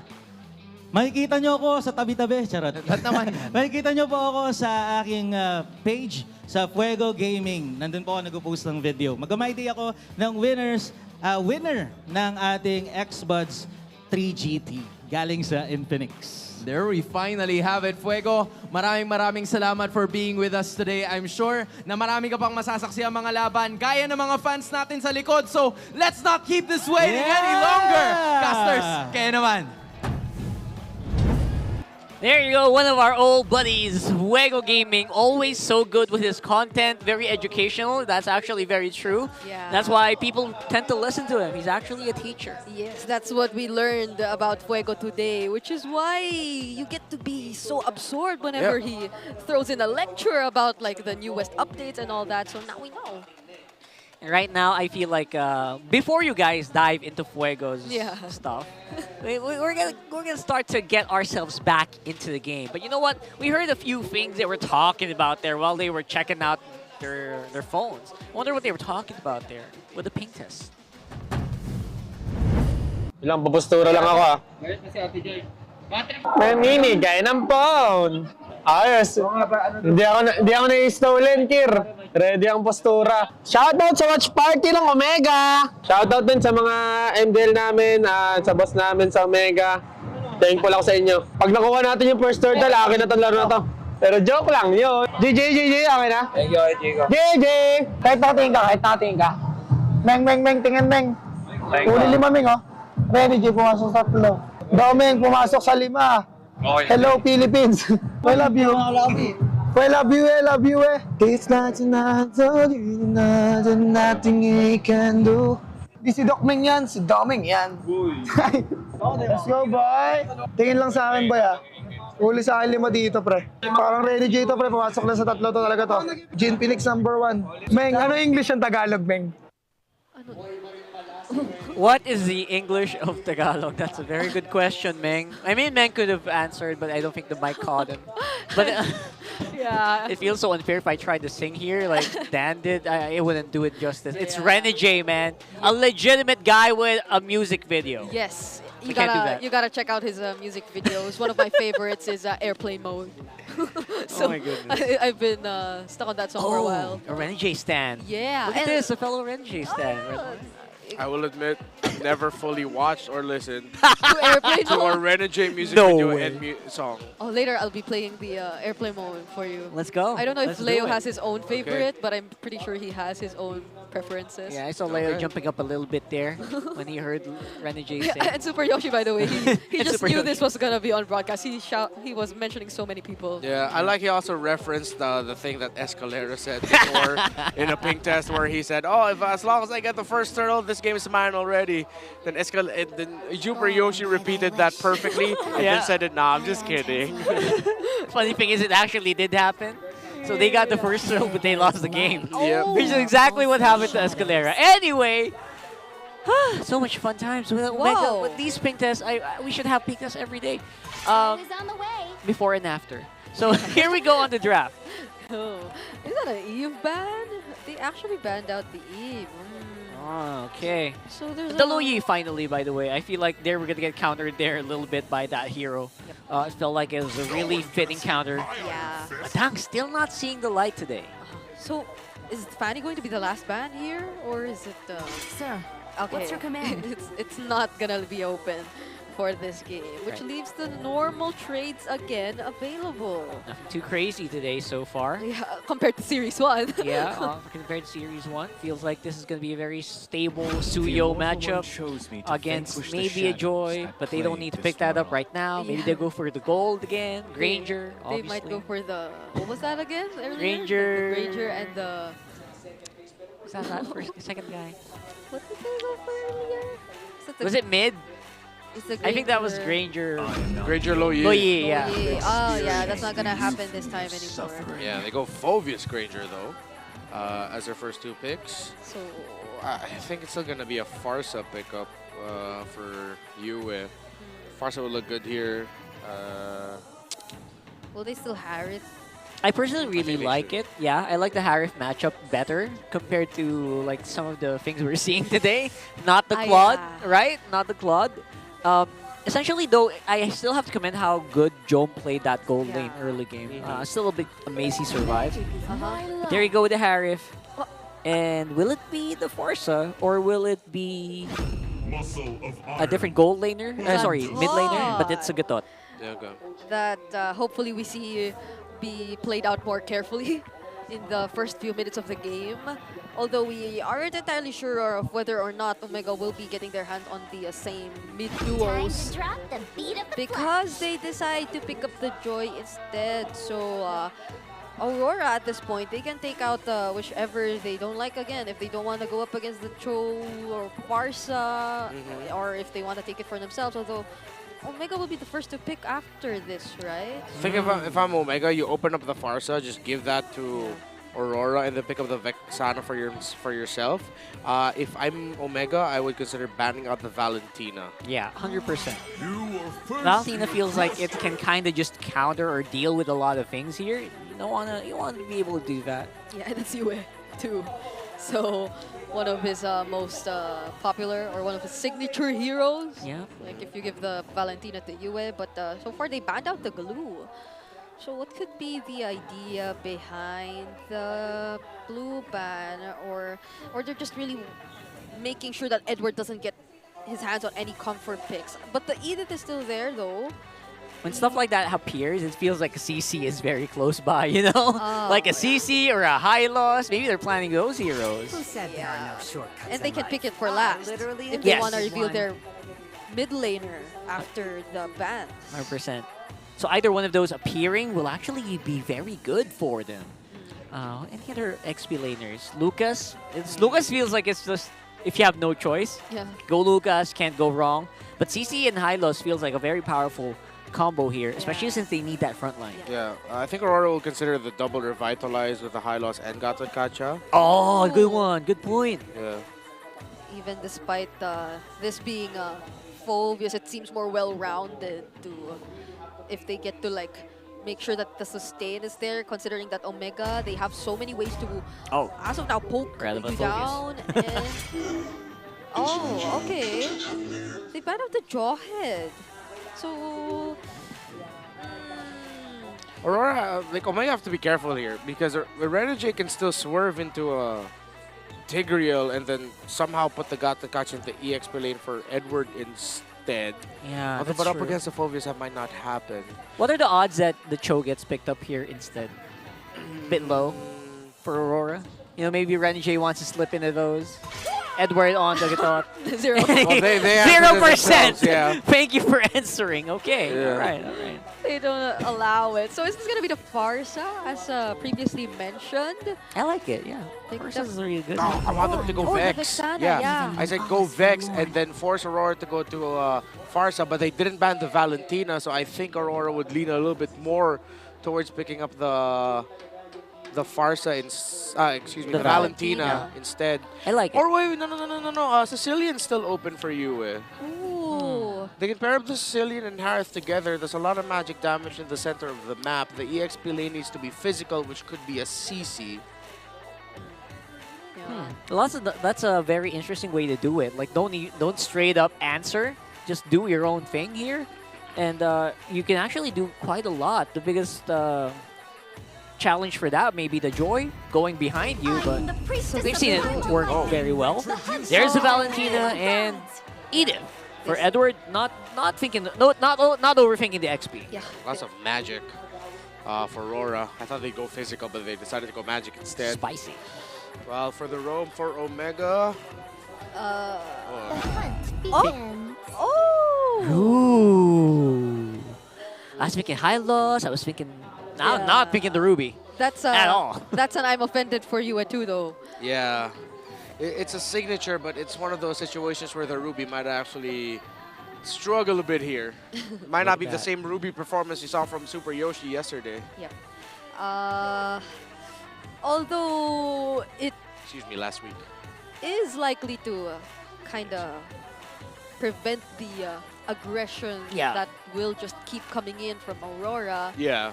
You can deal with a collapse very well. Like, if you try to collapse in the Omega here, you might actually double think. You might overthink it, and that might lead to something for Omega. Yeah. Okir and... No, Okir, Super Yoshi, just don't mess up, you guys. That's my analysis. Don't mess up.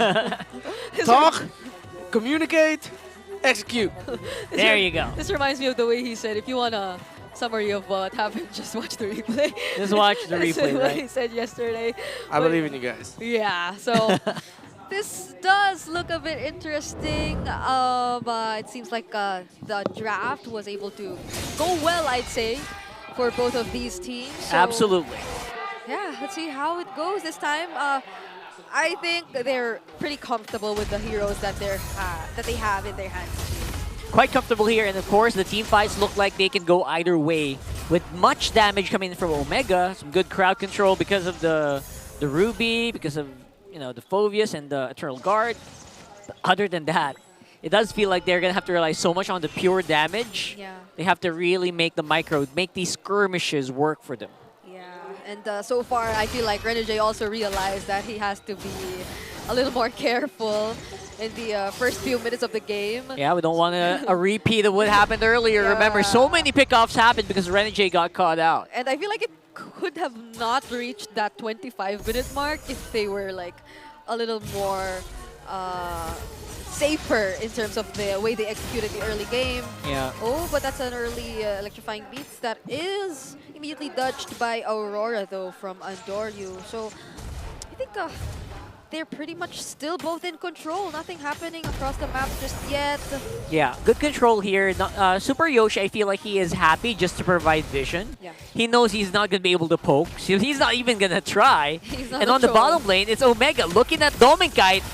Oh, but they spot him out and force out the Purify. Not enough to save him, though. First blood immediately secured by Andoryu, and if I were Dominkite, I'd be thinking, just a while ago, he was in the mid lane. Yeah, just a while ago, this guy was showing up. He was making a lot of noise there. And again, because of that, easy first blood going over to Omega. Although there is some answer. You know what? They could go for Turtle here. Maybe they're thinking, you know what? Maybe they use the Retribution. And because of that, Omega don't even try to counter it. Yeah, but Demon Kite still has his Retribution. So speaking of that, they might actually contest some jungle creeps away from Omega, and so they do. But the gold leads aren't that significant just yet. Yeah. It feels like the trades they're getting so far are just equal across the map. And at this point, you know what? It's okay to just be equal. Yeah. If you are the Suyo and the Joy, you don't need to overthink it. You're trying to focus on the farming, right? Because that's been always their focus. Trying to get that farm as much as possible, fast as possible. That's a current running meta right now, where we do see a lot of farm happen and rushing those levels and That's why- stealing these green camps as well. And that's why we're saying it seems like another Filipino game so far. Another Filipino game right here, right now. Very disciplined so far for both of these teams. Look at that. Oh. Oh. Right. Oh! That's a flicker from Yue. Very aggressive, Big but a play. beautiful usage of the Deathly Grasp, saving Andoryu from that possible takedown. Yeah, good save there by Ukir. Although the ultimate of Vexana has not fallen into the hands of the Valentina. Renegade, a good shrub being held. Which means Omega will be a little bit more defensive in their positioning around this next objective.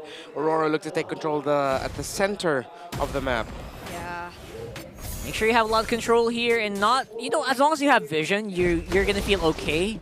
Everyone seems to be going man-to-man right now, especially with Super Yoshi on the waiting mode. This is one of the reasons why I don't really like the roam Ruby. You're just stuck waiting for the most of the part of the game. So it feels a little bit more passive than Yeah. proactive compared to when he had his hands on the Cho. But that might be the way to go for Smart Omega if they really want to make this work.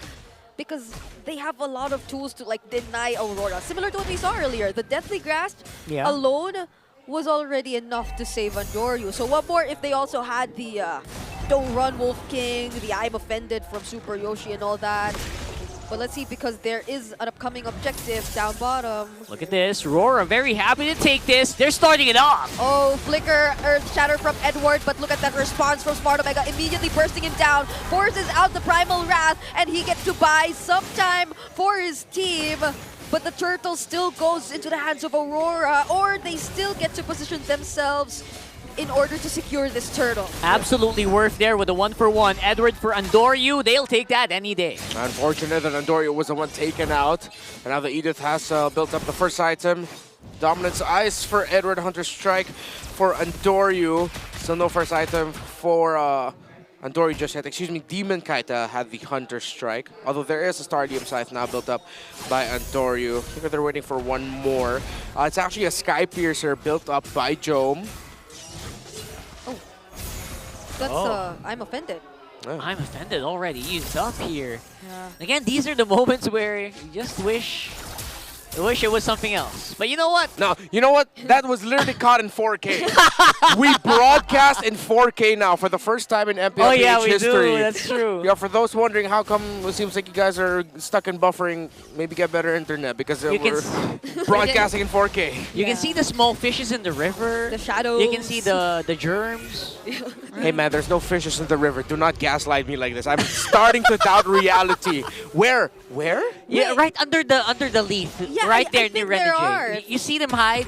Koi fishes? When he appeared, you don't see the fishies. I'm going crazy. Come on, guys. Wait, there you go. There it is. There's a under. Yeah, there is a was fish. a fish. Okay, no, yeah, not That crazy. sounded like a clash just happened, but in reality, we just saw the fishes. They hide when. good spot. players Yoshi. go in. Oh! Oh, speaking of, there you go. Flicker used.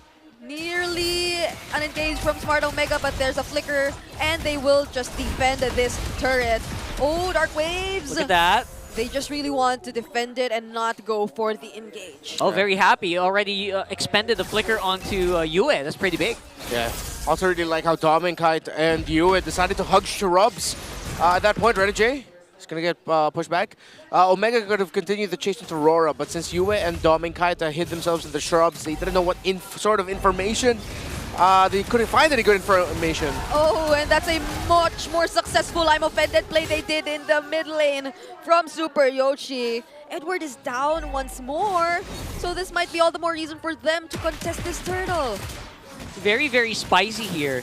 I didn't even expect Omega to throw that many skills into Edward at that point. So, you know what? This is Omega you can't really count him out. Oh, Luis zoning out the members of Aurora. Renegade bursted down. And just like that, another pickup for the Barangay. Andoryu successfully secures the turtle. And they still want more. But unfortunately, it's Dominkite who will get taken out. Some punch back here. US still playing it around. Demon Kite with a snipe. He doesn't want to go away without a trade. But Jome on a killing spree, taking down Demon Kite. And Jome banking on himself to get more kills after first building the Sky Piercer. That was his first item. He was on the way to a Hunter Strike. After getting his first kill, he built up a Sky Piercer, and now he has 2 kills on that item.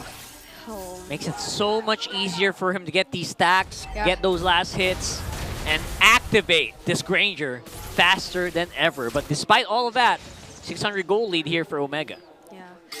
Aurora might want to be extra careful whenever there is an upcoming objective, because it's been a trend for Smart Omega even in game number 1 to successfully find the pickoffs with the Super Yoshi's lead.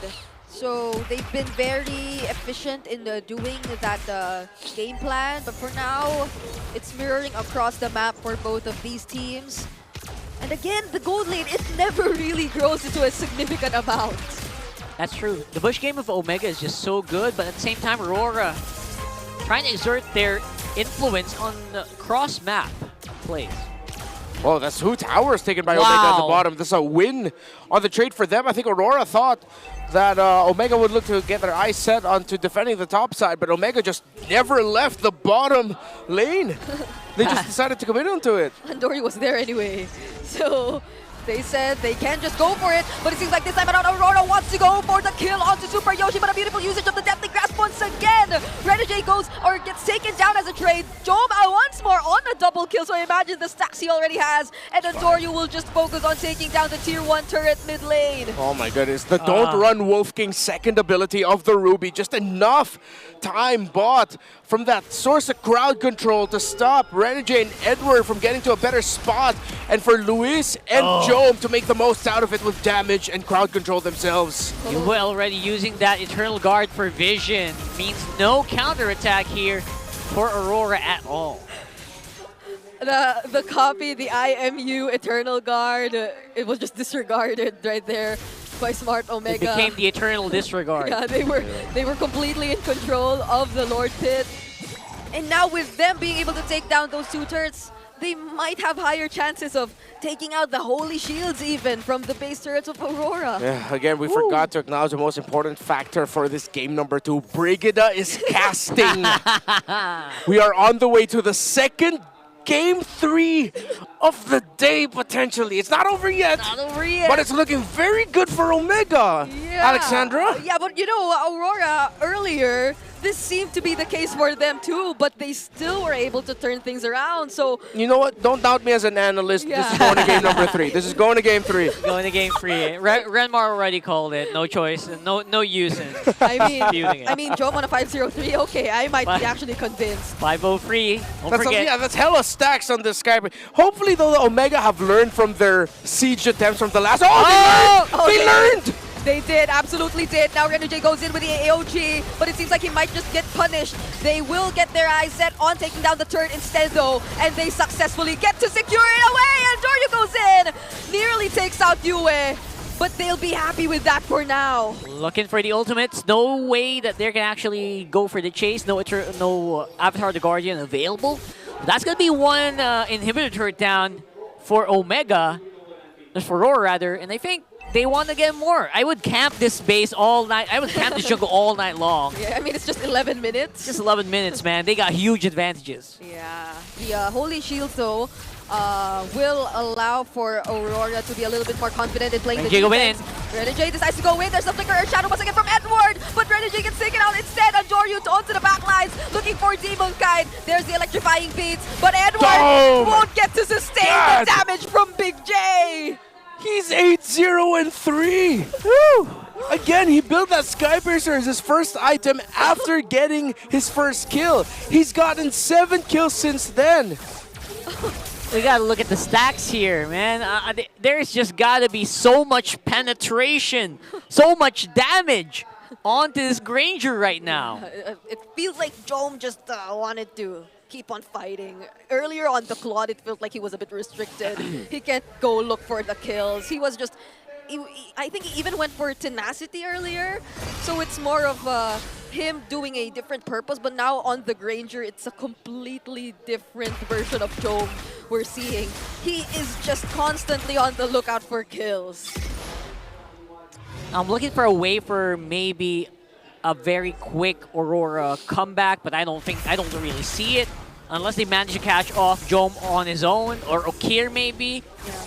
I don't see that happening anytime soon though. Oh, Renegade. Ouch. Down to half of his health. Got some Full shots stacks, in. though. But then, will they still be Ultimates confident are enough to go casting. in? Oh, they know that the flicker was burnt for Super Yoshi. Oh boy. Oh boy. Conceal? They're rushing it. Coming in from Aurora, oh, that the grasp lands onto Edward too. Will he use the Primal Wrath immediately now? There you go, but here in the middle lane, Luis might just fall. Demon Kite will be next, and that's Jome, currently legendary on this Granger. And we're trying to run away, but the Curse Blast, you can feel that damage! And look at that Sky Piercer coming in from Jome! That's 9. He's maxed out his stacks on his Sky Piercer. I told you. Yeah. Okay, bright side, I feel like this is gonna end pretty early this time around. Let's see. Yeah, it's a really tough defense. They're all mostly close range. Jome is stacked up and fed. Big J is huge. He's just going up front. He's ready to take on any member from Aurora. And now they have the Lord marching the alongside knock-up! them in the bottom side. But that's a beautiful knock-up, canceling out Super Yoshi. Yoshi's out! He won't be able to Yes, use back! the Eye of Offended just yet. Demon Guide with the Blade Surge going in, looking for Oh! the kill. AOG from Renegade. Oh, Edward! The flicker in two. Looks for Jom, but Renegade gets taken down and they have to defend the Lord. Jome still lives and he's damaging Adore. He goes back Adori's coming in. Okay, will he cast the Electrifying Beats? He has it, but he won't. And it might just be a successful defense for Aurora. Just barely. Look at the health of that crystal. Can't really last even 2 shots here. Luckily for Aurora, Omega didn't push the issue. Maybe just trying to go for the play safe route, which definitely is the right call here. Yue getting that big Eternal Guardian knockup to lead things up for Edward to go in with an Earth Shatter knockup as well, which allowed them a little bit more space and a little bit more time. Jome has just built up his final item of the game with the Rose Gold Meteor. And now, nothing has changed in terms of this Granger. He still hasn't died. He's dealt 45,000. Yue has dealt the most for Aurora in 20,000. Jome has dealt 45, and here's a conceal by Omega. Yeah, Jome still has the bounty, and it's very unfortunate that Aurora wasn't able to shut him down even when they were able to close in on the members of Smart Omega earlier. Yeah. Jome's just too slippery and he just gets to survive every single attempt. So, okay, they're holding on. With 0 base turrets, Aurora, they're still holding on. What a squishy base here that Aurora has. I feel like I can just crush it with one hand. Look at this formation by Omega. They go for a line up top. What's that Yoshi lineup with about? the advanced shrub. Jome, it'll take like 2 dashes to get to Jome where he's at. Vex and Fulvius together, now they're recalibrating. I wonder if they're going to check the shop where Renegade is and if they can read it. Oh! And they read it! They do. Okay.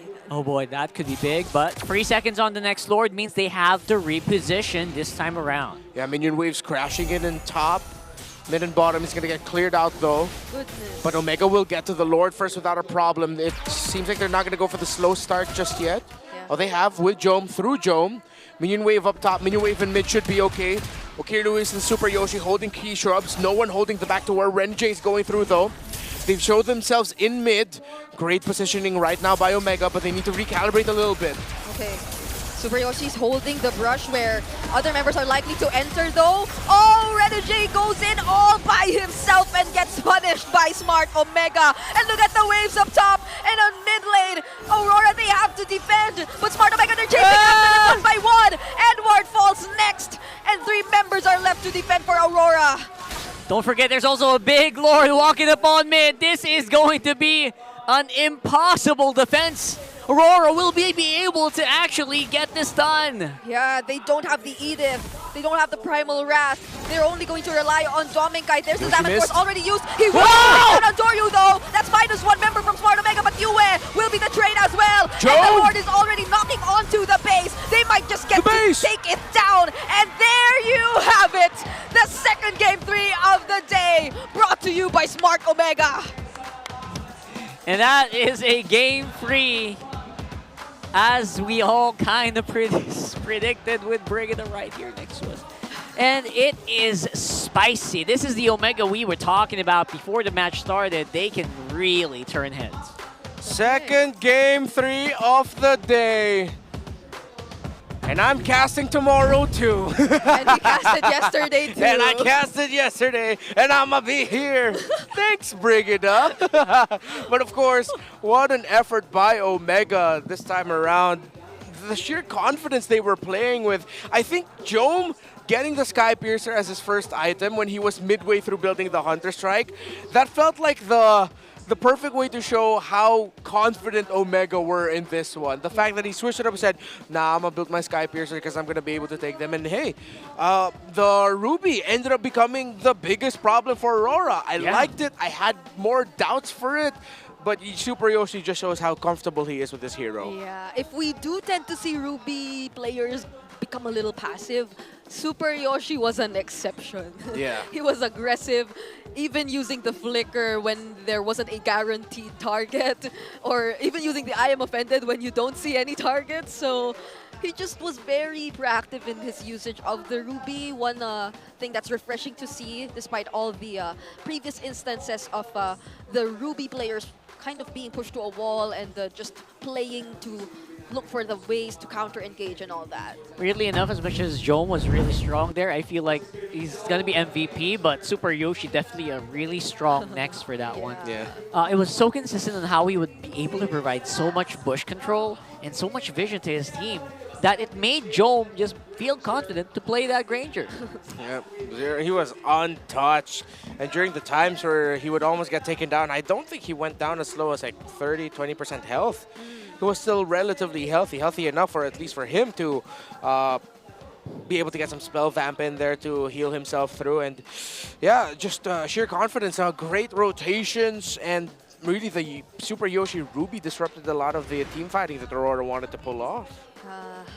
So now we have a lot more options to watch out for in terms of Smart Omega and what they can potentially use with Super Yoshi as the roam. It's even at the most unexpected timings. These are Rubies, these Cho. I don't know. Super Yoshi has been literally providing so much changes, positive changes for Smart Omega ever since he came in. It feels like he is the superhero that Smart Omega needed when they needed it the most. And he appeared with this selection of heroes that actually makes so much sense in their specific matchups. And in the current meta, which the coaches actually mentioned too. That's why they are really decided on having him play right now as part of the barangay. Ukir was clutch too as well with Deathly Grasps and Eternal Guardian crowd control. The Terrifies and the knockups came in big time for Omega, just the right time as well. That felt like the nail on the coffin. The game went on just a little bit more longer, but Omega would eventually be able to take the cake. See here, Jome even able to avoid and Doryu. He got knocked up. He still got the flicker away. He had an immortality. And there, Super Yoshi getting the catch. He just understands Ruby so well. If earlier we mentioned MP the King is Alice for this season, Super Yoshi is definitely Ruby. Yeah. And earlier you mentioned it. I think the lowest Jome's HP has ever gone was 40%, if not 50. Yeah, 30 to 40, just around that rate. It just goes to show how healthy he was this game. 100% healthy. And again, Super Yoshi just coming in with the coming clutch with the Ruby pick. Most people would say, really? A Ruby in this economy? It's like, yeah. He went for it and they got all the stonks they needed. And that was a 17-minute game though, so it wasn't like a super duper like clean game. There were some punchbacks from Aurora as well. But it felt like they were just kind of just riding the punches of Omega here. Interestingly enough, even though we mentioned that Smart Omega might have the tendency to be the more passive team with their lineup, it felt like it might have been actually Aurora. Yeah, in this specific match right here. The Gatot and the Edith, I think they were pretty much in sync whenever they tried to go for the attempts against the Smart Omega, but I don't know if like the time that it takes for them to charge or go in was a little longer. Yeah, already enough time for Omega to reposition themselves immediately too. So. Yep. 17 minutes and 15 seconds right now. Just to let you know, the mother of all series, That's why. Chantel, has shown up. They're both in the arena. When did you arrive? She was here. So they're both in the building. No wonder. That's why it got to a second 3-game series. Wow, Omega fans definitely would thank you so much. Expect some gifts from the Omega fans, 100%, for you and Chantel. Surprisingly enough, the PBR rich guy of the game was actually Doming Kaita, not Jome, despite the farm that he had. Really? But yeah, right? But I think it's because Aurora do a very good job of actually funneling gold into the right people when they desperately need to. Like they make sure the Doming Kite gets the farm that he gets, but So, that's a good point. He did absorb like 3 lanes worth of minions Yeah. at the very end. That's a lot of gold. Yeah, at some point they shifted and just like, all right, make sure Dominica gets his farm, but yeah, won't be able to convert it. I mean, even towards the end when they were desperately trying to defend, right? Just one usage of the Zaman Force and he took out Andorio all by himself. Yeah, he blew him up. Yeah. So I feel like he had enough damage too, but with all those waves coming in at the same time, I don't know how you're going to split your attention and try to have the Zaman Force both That's to take true. a member down and defend. So It didn't make sense to. It doesn't make sense to like put the Zaman Force Yeah. in the middle because Yeah. you're gonna get caught out. So, he ooh, had tough a huge times. responsibility on his back. Nice try though as well for Aurora. We are going into game 3 because of that. Renmar thanks you so much as well. I don't know if the look is a look of gratitude or No, I love my job. He loves his job. I What are really you love my talking job. I about? mean, I'm enjoying what I'm doing. I'm thriving. I'm blessed to work with amazing people. Call this. Not a lot of people can do what we do. Yeah. I'm grateful. Very grateful. But are you serious right now? I gotta say, this is not even the star match of the day just yet. Not even. Yeah, right? not even. Not even. No, but you're not casting the final series. I'm not. But you will be watching, right? I have to. With Chantel? I don't know if I'll Are be you sitting sure with you her, want to but- do that? I mean, who would want to miss that match, right? It's Onic and Team Liquid Philippines later on, so I don't think anyone wants to miss that match. It's a must-watch for I know. any MPL fan, I know. right? I love my You're job. absolutely right. I We love my your jobs. job. We love our I love jobs. my job. I Love our love my jobs. job. I'm blessed. Love our jobs. But because it's been going on since MDL with you. We're gonna have a bit of an all access before we get started on game number 3. Let's go on over to the MPL grounds. Much love to our casters once again. This time, we are here at the on-ground streamer area. For everybody's context, meron din kasi mga nagsistream dito mismo sa loob ng MPL Arena, right? You're right, Hans. Andito kasama na nga natin si Miggy. Hello, Miggy. guys. Ay, Kamusta? balita ko. Kamusta? Hindi niya first time to eh. Hindi niya rin pangalawang beses. No, pangilan mo na ba? Pangatlo na ho. Pangatlo na. All right. Now, with that being said, why do you keep coming back? I'm sure na you're having a lot of fun, but what's the difference from the first time na ngayon, pangatlo ka na and you're actually holding this interview? I guess, sobrang exciting pa rin dito. Yung crowd kasi, habang nagsistream ako, naririnig mo yung vibes ng buong crowd. And it just keeps making me get back. And I guess yung mas nasasanay rin ako sa pagkakast or pag-stream rin because I want to build that confidence to be able to broadcast and show my passion for the esports scene dito. And you know what? You're doing a really good job kasi you're actually in front of the camera now and you're speaking so well, right? Ako naman, Miggy, gusto ko itang tanongin, kamusta naman after Moonton Talent Search? I guess a lot of things have been moving. A lot of people have been going to me. I started looking into data analyst, becoming a coach for some teams. And yun nga, it's my foot in the door to the esports scene. And then I'm very thankful for Moonton. Kaya shoutout sa Moonton, sa MPL scene, na for the opportunity. And now I'm broadcasting here live sa Green Sun, Makati. Now, you did mention that. It's your third time here.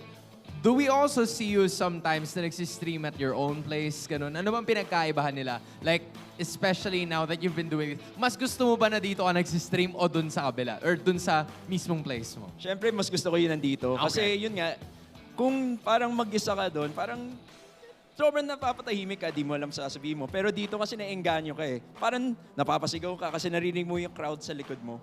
Right, I see it. Right. Kita naman din yung enjoyment niya, kaya nga balik siya ng balik dito. Oo, balik siya ng balik dito. Actually, since you're already doing the live streams, paano ka ba makikita ng ating mga fans? Oh yeah, so you guys could catch me on my socials at It's Migmiggy sa Facebook at sa TikTok. And right now, yun nga, right now I'm actually broadcasting, so kita-kits tayo doon. You know what? Hayaan na muna natin, Kalusi, Miggy. Ibalik muna natin sa ating mga casters and let's just say hi to everybody on the live. Alright, see you guys!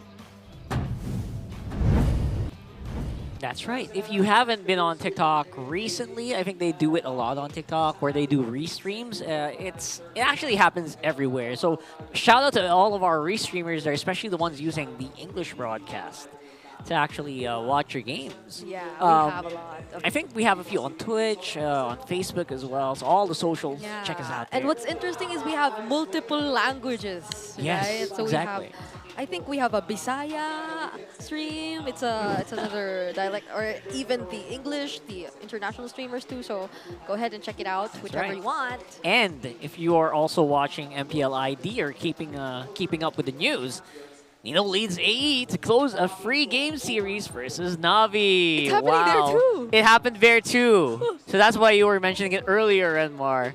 Or it feels like there's Let me double check who's casting in Indonesia right now. There's a Brigida Chantel counterpart. Yeah, because Naveen in the MPL Indonesia broadcast, she's the one who's usually ending up casting the 3-game series. I have to double check if it is actually her. Or it could be just because the curse is so powerful, it has crossed a 4-hour flight's worth of ocean to make sure that even Indonesia experiences the Brigida 3-game curse. Is Indonesia 4 hours away? Yes, Yeah, I would know very well. Trust him, he flies a lot. Yeah. Until Never mind. I'll be in Jakarta on April. See you guys there. Look at that, we have another MSL update. Ken and Zippy Cutie. Oh wow. Wow, it's a sweep there. This is too far, I guess. Yeah, they lead Mythic Seals to sweep Dagon or Dangon University, one of the open qualifier teams in MSL Myanmar. Familiar names, Very guys. familiar names. I'm pretty sure you have an idea of who these players are. They've been scrimming. They've been tearing it up in our M series a lot. So I'm sure you guys are very familiar with those names. And again, it's a global phenomenon, right? We got all the regions just trying to catch up together. We're talking earlier, me and Midnight, we're talking about like a lot of the teams really are kind of just getting onto the catch-up zone. Everyone's trying to level out. It used to be just Onic so ahead of everyone else, like 10 miles ahead.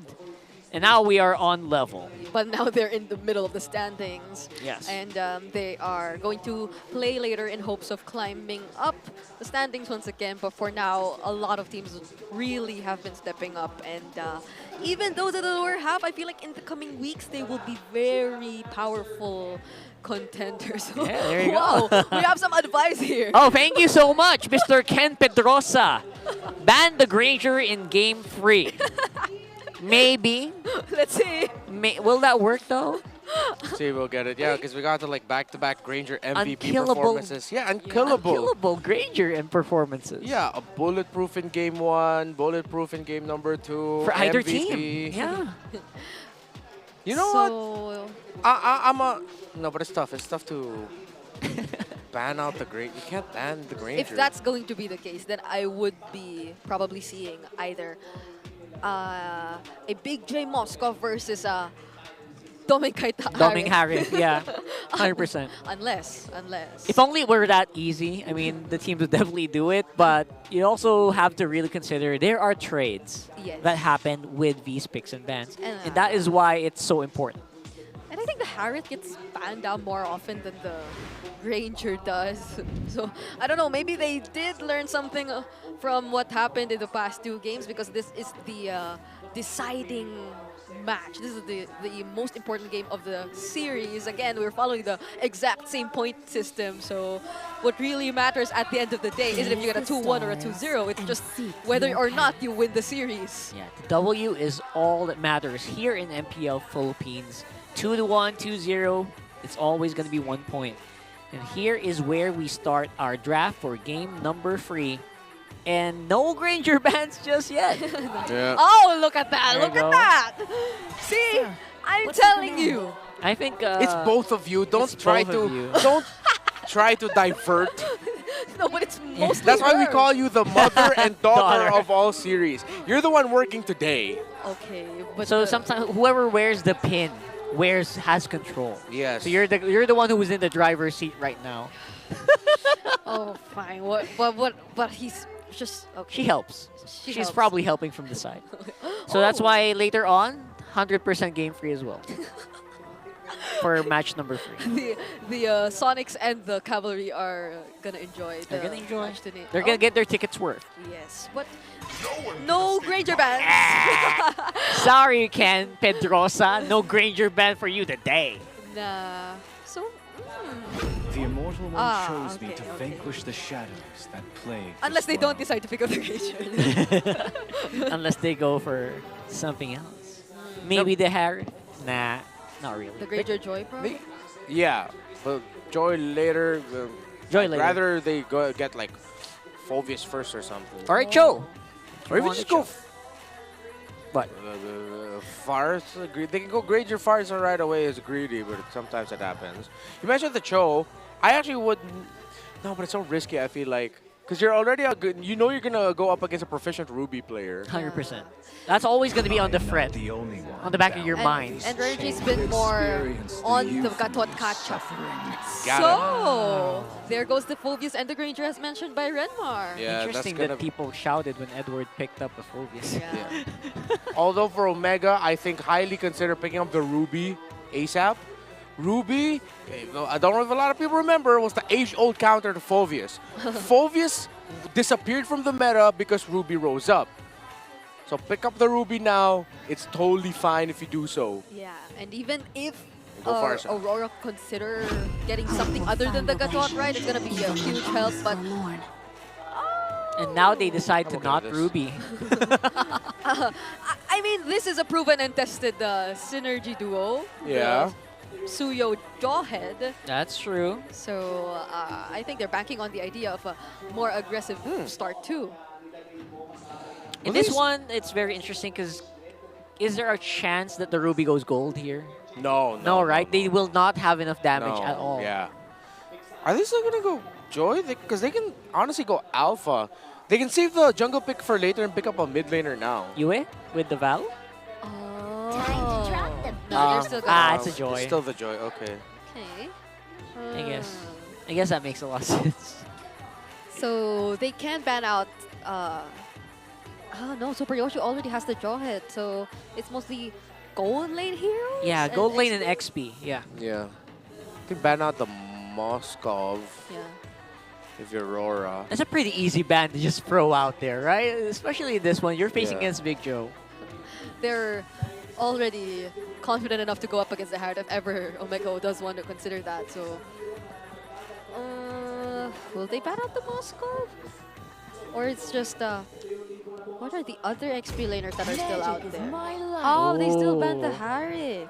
More focus on Big J here, which actually makes a lot of sense because Big J has been very consistent in these games. Literally in game one, right? He only slipped up at the very end. For most of it, it was actually pretty good. And the chip again gets banned out too.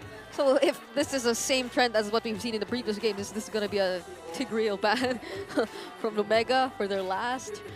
Yeah, it might actually be because Tigreal can still slot in very well for the lineup of Aurora. Yeah. And you don't want to ejector a Tigreal into your backline. Yes. Yeah. So that's going to be a Tig ban. Aurora takes out... They might take out one XP lane option. Very smart, yes. You don't need to take out the CC though. What else is there? Oh no, the Badam's already out. Hilda? Oh. Not out of it, not Lucas. very. Oh no, but there's a full. There's no need to ban Lucas. Okay, Wow. so they double down on the gold lane bans. Okay. So they're okay with the Moskov instead of any of these other gold laners. Yeah. I think the last pick of Aurora later might be like a Farsa. If they want to pick out Red J's pick first. Because right now... Yeah, there you go. Tigreal ban. See a Tigreal. I mean, it's expected, but I would have really liked to see a Tigreal here, you know? What else is left then? Valentine is still a pretty good all-rounder. Like, they can kind of just use that later, maybe? I guess the Jawhead and Vexana's it's quite iffy. I want them to double down on range. More range. Not just dive, yeah. I mean, you already have diving magic damage on the Joy. You need just paired up with range. Farsa looks like the best range, but it's a Faramis this time around. We're going Ube, folks. They still go dive, but it's a utility-based dive, which I like. Okay. Interesting, with one pick, you completely turned around the playstyle of both teams here. They can still go Claude, but the thing is Aurora could snowball. Yeah. I think it's either a Moskov or a Claude for the Joan. priestess of primal lightning, the hunter of all the evil gods. An Edith. So Moscow's some of pretty good. response to the great response to the Faramis, but what will be the gold lane? What will be the golden for Claude or Moskov. Worst Yeah. cases, I don't know if they're gonna try Bruno again, but there's Moskov.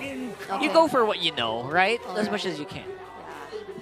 So Rena J, at this point, he still has the Cho. Wait, what else is there? Cho, Khalid, Gatot? Cho, Khalid. You bought up three very strong rovers. I'm leaning towards a bit more Khalid. High loss. Aww. Oh, the highest win rate. Oh yeah, that's so true. far. He is undefeated with a high loss. That's his all reliable for the season. Go for the sure win in terms of stats. Yeah, for and, them. And they have revitalized. They have the glorious pathway to help set up for, well, everyone. The Nether Realm even. Yeah, so a good last pick. But I wonder if he'll risk just constantly getting tossed at level 4. Ah. Because if I'm the Jawhead and the Vexana, I would not be hesitate to just go, all right, toss the high loss when I see him, toss the high loss when I see him, over and over force again. out the defensive glorious pathways every Yeah. now and then, which has become a common trend too. Exactly. In the previous Jawhead high loss matchups. That's right. And not to mention the fact that, again, the Jawhead is paired up with a really reliable mid laner in terms of damage and crowd control even, because that's a Vexana we're talking about. So I really like that there's also like just so much balance in the other lanes as well. Like they can really hold their own, which is very interesting. We might see a lot of skirmishes. Welcome to We Mobile will Legends. see a big clash later on. Very excited for that. Here we go for game number 3 of match 2. It's Omega versus Aurora. And my only hope here is that we don't really go to A game an hour. four. No, not even game 4. An hour. How are we gonna go to a game 4? Can we not go 1 hour game? That'll depend on them. To be fair, this game has a good chance of ending before like 14 minutes. Because of how spicy they can get. Yeah, that's true. The damage. Anoryu doesn't land the blade switch, but so far it's a very aggressive early game for Smart Omega. They're doing this exactly as planned, but Super Yoshi, will he be punished though? Clutch shields from the ejector. Once again, this guy gets to survive. Clutch. Definitely grasped by Ook here, buying time. Good thing Super Yoshi had agility on him. Extra movement speed. Yue has Inspire, so a lot of CDR. 5% early on for this Faramis. Right. Earlier on, they don't really have the ultimates, so they're really keeping their distance as much as possible just to make sure that you don't give away too much. I'm still not over it. I think we could already make a compilation of Super Yoshi escaping death in just this single week of him playing in the MPL. Lots of tough booths across the board actually built up. If I recall correctly, it was one on Luis, one on Edward, and I believe one on Renegade as well. Now also one on Super Yoshi. So they're really chasing the cooldown reduction because there is a lot of crowd control for both sides. So Smart Omega will be the first to set up. Getting for in this position. turtle. There you go. Luis wants to go for it. Earth Shatter onward, but Edward nearly survives it. Adoryu, though, gets taken down by Aurora, so Demon Kite will likely secure this turtle.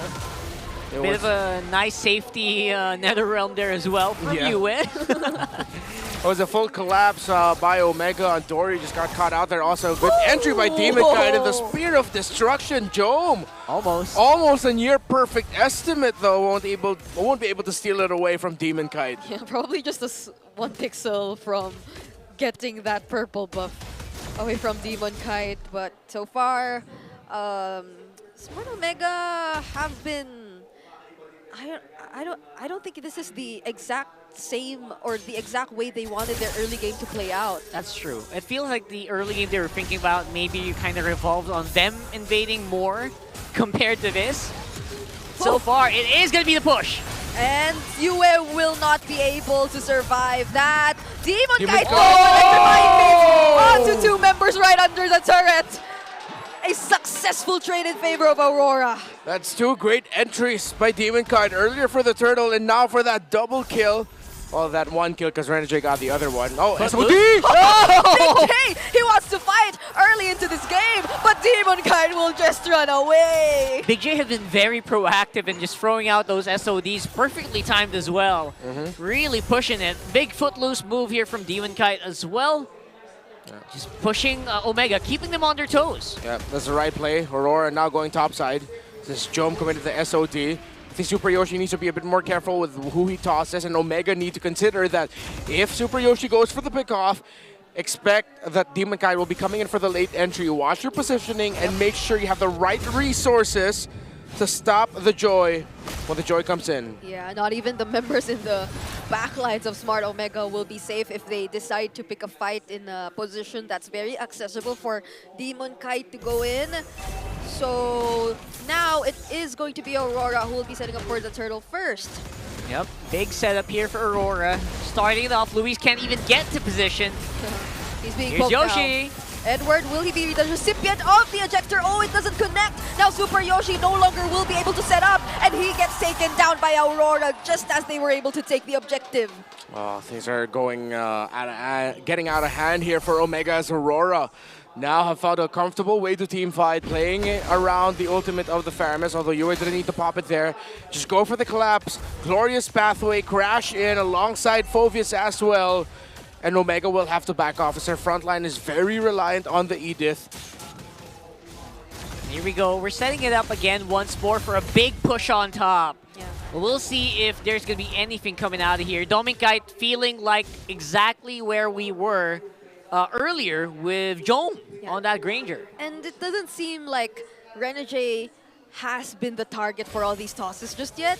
It's like, even in the previous sequence, it was Edward, which Super Yoshi decided to use the ejector on, but this is a guy who has multiple ways to immune himself from those kinds of attempts. So far, the setups for Smart Omega haven't been working just yet. Not quite yet.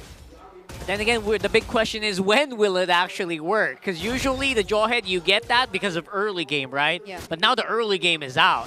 So the big question is, can Super Yoshi pull off another big one so they can get Omega back on the field? Right now, they're behind by 2.5K. Yeah. I mean, thinking about it, right? Demon Kite, even if he gets to find him later on, he's on Purify. If he doesn't go for Demon Kite, whoever else gets targeted has the Nether Realm from Yue. Yeah. So they have multiple ways to just save each other, if not save themselves from the threat of being picked off. So I don't know, it's kind of tricky for Super Yoshi, honestly. Yeah, I think Omega also need to consider that the pickoff of Super Yoshi might just be a initial force out of abilities, and then that's when they'll go for the full engage. Yeah. Because it might be tough for them if they're just going to go full blast onto one, unless it's something really high profile, like say it's a Demon Kite that you cash out. Of course, you're going to want to commit it to everything there, or maybe potentially Demon Kite, but he does have the Purify. So I think they need to recalibrate when Super Yoshi gets a pick off. Don't fully commit just yet. Save some stuff, then go for the re-engage. Yeah, think about Luis as well. He also oh my goodness! Big J with a steal! What is with Big J and the Spear of Destructions recently? He's Jome line right now. Like, if not the purple buff nearly getting stolen, it's the turtle actually getting stolen by Omega. And they were being zoned out so well too, so you would think they had zero chances of getting that objective. Wow. All of that work for basically giving over a turtle, that's gotta sting a little bit. And Big J, while all this is happening, is also getting the gold from the lanes. So that's, I mean, they're behind, but you know what? The gold is going to the right people here for Omega. Actually, now that you mentioned it, he does need to catch up a bit in terms of gold up compared to the other members, especially for the members of Aurora who have been snowballing. But look at this. Look at this closely. This very unexpected SOD. Yeah. Super slow motion. Ooh. It wasn't even the spear itself. It was just the, what do you call that? The collateral damage. Yeah, it's the passive. Since it hit Demon Kite, the damage that comes out through the back of the target of Spear of Destruction, that's the one that got hit. And Omega, my goodness. Jome just estimated that. I think he decided to think they got a bit of info on the life. The members of Omega were pushed back, and in that moment, Jome was thinking, okay, I'll toss this now. Was that, this might be the right time, and it was. was that purely game sense, really? 100%, right? I mean, you only get that from playing so many games. Yeah. And knowing your hero well, knowing your enemy well as well. And that's why they picked up the Moskov too. Despite all that bans from Aurora earlier in the draft, or despite the other options being available too. So, all right. So far, Smart Omega does need to do some catching up, but I feel like since they have the Moskov in their hands, they have multiple ways to play around the map either way. And playing the map, they are doing that right now as well, with just Big J on the bottom and the rest of Omega trying to taunt into another objective fight. This time it's a Lord. Don't tell me another SOD will be coming in. I think he's gonna walk. First, because Luis, nearly gets bursted down. Glorious pathway used here by Renegade. Oh, now they secure it and make sure they won't be able to hand it over. But Adori actually went in, now gets taken down, and the double kill goes into the hands of Dom and Kite. Whoa, miscalculation there by Joman and Doryu to go back in. That's like a night and day difference from from what we saw earlier. Perfect decision making in the first one, and this one, it was just a disaster. I didn't see exactly which angle Adoryu came from, but that was a very risky play to do, considering just how much in the lead Aurora is. And he's actually behind in terms of levels against Demon Kite, so even the retribution won't be equal for both of them. Oh, and Demon Kite, Doming Kite rather, in the same position where we saw Jom earlier, feeling very confident on that Granger, while the rest of the team are following it up, seeing if they can catch someone else off guard in these bushes. Yeah. Remember when the RORA started screaming when Edward got his hands on the Phobius? Yep. This is why. This is why. And now you see the exact explanation and reason. Primal Wrath already used by Lewis. Spear of Mystery used onto Renegade just to push him away. But the Holy Shields will be popped already. Super Yoshi, will get caught there by Yue. Forced out the flicker, so there won't be any flicker ejector plays from Super Yoshi in the next few minutes or seconds. Undefeated in the season so far is Edward with his Phobius. 2 wins, could be on the way to the 3rd, and with Aurora fully in control, fully built for this the Granger. Still on the way to the 4th item for the Moskov. It's gonna be a climb here for Omega to come back if they can. Big climb here. Let's have a look at the replay here of how they actually pulled off that Lord take. Okay, where did Andoryu come from? And Andoryu was concealed. He went in. Blade Surge tried to retry. I think he was crowd controlled at the moment. Jom just decided to back him up. So it was because Andoryu tried to go for the Lord Steal. Unfortunately, it looked like he was just crowd controlled while he was trying to go for the Retribution. Yeah, right after the jump, he was crowd controlled in that specific moment. Which normally you'll try to go retry while you're on an iframe. That time around, he was not able to pull it off. I also feel like the timing was kind of forced since the members of Aurora already spotted him out. Yeah. It was a bit too early to go in and attempt for even the Soul Sever Retry combination. He just walked straight up, didn't even like try anything fancy. Yeah, it looked like at that moment he was just trying to go in for the steal. Yeah. And however, what it looked like it wasn't communicated properly between Omega is if Jom should still join in or not once the SOD hits. Because the other members of Omega were already going back. They were already on the way back. They were quite a distance away from the Lord. Miscom is going to cost them quite a bit. We will see them set up for another one here. Luis getting taken out quite quickly. Wasn't able to even use the Primal Wrath, and not a second time around. They immediately take down the Lord, and with Luis taken out, how does Omega find their way in?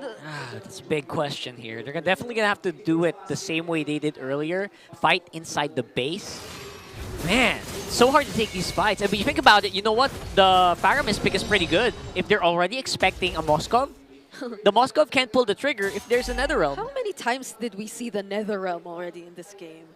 It doesn't feel like they had to use it. Maybe 3 times, 2 times. They didn't have to pull it too much, you're right. Yeah. Okay, Aurora Granger super locked in, only up to Athena's shield is the Edith. The front line of Omega right now is paper and it's just gonna get blasted. I think Aurora should be able to end it with this siege. We get that paper here. Bottom side is Lord, mid is Aurora. Let's see what they're gonna do. Okay, one base turret already down for Smart Omega. Demon Kite also works on the waves up top. But Smart Omega might actually get to work on this Lord. They have sufficient wave clear, but Aurora are just waiting for the minion waves here in the mid lane. Primal Wrath already used by Luis, and they successfully get to defend and hold on a bit longer. Let's see who goes for the engage Demon first, though, Kite! because Demon Kite forces out the flicker once again from Super Yoshi. That was a surprise attempt from Aurora. Yep, but Omega are able to defend. They almost took down Super Yoshi in a blast. Crazy amount of damage dished out by Demon Kite. And again, that's Super Yoshi with Athena's shield already. Just goes to show how massive the lead is here for Aurora. Another minion wave coming in. If Omega give Aurora an opening, they're gonna go for it. No flicker for Super Yoshi, so there might be no chances of him making it out alive. That's the Eternal Guard also used by Ukir. But it will only do so much. They gain access to Jome, but Luis with a beautiful onward Earth Shatter combo onto Edward, but he gets to immune himself just in time. And now they take out 3 members from the barangay. Renegade, Wait a second. because Jome will get a double kill too. So that's a 3-4-2 trade so far. 3 for 2. Actually, I think it was a... They took out more. Yue just spawned because of the passive really quickly. Yeah. So, man, that was a lot from Omega, but I don't think that's going to be enough here to stop RORA at this point. Yeah. They take out 2. Oh, wait a second. Dormant Kite with the immortality buy, though. No, and Jome is still going at it, looking for Yue, and he gets it. Big J! That is Big J! Somebody stop him! Oh my goodness, on the Moskov, we cannot doubt Big J. The interim captain of Smart Omega playing like a man possessed. Really is. He looked like he was just ready to take him regardless of the number of people, number of bodies walking up on the map. Oh my goodness, and what better timing. There was a Lord all along. Edward going in, Renegade trying to look for the target, but who will be able to secure the Lord? It's Edward with the last hit! No way! The retributions weren't as on point. Demon Kite and Doryu brought it out at the same time. But somehow, someway, Mr. Consistent with more surprises. He gets the last hit on the Lord. Mr. Consistent be like, did you guys forget about me? My goodness. Who would have thought, right? They were down by 2 members who were just on their way to the Lord pit. And still they get the objective. And Omega handled that as well as he could. You saw Demon Kite was locked down for some time. His crowd control lockdown went out for him to be able to retribution. Omega's targeting was correct, but somehow, by a stroke of luck, they lost that Lord take. Okay. But it's a successful defense though for Smart Omega. Felt like it could have been the ticket for Omega to walk out to the base finally after so many minutes of defending from inside. Whoa. I didn't notice. We were already 17 minutes in. I'm just going to look at you menacingly. we're on the road to another long game, honestly. Very long game here. I mean, Omega, to be fair, they're holding out pretty well. It's just that. They're in a good position. I think they're very spicy now. They have like 6 items for most of their members. Oh, hold on. What's the plan? Hit! SOD connects, and they go for Edward this time. Demon Kite! He immune himself though because Demon Kite will be coming in, taking down Big J. Adore you, dodging the Death Sonata, but just barely because Ukir will be the trade instead. And unfortunately, this might just be it. It's only Luis and Adore you left to defend. The far late entry of Demon Kite coming in the clutch yet again. Earlier it was Nolan, now it was Joy. And with the NetherRealm used aggressively, they will march their way towards victory. Adore you doing the best he can, but that can only do so much because the lights of the Auroras will be shining bright once more. They take the win 2-1. What a victory here for Aurora. A very well-earned victory despite a rampaging Smart Omega here in game number 3. What a series! Omega's win streak never really got off to fly. They go one win and then straight to another loss, but it was a damn good fight that they showed off against Aurora. It was. Big J, he is possessed this season. Big J is back. Big J is back and better than ever. Will not be enough to take the win, at least for now, but we are seeing a lot of spark. Omega starting to really get back onto their feet after that rocky week 1. Even without the win, I'm pretty sure Smart Omega, after this, are hopeful than ever. They've put up a really great fight against Aurora. And even despite not continuing the winning streak, they will definitely be a team to watch out for in the coming weeks.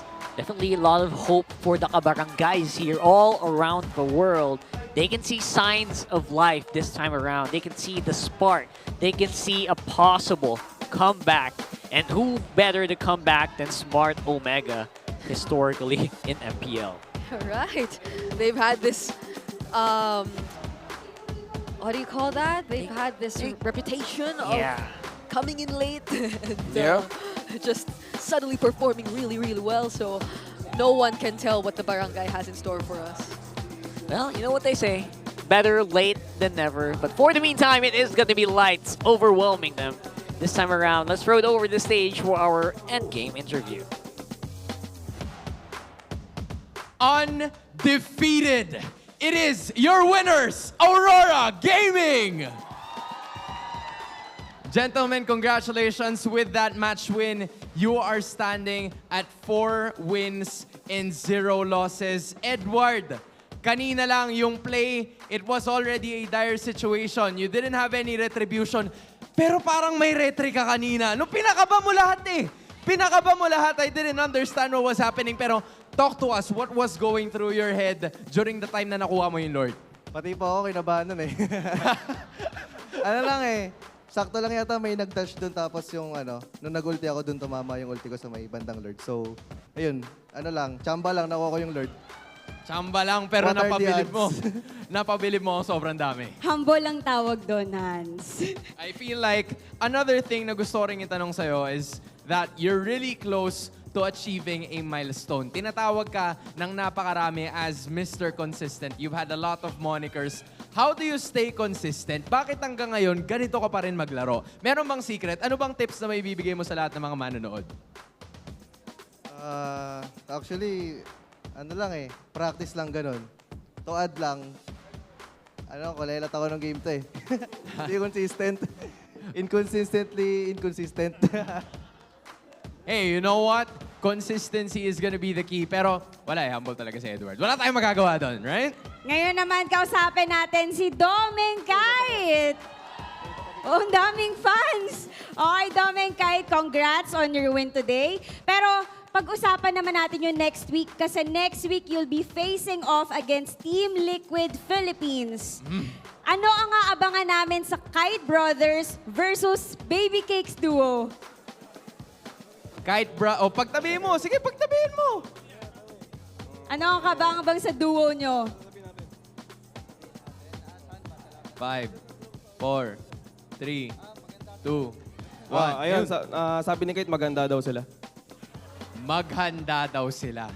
Doon na natin iiwanan yon, I guess. I'm sure that everything else is going well. Renze, I also want to talk to you about something kasi yung leadership being the captain of this team led to a 4-0 start. Did you expect this during the start of the season? Hindi po. Pero yung expect ko kasi syempre yung mas maganda yung mapapakita namin kasi marami kaming experience na na kailangan namin i-improve. So, yun. Ngayon, medyo, di ko alam kung good sila laro namin, pero yun, re-review na lang namin mamaya. And those reviews led to a win. With that being said, once again, your winners, Aurora Gaming! Gentlemen, you may now take your walk of victory. And with that 4th straight match win. You may now take your bow. An incredible performance coming in from Aurora. Napakahigpit nung laban. Sabi nga sa akin, lumakas na daw lahat ng teams but they have proven to be stronger. The lights within were shining through for the Auroras and I can't wait to see kung tuloy-tuloy na ba tong momentum nila. Well, itutuloy din natin ang mga laban maya-maya lamang but we will be tossing it over to our casters to know more about their thoughts. Okay, they're not always going to be getting the wins. They're not always going to be getting the dominant games, but they're getting the match wins non-stop here. Still a win streak for Aurora despite everything that people are saying. Yeah, I do really agree with what was mentioned by our host that a lot of teams definitely have been stepping up. AP.Bren, they've been able to get a game away from Aurora. Even Omega just now able to get a game away from Aurora. But in the end, the way Aurora's just able to adjust on the fly. And this guy, that Lord Steal, really. Yeah, undefeated on this Phoveus. And somehow, some way, I think at that point with everything going on, he just decided to press buttons and he went, huh, I got the Lord? Cool, let's fight. 2, 3, and 10 for Edward, and yeah, it just goes to show how much he understands how to play with this Phoveus to great effect. Similar to last season, even in MPL Philippines, this Phoveus alongside the Edith was one of his iconic picks. Yeah. So consistent is Edward with Phoveus. Consistent in at least contributing so much to the team fights. Not always the flashiest player, right? Not always the guy that you're going to have to keep your eyes on. But when you do leave your eyes for a second, he does so much. Yeah, and on the other hand, it feels like Smart, Omega, and their setters, it felt like at every single moment in the game, Aurora was watching them. They weren't able to really take Aurora by surprise or go for the pickups. Yeah, exactly. Even during like moments where in Super Yoshi had the flicker, Aurora would decide to engage in first and then he'd be forced to use it to get away instead. Yeah. So. And hey, that's still that's also another undefeated hero for Aurora. The high loss of Renegade. Still standing tall now at 4-0. 4-0, boy. 4-0 on the high loss and now 3-0 for the Phoveus of Edward. Impressive, impressive. And I would say that, you know what, the streak will just keep going if they just do this. They do recognize that they have a lot to learn from this one. The Barangay was not a pushover in this game. And I think they really do earn a lot of respect from all the people watching. Definitely the teams fighting in them next week are going to be watching this and studying their each and every moves because they almost broke the streak here for Aurora. Salute to Big J. I swear, the way he played tonight, Renmar described him as a guy who was possessed or out of his mind even. On that Moskov with nearly the game-saving play, but unfortunately they couldn't really convert it into anything. Or I think that was the moment when they were supposed to convert it into the Lord, which was stolen away from them. Yeah. I think also near the end there, Omega so excited and so eager to get a turnaround play, to force something, make something happen. Still, good call. It's better than just standing around and being reactive, but they didn't check Demon Kite well enough yet again. Again, going back to game number 1, his Snowland was able to find the right angle to turn that siege around. Now in this second game, in the final team fight that we saw break off in the center of the map, they didn't watch out and take care for Demon Kite's late entry straight to the back line that broke the formation of Omega and took away any advantage they had, being the initiators of the last major team fight sequence. 18 minutes in this game is really something. I feel like it went a little longer, or maybe it was because of the hype moments that Big J was throwing at us, where we thought, you know what, something could happen here, but didn't. And so far, I would say it was consistency as well in keeping everyone alive. You were doing a good job here. Yeah. Making sure no one, or less people actually died. Like, it felt like Omega was just eating everyone up. I think in the first objective, right, there was the Netherrealm, which was used by Yue, which I don't know if some would consider unnecessary because Demon Kite was already able to get away. Yeah. But he still did use it just to make sure. And even despite that first time which we saw him use it, that didn't happen again. It was always well-timed Netherrealms right after that. So it allowed all his teammates to perform this well. Even Doming Kite was once again is the rich guy. This time not on a Granger. But oh, he is. He is on a a Granger. Granger. Yep. So there's there's something about Granger this series. And there's something about Doming Kite. 3 games. DPI Rich Guy. Yeah. Oh yeah, even when they lost. Yeah, again, this is what we were talking about earlier, that Aurora just really know to find farm. And again, going back to MPL Philippines Season 11, this is what we were talking about, Doming Kite. Back when he was just doming, he somehow finds farm. Even with the record that they had then, when you look back at the highest GPM or the highest gold earned, it would actually be doming there in the top 3, top 4. And at that time, that then Minana Evo squad were at the near bottom of the standings. They didn't make it into the playoffs in their first going. So still, Doming Kite is just really good at being able to find farm when you least expect him to. I think his fundamentals really ingrained into him. It Yeah. makes him such a valuable player, basically for any team. And he really did show it in this game, or this match specifically. So good job to Aurora, keeping up their win streak. Very impressive and very difficult to do, especially in this landscape, especially in the economy that we have right now in MLBB, where it's just so hard to survive and stay on top. We saw Onic kind of falter for that one. Yeah. And speaking of Onic, Speaking of, we're going to see them play a little bit later as well. That's something that a Excited. lot of people are still looking forward to. we have only a few minutes left Yeah. before the next series officially begins. And Yup. that is the star match of the day. Yes. I can see how you're looking at me from here. But I'm this excited. is one thing I know a lot of us are looking forward to. I'm excited to watch it too. and- It's going to be something. It's TLPH versus Onic Philippines. It has been a pleasure casting that free game, 30-minute, 18-minute, 17-minute, 25-minute series game with you guys. I am Rockhart, this is Brigida, and this is Renmar. We're going to be seeing a lot more of you guys later on. But for the meantime, I hope you guys have popcorn ready. I hope you guys have all of your dinner, because it is going to be championship teams fighting each other later on. Don't miss that. We'll be back in just a few moments. But for the meantime, let's throw it over to the stage. We got a few stuff being brought to us by our host. Maraming salamat sa ating mga casters. It was a pretty intense of a series, pero ngayon, it's time for another edition of the MLBB Golden Month Celebration. And here to join us is none other than Sai! Give him a round of applause, guys. Side, welcome. Woo! Hello, hello. Halika The na dito hero sa stage, right? Huwag ka dyan mag-hide. Dito ka sa gitna. Ganun ba? Yan, dito ka sa gitna.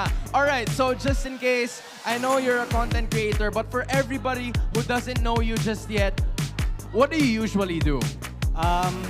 Ako po pala si Said, tapos YouTuber po ako. Gumagawa po ng mga videos sa YouTube, usually 10 minutes. At ang mga ginagawa ko usually is mga challenges.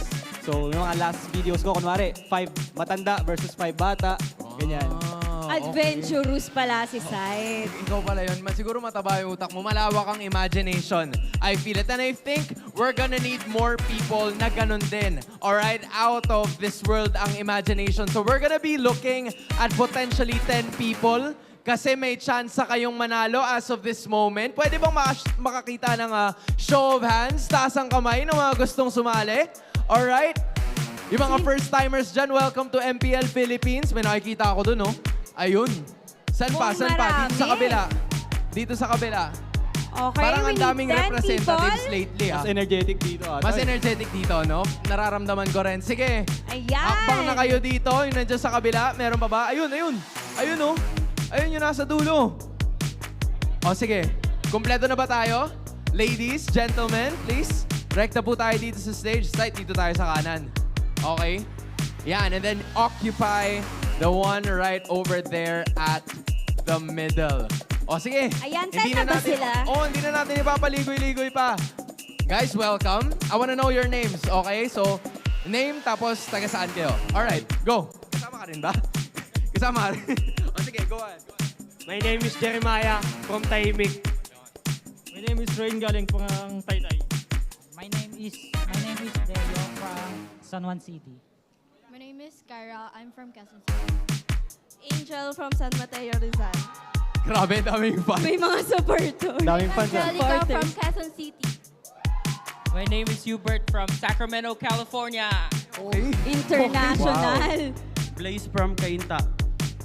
Marex from Las Piñas. Marlon from Cainta. O, di ba nadayo na ako sa kabila? Sige, balik na ako dito. Okay, so ganito lang ang gagawin, guys.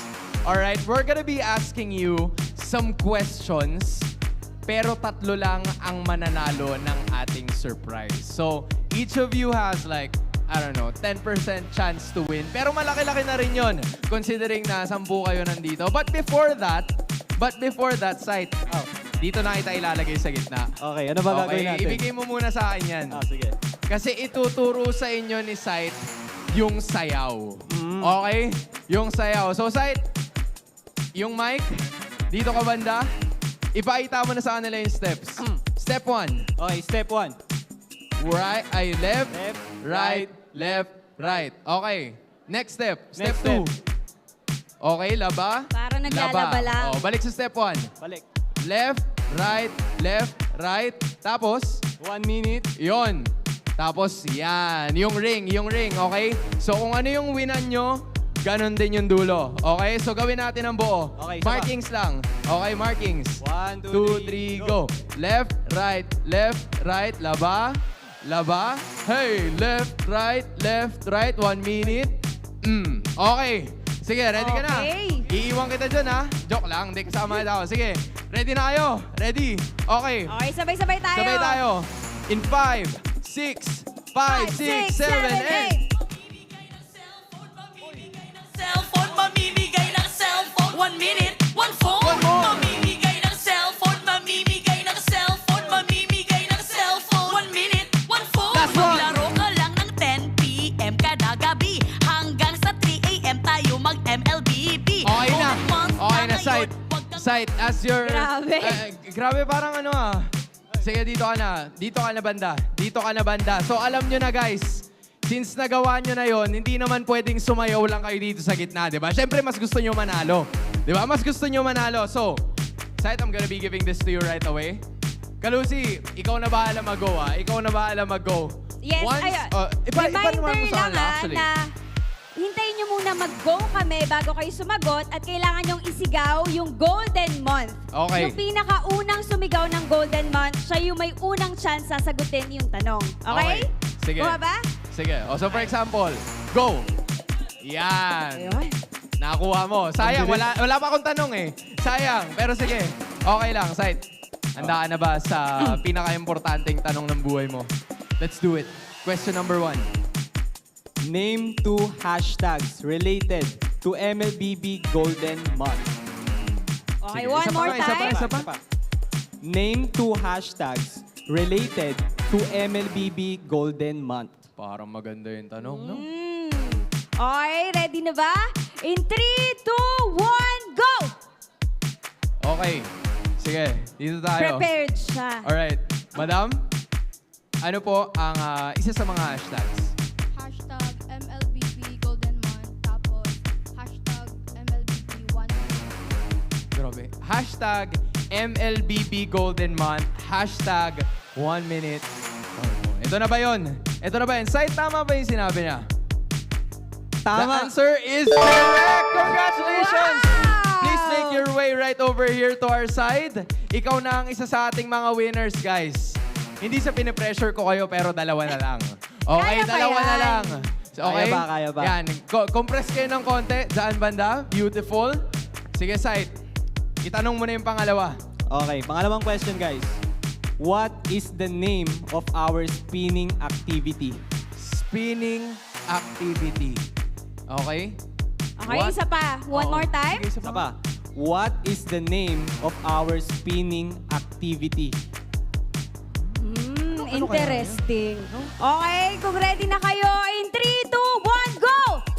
Golden Okay. Month. Dito sa gitna. Confidence Punta ako siya. sa gitna. Okay, what is the name of the spinning activity? Dazzling Golden Spin. Dazzling Golden Spin. Sight, is Dazzling Golden Spin correct? Tama! The answer is correct! Congratulations! Grabe. Dalawa na yung winners natin, Dalawa na. Hans. Isa na lang. Guys, sorry Ito na talaga yung pressure. Hindi sa pinipressure ko kayo, pero dapat Ma-pressure tayo. Pero ito na. Ito na yun. Last question. Okay, Sight, ikaw nang bahala. Okay, for the last question.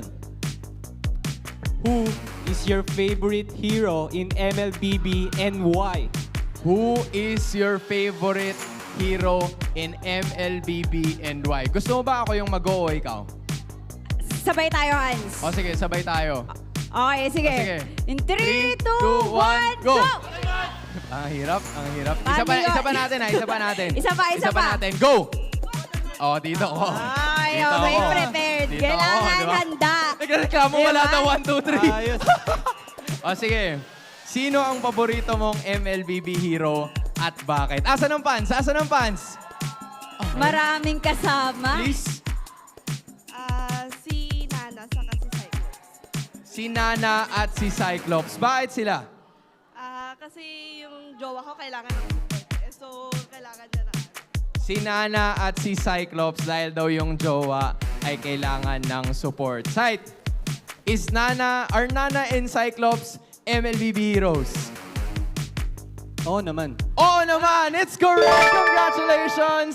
Please make your way. Grabe. Girl power ang winners natin for today. Pero guys, huwag kayong mag-alala because you still have won some consolation prizes courtesy of MLBB Golden Month. So please, take one side. Go ahead and land on the others. Yan, punta ka na Ang dun sa ganda, kabila. may backpack pa rin sila. Yan, para may gagamitin na kayo all the time whenever you go here. Congratulations, guys. Palakpakan naman natin sila for being such good sports. Thank you so much. Yan. Okay, Compress isang kayo ano ulit. muna tayo? And then look at the Sure? camera. Beautiful. Ayun. There we finally have it, guys. Maraming salamat. Please make your way off the stage. Thank you so much. At nakuha na natin yan. Thank you. Thank you, Sight. Okay, for our 3 winners naman, Yan, punta pwede muna na po kayo kayong dito gumit na. sa harap. And congratulations! Congratulations po sa inyo. Grabe, nirapan mo naman kasi yung tanong. Yun yung binigay nyo eh. Sa bagay. Okay, sige. Can we ask for your names again? I'm Angelica po. Kyra, Angel. Okay, Angelica, Kyra, and Angel. The gist is, panalo na kayo. Okay, panalo na kayo. But you're gonna have to dance again. Kasi wala eh. Di ba? Akala nyo siguro medyo madali. Ibig sabihin nun, Side, ikaw din. Okay, ikaw din. Okay. Ayan. Kaya yan ni O, natago mo Sai, na. syempre. Sige. Okay. Bibitaw ko na. Ready na. Hindi, sige, go. Akong bahala sa'yo. Handa ka na ba, Side? Handa ka na in 5, 6, 5, 6, 7, and... Mamimigay ng cellphone, Okay. mamimigay ng cellphone, Okay. mamimigay ng cellphone. Okay. 1 minute, 1 phone. Last one. Mamimigay ng cellphone, Okay. mamimigay ng cellphone, Energy. mamimigay ng cellphone. Okay. 1 minute, 1 phone. Yun na yun. Maglaro ka lang. Ibigay na natin ang ating mga surprises para sa ating mga fans. Site, you know what? I'll just hold on to this. Ibigay mo na sa kanila ang mga papremyo. Ladies, congratulations. You have gotten some sweet prizes from the MLBB Golden Month. Ayan na. Hawak nyo na. Site, alam mo na to. Wala eh. Kanina kasi markings lang yon. Pero ngayon, hawak nyo na yung prizes natin. So, Kalusi, parang kailangan pasayawin ulit Isa natin, pa. no? Isa pa, Syempre. Side, sorry Ikaw yung walang surprise, pero ikaw yung sasayaw na 3 beses. Okay na yan. Okay daw, Ladies, you sabi ni ready? Sai. One more? Isa pa. One more Sige. time. 5, 6, 7, and... Mamimigay ng cellphone, Okay. mamimigay ng cellphone, mamimigay ng cellphone. 1 minute, Turo. 1 phone. Yun. Mamimigay ng cellphone, mamimigay Lower. ng cellphone, Nice one. mamimigay ng cellphone. 1 minute, 1 phone. Maglaro There ka we lang. finally have it. Congratulations, ladies! Congratulations! Maraming salamat for participating. You may now exit the stage. Palakpakan naman natin ang ating mga winners. Thank you so much. Please head down to the stage already. Thank you po. Thank you. Yan, maaari na po silang makababa. Salamat. At 3 winners na naman, Site, ang nakuha natin na nanalo. At dahil yun sa'yo. Wow. Okay, na-realize mo ba kung ano ang dala-dala mo ngayon? Mukhang may calling ka for dancing, Right. Side. Oo. Oo, dagdag mo na yan sa mga content mo. Seryoso Yan. ba? Lakas. Hindi, pero hindi Actually, I know that you have something else to say, right? So ano masasabi mo sa lahat ng ating mga fans? Guys, magandang hapon po sa inyo lahat. Ako nga pala si Said at gusto ko lang po sabihin sa inyo na sana manood, makisali at sumayaw at sumupresa kayo sa MPL Arena. Punta lang kayo dito at manood ng live para kayo rin ay makakuha ng mga sorpresa. Huwag kalimutan na maglaro ng MLBB from 10 p.m. until 3 a.m. para sa in-game Golden Month celebration natin para sa mga sorpresa na maaari nyo mapanalunan. There we finally have it, Sight. Maraming salamat. Not bad for your first hosting experience. Diba? Hindi naman sama. Yan ang pinag-uusapan natin. But as of this moment, I'm sure na hinihintay yun yung ating mga susunod na laban. So, in behalf of Calusi, my name is Hans Galleria at magbabalik ang MPL Philippines. One more time! Mamimigay ng cellphone, mamimigay ng cellphone, mamimigay ng cellphone. 1 minute, 1 phone. Mamimigay ng cellphone, mamimigay ng cellphone, mamimigay ng cellphone. 1 minute, 1 phone. Maglaro ka lang ng 10 p.m. kada gabi. Mamimigay ng cellphone, mamimigay ng cellphone, mamimigay ng cellphone, mamimigay ng cellphone. 1 minute, 1 phone. Mamimigay ng cellphone, mamimigay ng cellphone, mamimigay ng cellphone. 1 minute, 1 phone. Mamimigay ng cellphone, mamimigay ng cellphone, mamimigay ng cellphone. 1 minute, 1 phone. Mamimigay ng cellphone, mamimigay ng cellphone, mamimigay ng cellphone. 1 minute, 1 phone.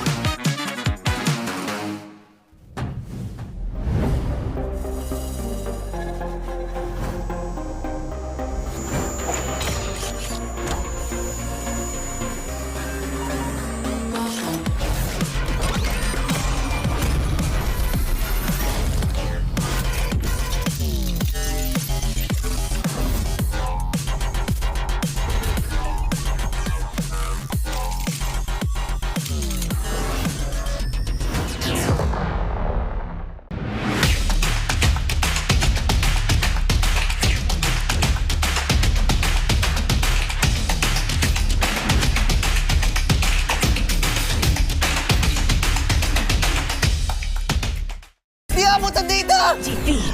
TWIS! Don't worry! Be only with Smart Power All 99. Hindi bitin with 10 gig data to power your games plus only Facebook or only TikTok. Load now!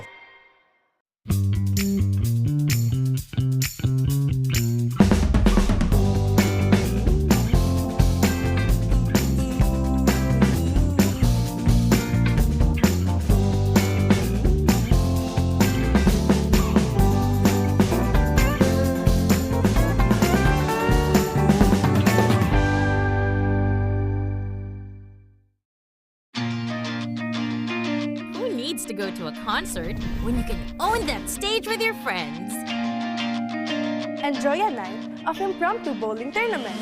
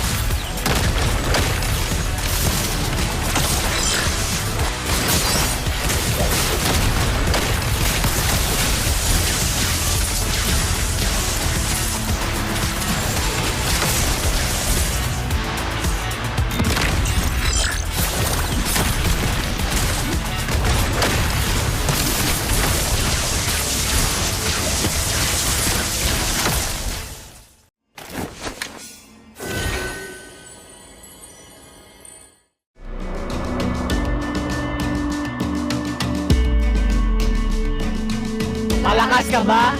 Sali na!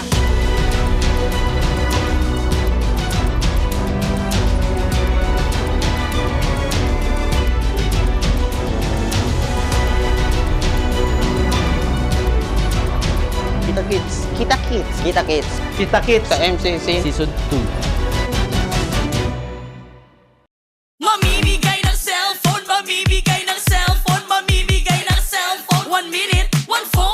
Mamimigay ng cellphone, mamimigay ng cellphone, mamimigay ng cellphone. 1 minute, 1 phone. Mamimigay ng cellphone, mamimigay ng cellphone, mamimigay ng cellphone. 1 minute, 1 phone. Mamimigay ng cellphone, mamimigay ng cellphone, mamimigay ng cellphone. 1 minute, 1 phone. Ilang papostura lang ako ah. Mamimigay ng phone. Ayos. Hindi ako na-stolen, Kir. Ready ang postura. Shoutout sa watch party ng Omega. Shoutout din sa mga MDL namin, sa boss namin sa Omega. Thankful ako sa inyo. Pag nakuha natin yung first turtle, akin na itong laro na to. Pero joke lang yun. GG, akin na. Thank you, Chico. GG! Kahit nakatingin ka. Meng, tingin, Meng. Uli 5, Meng, oh. Renny J pumasok sa 3. Domeng pumasok sa 5. Hello, Philippines. I love you. I love you. It's like nothing he can do. Di si Dokmeng yan, si Domeng yan. Let's go, boy. Tingin lang sa akin, boy, ah. Uli sa akin 5 dito, pre. Parang Renny J to, pre. Pumasok lang sa 3 to talaga to. Gin Phoenix number 1. Meng, ano English ang Tagalog, Meng? Check. Mamimigay ng cellphone. Ang hina mo. Mamimigay ng cellphone, mamimigay ng cellphone, mamimigay. Bibigyan akong cellphone ito. Sumayaw kami kanina, baka bibigyan kami. Ano yan, mamimigay sila ng cellphone? Pahingi ng cellphone. Lagi mo isipin yung mga pangarap natin, pre. Mind over matter lang, pre. Kabukol yata yung pre. Isa po, Jojo. Ay, sa kanya. GG. Kala mo magkampi tayo, pre. Opya.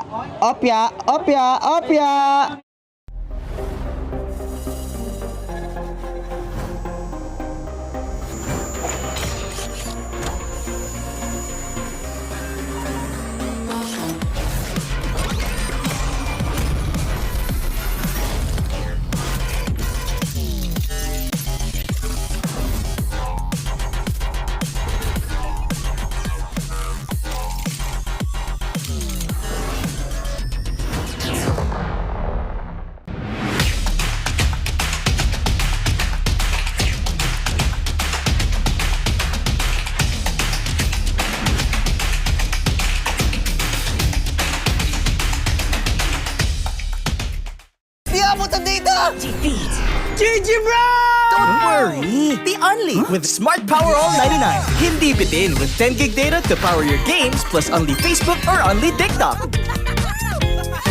Load now!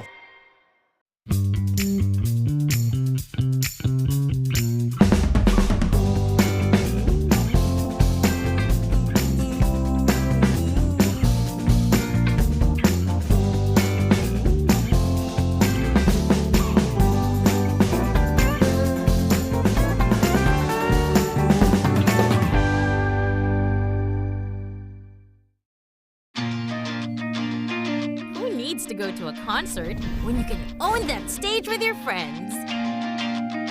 Enjoy a night of impromptu bowling tournament.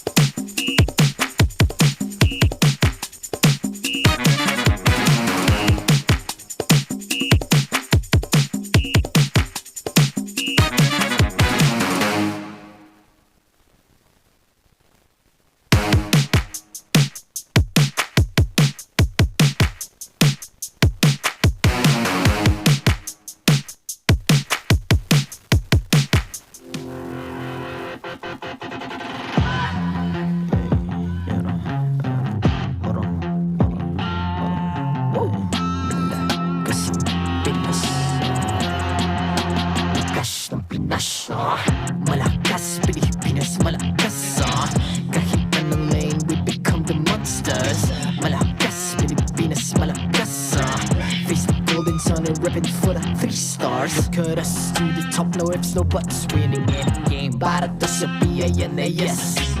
Di mo matikin ang aming boses sa new level. Nasa kalye man o mobile, you know I become a legend. Open fire, we unite, we winners. Built with pressure, the diamonds are made of. Switch na lane na parang gera, HP racing, may reset up. Built agad ang buhat ni Hilda, full load SS parang Lyra. Susundan ko ang iyong bakas, kasama patas, tagumpay natin ito dahil tayo'y malakas. Para sa Pinas,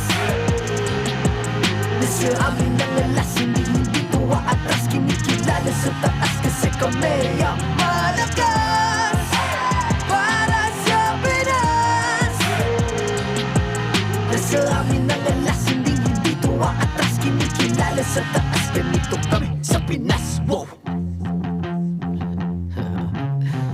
Hold on, yeah. Wala ka sa Pinas. Laging every beat, no surrender, no retreat. Pag nagsama-sama, just imagine what we can achieve.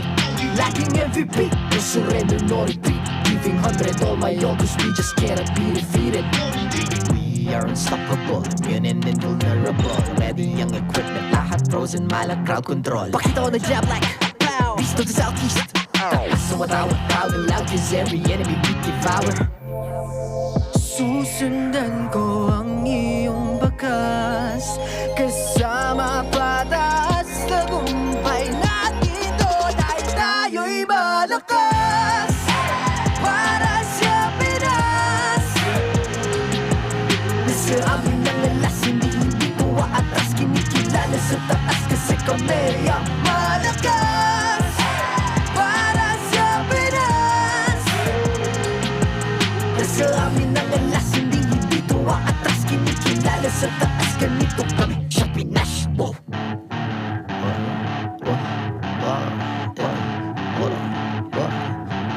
Malakas, Pilipinas, malakas. Kahit anong lane, we become the monsters. Malakas, Pilipinas, malakas. Face the golden sun and repping for the 3 stars.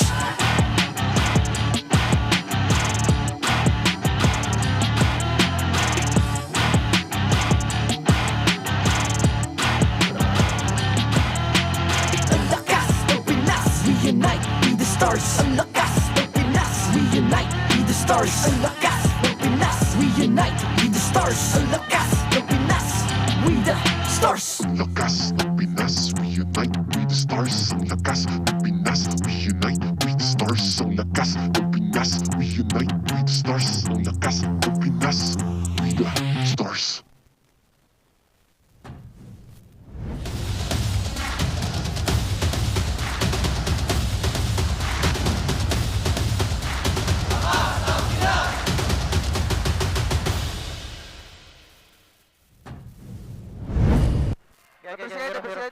Makuha mo kahit? Kuha! Out! Nice one! Love your work. Huwag ka mag-ulti, we. Likod, pre. Likod. Jump. Nasa itit din ako. Sige, dyan ka kahit. Nasa itit din ako. Kaya patay sa akin to. Nasa itit. Matagal ka pa? Angat ko na. Fresh off of a 3-match slobber knocker, Aurora takes the game against Smart Omega. Welcome back to MPL Philippines Season 15.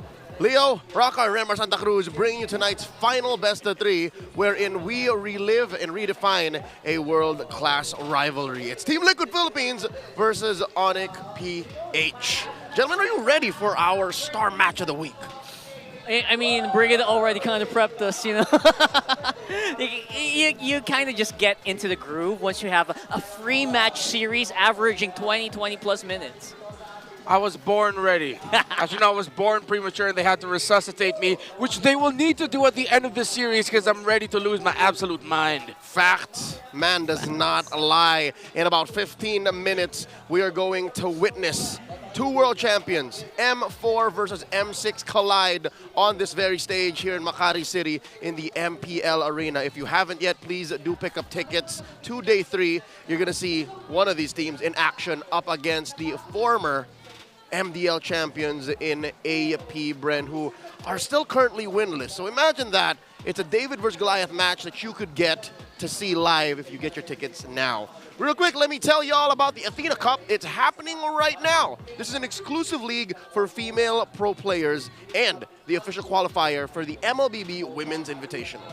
That's right, the tournament will be taking place from March 7 to May 27, so let's all support this growing league that empowers more women to become esports pros. Yeah. I'm so happy that the women's scene has gotten a lot of not just local but international love as well. Of course, we remember what happened in MWI last year, and the women's teams all over the world, they've really been stepping it up. They're gunning to be women's world champions. Some of the greatest stories told in MLBB esports were told in that very tournament, MWI 2024. This is the start of another chapter in that long chronicle that is women's esports in MLBB. Now, you could join the MSL Collegiate Cup Season 2. There is a 500,000 peso prize pool with up to $1 million. That's right, $1 million diamonds waiting for you, and an opportunity to qualify for MDL Season 6 this August. Visit the MSL Collegiate Cup Facebook page or go to the website to register. Now, Rockar, what would you do with $1 million diamonds? I would buy each and every emote in the game. I think you'd have change. What? You should. You should have change because there's not a crazy amount of emotes. There's a lot more you can buy. You can buy the entire shop with $1 million diamonds. You would be a world collector times 3. I'm happy with the emotes. I just like to. Oh yeah, all the really cute stuff. I will get all the skins for heroes I don't even use, and roll for the really good ones. And after that, I'll probably be left with nothing, and still only get one skin. You could gift us skins. You can gift them. I should do that instead. Yeah, I should spread the blessings of skins. Hey, it's all about giving here, and we're about to give you guys the lowdown on the current standings of MPL Philippines Season 15. Real quick, starting with the match that just went down, the second match of the day in the triple header. Domingkite helps keep Aurora undefeated. What's the record now? 4-0? Yeah. Yes, sir. 4-0. Similar with the team going up on stage right now in Team Liquid.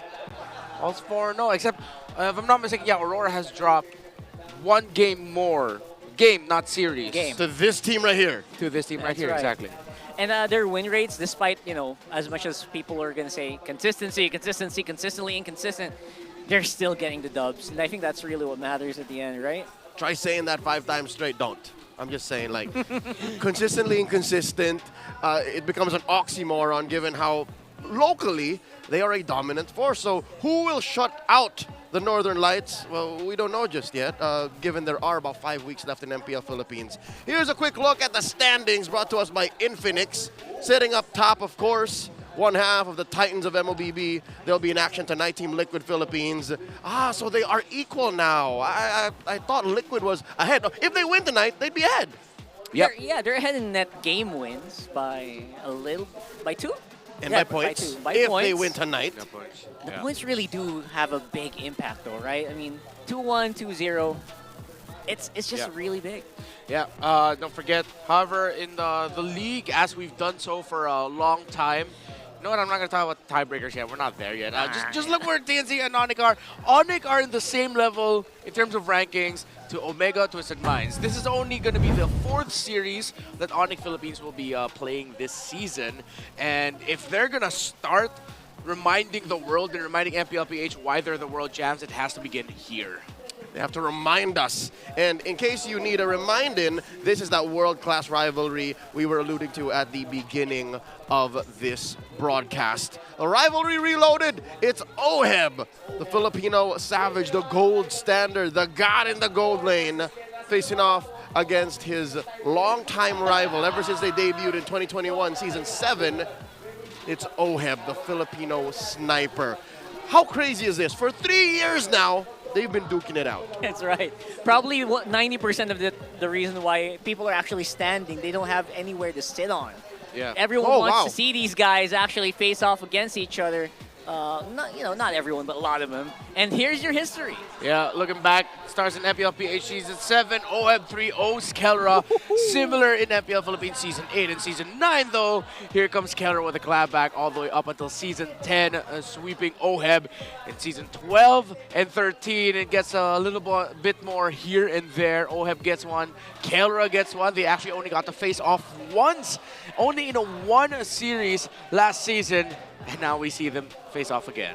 And this is just here in MPL Philippines. Yeah. Many times they have also given each other their best on the world stage, on international grounds. And here's the thing. I can't tell you now who is in the lead. I can't objectively tell you who's better. OHEB, super consistent. Has, I guess, more trophies than Kelra if you're counting. But you look at Kelra, man. He's a Triple Crown MVP. That's right. Consistent. You know what? He's developing into a consistent player. And according to him, he has no money. I don't know if anyone believes that. Do you guys believe that? I kind of, But you know what? He says it. He swears by his mom and his coach he doesn't. Yeah, exactly. I love the Even the signs. The new signs and stickers that they have. They're really pushing hard on Baby Cake's duo. As we look at the all-time hero stats between the two, so many heroes shared. Oh my God. The Beatrix, the Harith. All right, come on. All right, you guys got this. Ranger? We're rooting for you. Get it Almost.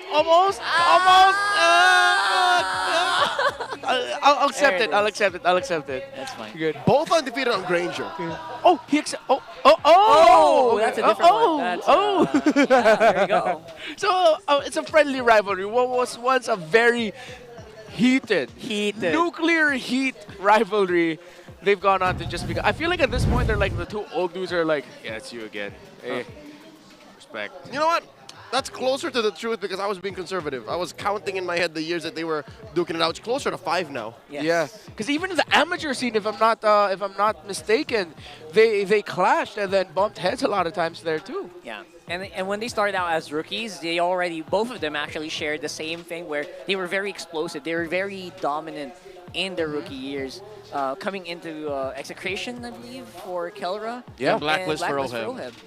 I think one could argue that both of them had one hell of a rookie season. One winning MSC, going to the grand finals, and the other winning MPL and going to the grand finals of MSC, give or take. But real quick, we want to talk to you guys. We're wondering who is leading in the all-time matchup between Kelra and OHEB. All right, there's really just 2 possible correct answers. Maybe if you want to go that way, 3. Is it Kelra? Is it OHEB? Is it a tie? That's possible. Or are the fans the true winners?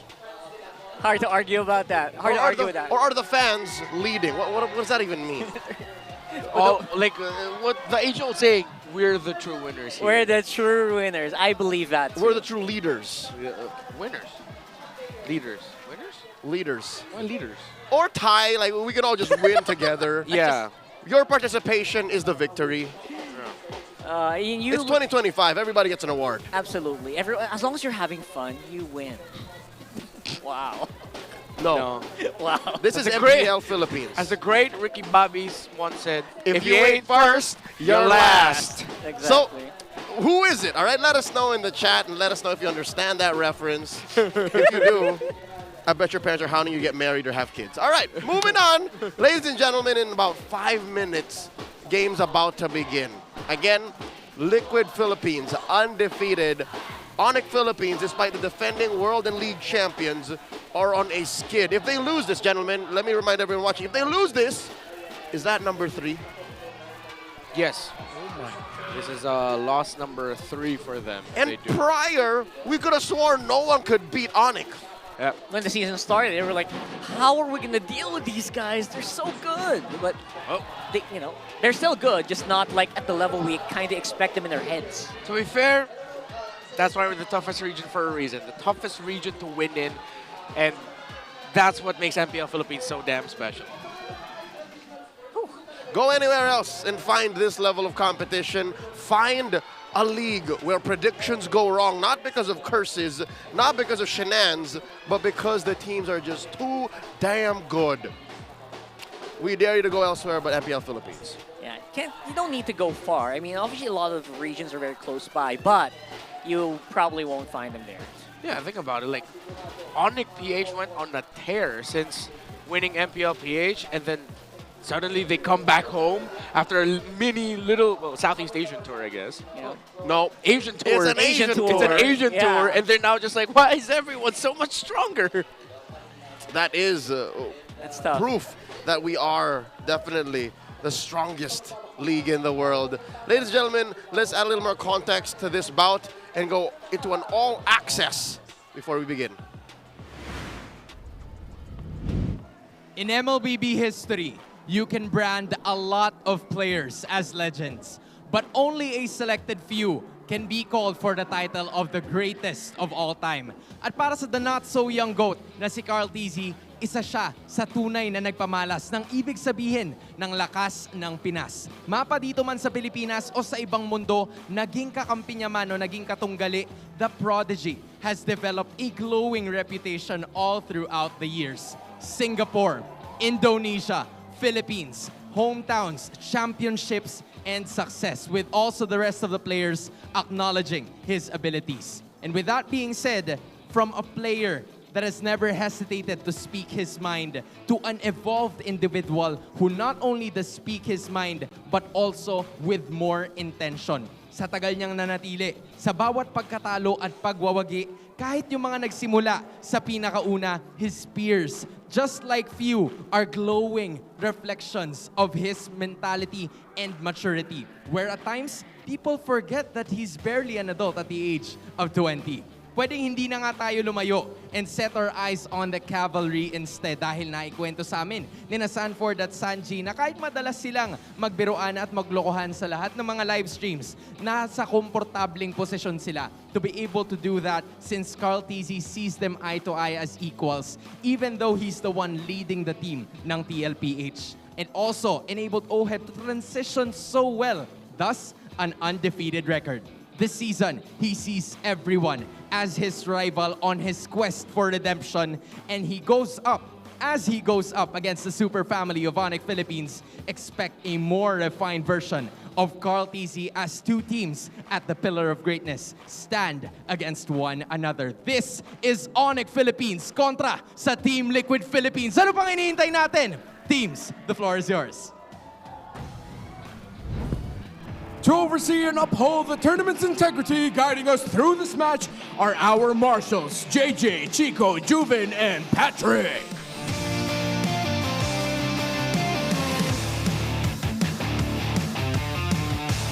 Can the cavalry maintain their spot as the current kings in the standings? Can they ride to victory? It's Team Liquid Philippines! In the EXP lane, the Apex Predator Sanford! It's the young GOAT, Carl Tizzy! In the mid lane, it's Sanji! In the roam, Daddy JP! And in the gold lane, the Filipino sniper, OHED! With more money in the bank.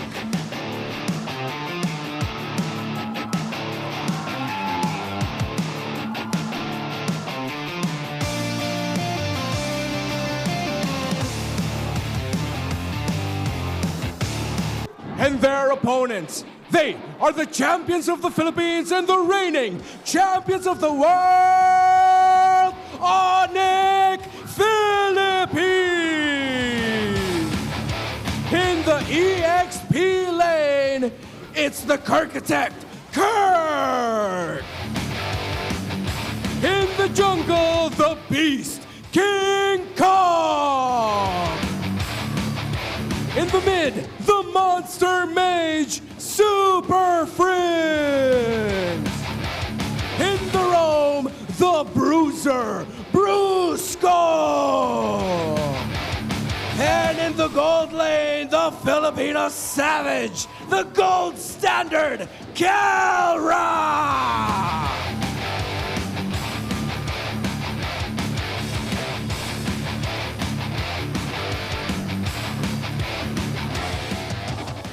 and welcome their coaches, Coach Why Not and Coach RC Cavalry Sonics Maingay!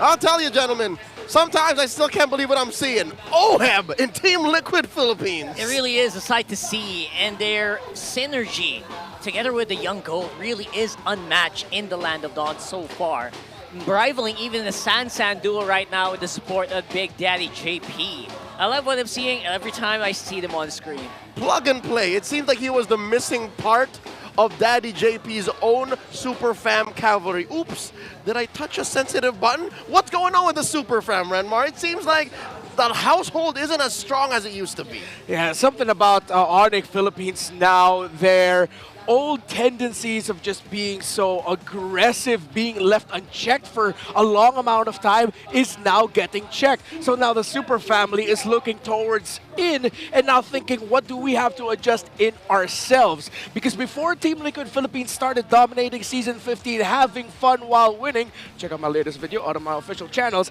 Onic Philippines did it first. In Season 13, what did we talk, Season 14, we said they looked like they were just having fun, that the game naturally, it just came to them.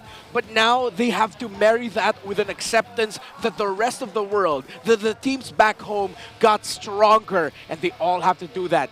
Each position have to be ready for some tougher competition. Renmar Santa Cruz everywhere, folks. And the only thing that's constant is change. And how much has the game changed? I'll tell you, Onic living in Team Liquid's Spider Graph. That is saying something. Onic definitely, playtime is over for them. It's time to get into the big shoes. It's time to really shake something up, because so far everything that they have been throwing out, especially on the draft, have been answered non-stop by multiple teams in the league so far. Yeah, in the draft and in the game, you can see there though a little bit of the shades of the Onic that we knew for a good amount of time, the Onic that we see now. Their first blood is still trumping Team Liquid Philippines' first blood rate. But TLPH, everything else goes well for them. I'll tell you now, we've had 6 games so far tonight, and it would not be a shame if we went all the way here tonight as well. The mother and daughter of all series are in the building despite not being on the desk. So by all means, let your blessings / curses run through us. We want to see the Season 13 and Season 14 champions, the M4 and M6 world champions, go all the way for our entertainment. Ladies and gentlemen, before the match begins, let's take a gander and take a listen to exactly what's going on in the pink test. Anybody to less lonely people in the world, and it's gonna be fun. Papagupit na ako, Ronnie Alonte. Gusto ko yung pagkalbo ko, may ahit pa yung kilay ko eh. Sa susunod, pang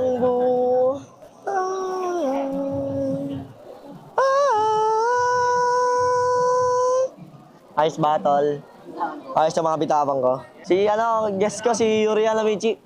Ang ganda ng cellphone, oh. Mamimigay ng cellphone. Pre, panalo natin to, pre, ha?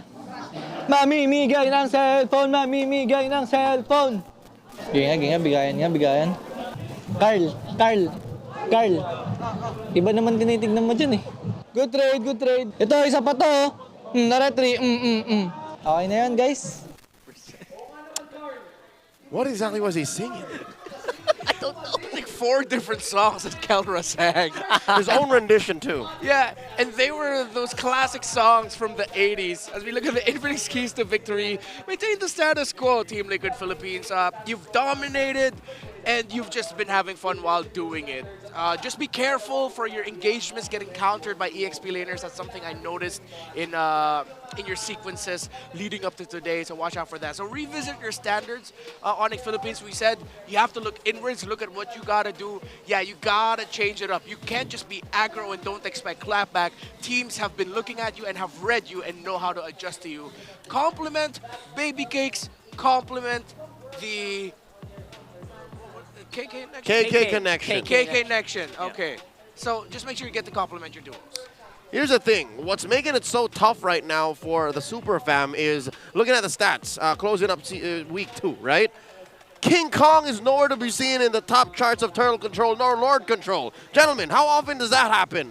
The beast seems to be in a cage right now. Last time I remember that is like post-TNC times for King Kong, right? Because right now, people are catching up to his levels inside the game. So it's becoming a lot easier to actually win out these 50-50 retry battles inside. And this is off of last week's performance. Ladies and gentlemen, just to remind y'all, teams have forced him to play Lucas and Barats. The draft has really changed here, and I wonder if Onic Philippines are going to be one of those teams that changes up the whole Joy Suyo trade. In the last series, teams still went for that. Always on the way. What about here? Will it change? Will Coach RC ban out more Hayabusas and Nolans? Yeah. I mean, there you go. I feel like that's definitely in the book still. But this time around, I feel like there's just a lot more respect to the jungle for a lot of teams right now in the MPL Philippines, right? It's just... And the gold lane feels like it's starting to become untouched. Either the Granger or the Harif will be let go one way or another. Something's got to give. It's Team Liquid Philippines choosing blue this time as the home team, while Onic answers back. Phovius, Badang, Fanny banned out. Onic takes out the Jushin and the Matilda. One could only guess. What could this be, a Lo Yi? Oh, I would love to see a Lo Yi here. Yeah, the Lo Yi makes sense. Sanji is one of his signature heroes as well. But they decide to ban out the Harith, and they're forcing the Joy Suyo trade to happen. That's a trade that echoes in so many lanes. Are you going to go Suyo? Are you going to go Lo Yi? Are you going to go for Phovius? Oh, sorry, Phovius is banned out. But Ranier's there. Yeah, so many things. Ooh. They choose the Lo Yi. What a swerve. They immediately lock in the Lo Yi, making sure it doesn't end up in the hands of Super Friends. They don't go for the Joy Suyo trade. I mean, you can't take both. So Yeah. TLPH seems to have made that internal discussion as coach. We can get away with at least one of them. That's right, and that's the point, right? I mean, as long as you can get a very comfortable lane here for the Monster Mage, or sorry, for Mr. Sanji here, I feel like you're in a good position. Although Comfort Hero is definitely gonna flood in for Onic because of this. Experience Ranger? the youth There you go. suffering. All right. So it seems like they are compromising the Filipino sniper, forcing him to go on these A-tier gold laners instead of the S, because there's the Harriet, there's the Granger band now. What is this, a Moskov? Irifel, most likely, the way things are happening. Yeah. Irithel's one of the usual go-tos of Team Liquid Philippines. Excuse me for... Oh, I got mixed up there. My bad. For Oheb, it could be played by him. However, considering that you still don't see enough, I think they can pick up the Moskov, as you mentioned. Ooh, that's a good point. They want to be able to make sure they get a knockback onto the Joy. And I think they consider a Daddy JP pick here. Are they going to stack a chip Lo Yi this early? No. Okay. John, that was close though. They were thinking about Rome. Wow, a blitz draft by Coach White and Coach Hayes. Let's go. They pick up Super Princess Selena. All right, this is definitely going to help out with avoiding such global ganks coming in from the Lo Yi. Yeah. Those traps really do kind of stymie so many plans, especially with teams that pick up the Lo Yi very early on. You know, if that's the case, I mean, it's already happened. No point crying over spilled milk. But I kind of wish that they locked in another pick and just picked up something like the Novaria instead. I mean, they already have the Joy for burst magic damage. Same effect. Same effect. And it's like you get more. But again, it's already happened. Onic Philippines will take out the Irithel option away from Oheb. Let's see if they're going to take out more gold lane picks for the Filipino sniper. Moskov next, I guess. Yeah. Hey, hold up. Is that him, VP of Esports? Oh, wow. And his beloved, that's Raja Yeba. That's Raja Yeba. And Miss Hart. We have been graced by royalty here. Yeah. Essentially royalty. I think it was literally just in Indonesia yesterday. You just flew in to watch the game? Hey, takes like what, 3 or 4 hours to fly from here and there. You would know. Not bad, not bad. I mean, that's true. Renmar would know. He flew so many times this year. About half a dozen times a year. That's right. And there it is, yeah. Straight up just an Irithel banner out of the gate. That's tough. In the world. Okay. They ban out the Cho, so picks for the Bruiser. What happened to Tigreal, y'all? I mean, earlier he was very highly respected in the previous games. Yeah. This time around, they don't care. Yeah. I wonder if they're going to just lock in the Tigreal here now. They took away the Cho. If they want something tanky, they can go high loss. They The need the front. Yeah, Oh my CC goodness. Lucas trade is also still very active. Yeah, I kind of like the high lows there, Carl. Like the arrows, the confirmed bonks. Yeah, I think they might go high loss and then CC last, or CC first, and then high loss last pick. Yeah. Oh yeah, because they don't need to rush the roamer anymore. At least they don't need to rush high loss. Yeah. How often are you gonna see Sanford on a high loss these days? It doesn't feel like it's ideal. It's doesn't not very Apex Predator of him. High loss too friendly. it? That's true. Oh, Hilda's still open though. That's spicy. That is spicy. You can send out the Hilda bomb globally, just like they used to. Oh yeah, that's big 7-foot tall Amazon out of the bush. That's scary. But also, it's not as mobile as the CC, but the glue might actually mess him up. Oh, the Bruno is back. And they still decide to pick the Lucas into the CC. So we've seen teams pull that off the past few months.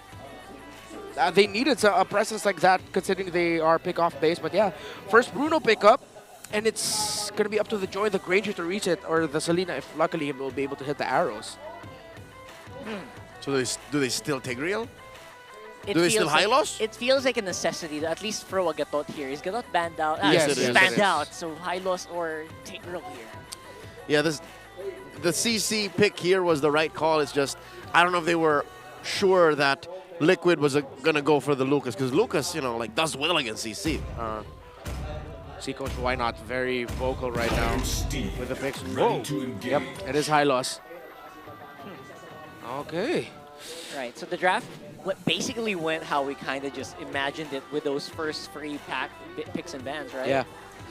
TLPH definitely drafted a lineup that could tick their winning condition within the first 4 to 5 minutes with the Suyo, Jawhead, Bruno, and Lucas together.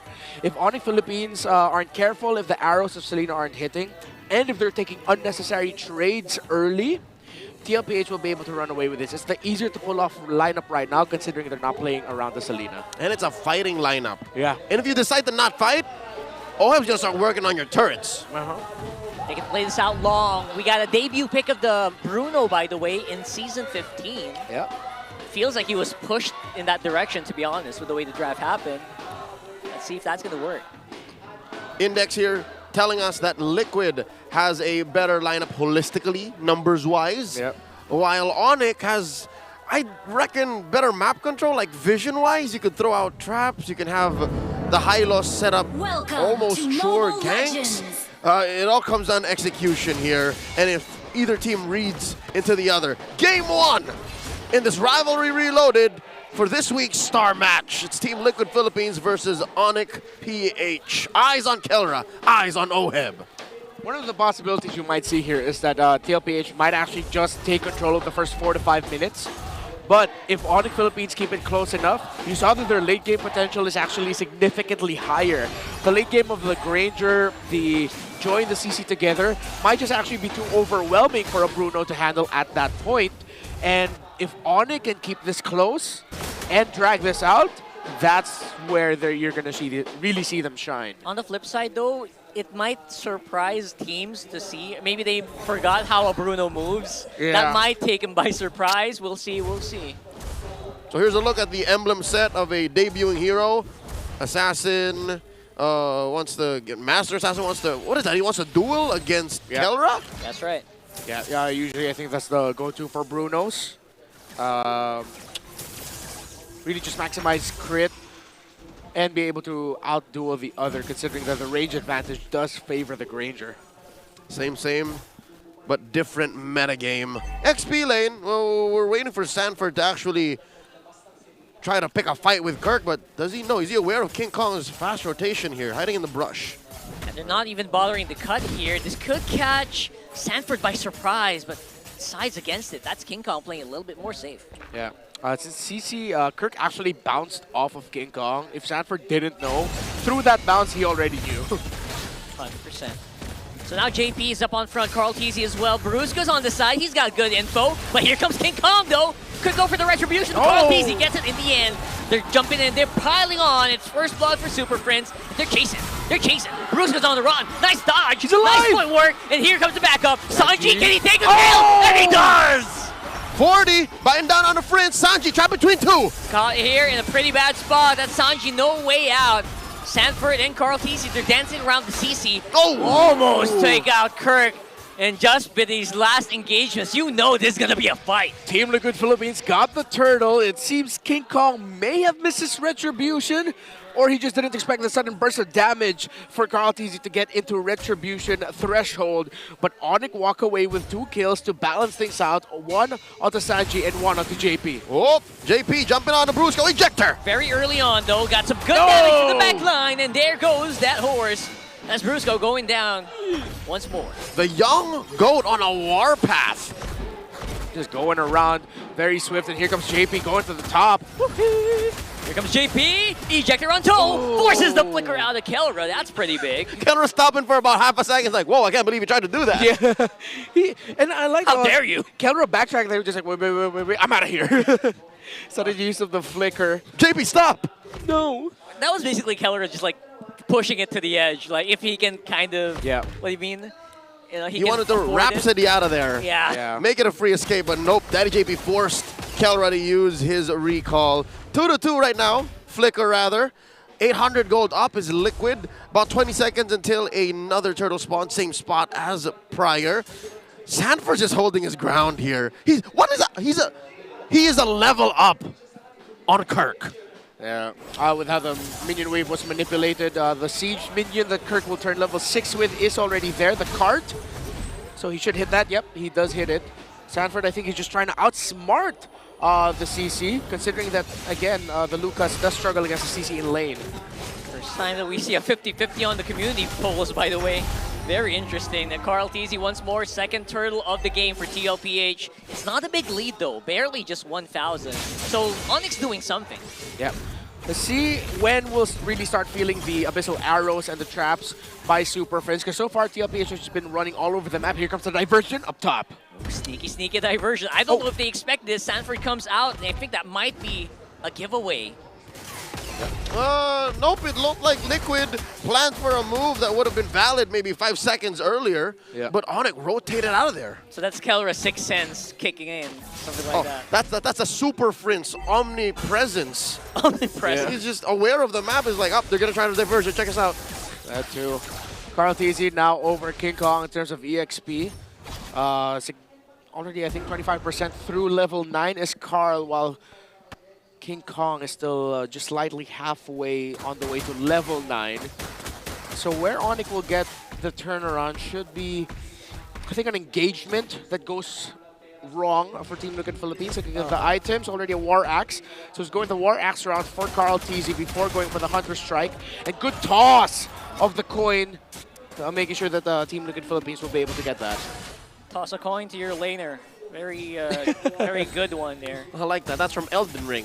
That's right. From a highly acclaimed Elden Ring. Oh, look at that. Sanford, supposedly in a very bad matchup, comes out on top with a little bit of assist. They folded that boy in half. Up top, Kelra making the most of the absence of Team Liquid Philippines. Woo! And an arrow thrown out. This is Onic just looking for wins, but it looks like they can't open up a big enough opportunity. JP ejector. Ejector on to the high loss once more, but no damage close by. Oheb's busy clearing that lane. So I don't know if Sanji gets hit, but he doesn't. It might have been bad, but Onic, again, just not getting as much as they can in the early. Yeah, a very crucial diversion to the bottom lane to make sure Kurt goes down. Now there's advantage for Team Liquid Philippines for this turtle. But Onic Philippines are contesting, zoning out Carl TZ just enough. But Sanford very healthy here. It should be the X factor in this upcoming turtle take. Very early Glorious Pathway by Brusco. The rest of TLPH able to make their way to the turtle pit. JP catching a trap there. Arrow barely misses on Sanford. That forces a bit of a reset. While the rest of Onic are surrounding them, here comes the retribution. Still Carl TZ on top.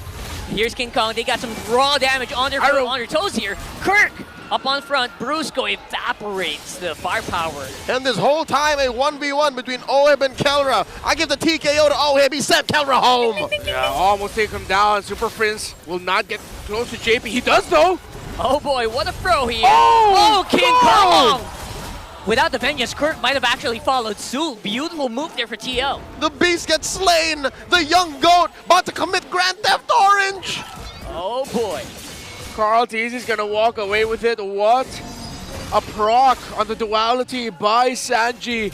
Just dishing out the right crowd control at the right time to make sure King Kong gets stopped in his tracks. And now TLPH is what we were talking about, except that their timers were just extended a little bit longer as they were a little bit more cautious. They didn't go super hyper aggressive. Now just the right amount of aggression. They have taken control of this game. 5K in the gold lead and good control on the map. No towers broken yet by Onic. King Kong is starving, man. He's almost 2,000 gold behind Carl Teasy. 5,000 team-wide. Oh, the flicker! Oh, that is insane! What a move here by Sanford, flickering in behind the turret. And now the rest of Onic are a little bit as surprised as we are. Where did that come from? Daddy JP's got an aimbot! That's disgusting! But JP following here with a flicker straight into an unwilling Kelra. That's crazy. Sanford used the flicker and the knockback from the combo of the Unleash the Beast, the flash combo, to set things up. My goodness, again, TLPH, they're just having fun while winning. It's instinctual at this point what they're doing. Blink and you'll miss it. Look at All Sanford. right. One more look. It's at 40. Oh! He put Kelra where Daddy JP asked for him to be put. It's like, Sanford, right there. That was nasty. Good boy. 40 over here. Yes, Dad. Literally a conversation they would have in real life. Lord here, easy take for Liquid, and Onic responds, but oh no! Flicker once more for JP. Unbelievable. They still tried to go for the fight. And I think that, again, catches Onic by surprise a little bit here, now forcing everyone to retreat. You know what? Onic didn't want that fight either way. I don't think you want to face off against a team that's 7K up on you. Everything has gone right for Team Onic Philippines. Even the rotations of Carl Teasy leading up to this point, finding every opportunity he can get to steal something from King Kong's side of the jungle, while Team Onic Philippines left King Kong with barely anything to steal. The Turtles going their way as well meant that Liquid find themselves here now in a very comfortable spot, and Onic still struggling to adjust to a team that has gotten just even stronger, a Titan that has gotten even bigger. Onic PH staring down 3 cores. Liquid on top of the damage leaderboards, taking away everything. Purple buff, orange buff, small camps. Even to defend these tier 2s, Onic can only hope. And now these holy shields are gonna pop. The range of this Bruno is insane, man. They can't really even reach him right now. It's like they're gonna try to knock it up once more. Walking it up, Lord is out. But again, the damage not sinking into the HP rather, of the TLPH members. Oh dear God, Super Prince throwing one out. Sanford getting compromised, he flickers. Flickers in, Carl Teasy's on point here. Will decide to back off for now. Very smart, they got a lot of gold from that Lord push. It's just surgical right now with what Team Liquid are doing. Although Sanford showing a little bit of over-eagerness, committed the flicker, missed the combo. Good thing he wasn't punished right away by Onic Philippines. However, what we are seeing here is the effects, I feel like, of, I don't want to blame it on one pick, but the Selena Abyssal arrows haven't landed. And it's been clear, especially here in the Philippines, that if the arrows don't consistently land, then it just doesn't work. Super Prince was able to get a kill and get some vision, yeah. But all he's doing is giving vision, but they can't really stop it. Oh, JP finds the ejector. He gets stopped. Unstoppable force already used up. Get King Kong, that's jungler out. Facing off once more, Carl Teasy and Sanford up on front. But Oheb and JP could be in danger here, but Super Prince can't really reach them. The Monster Mage folds under the pressure of a crashing wave.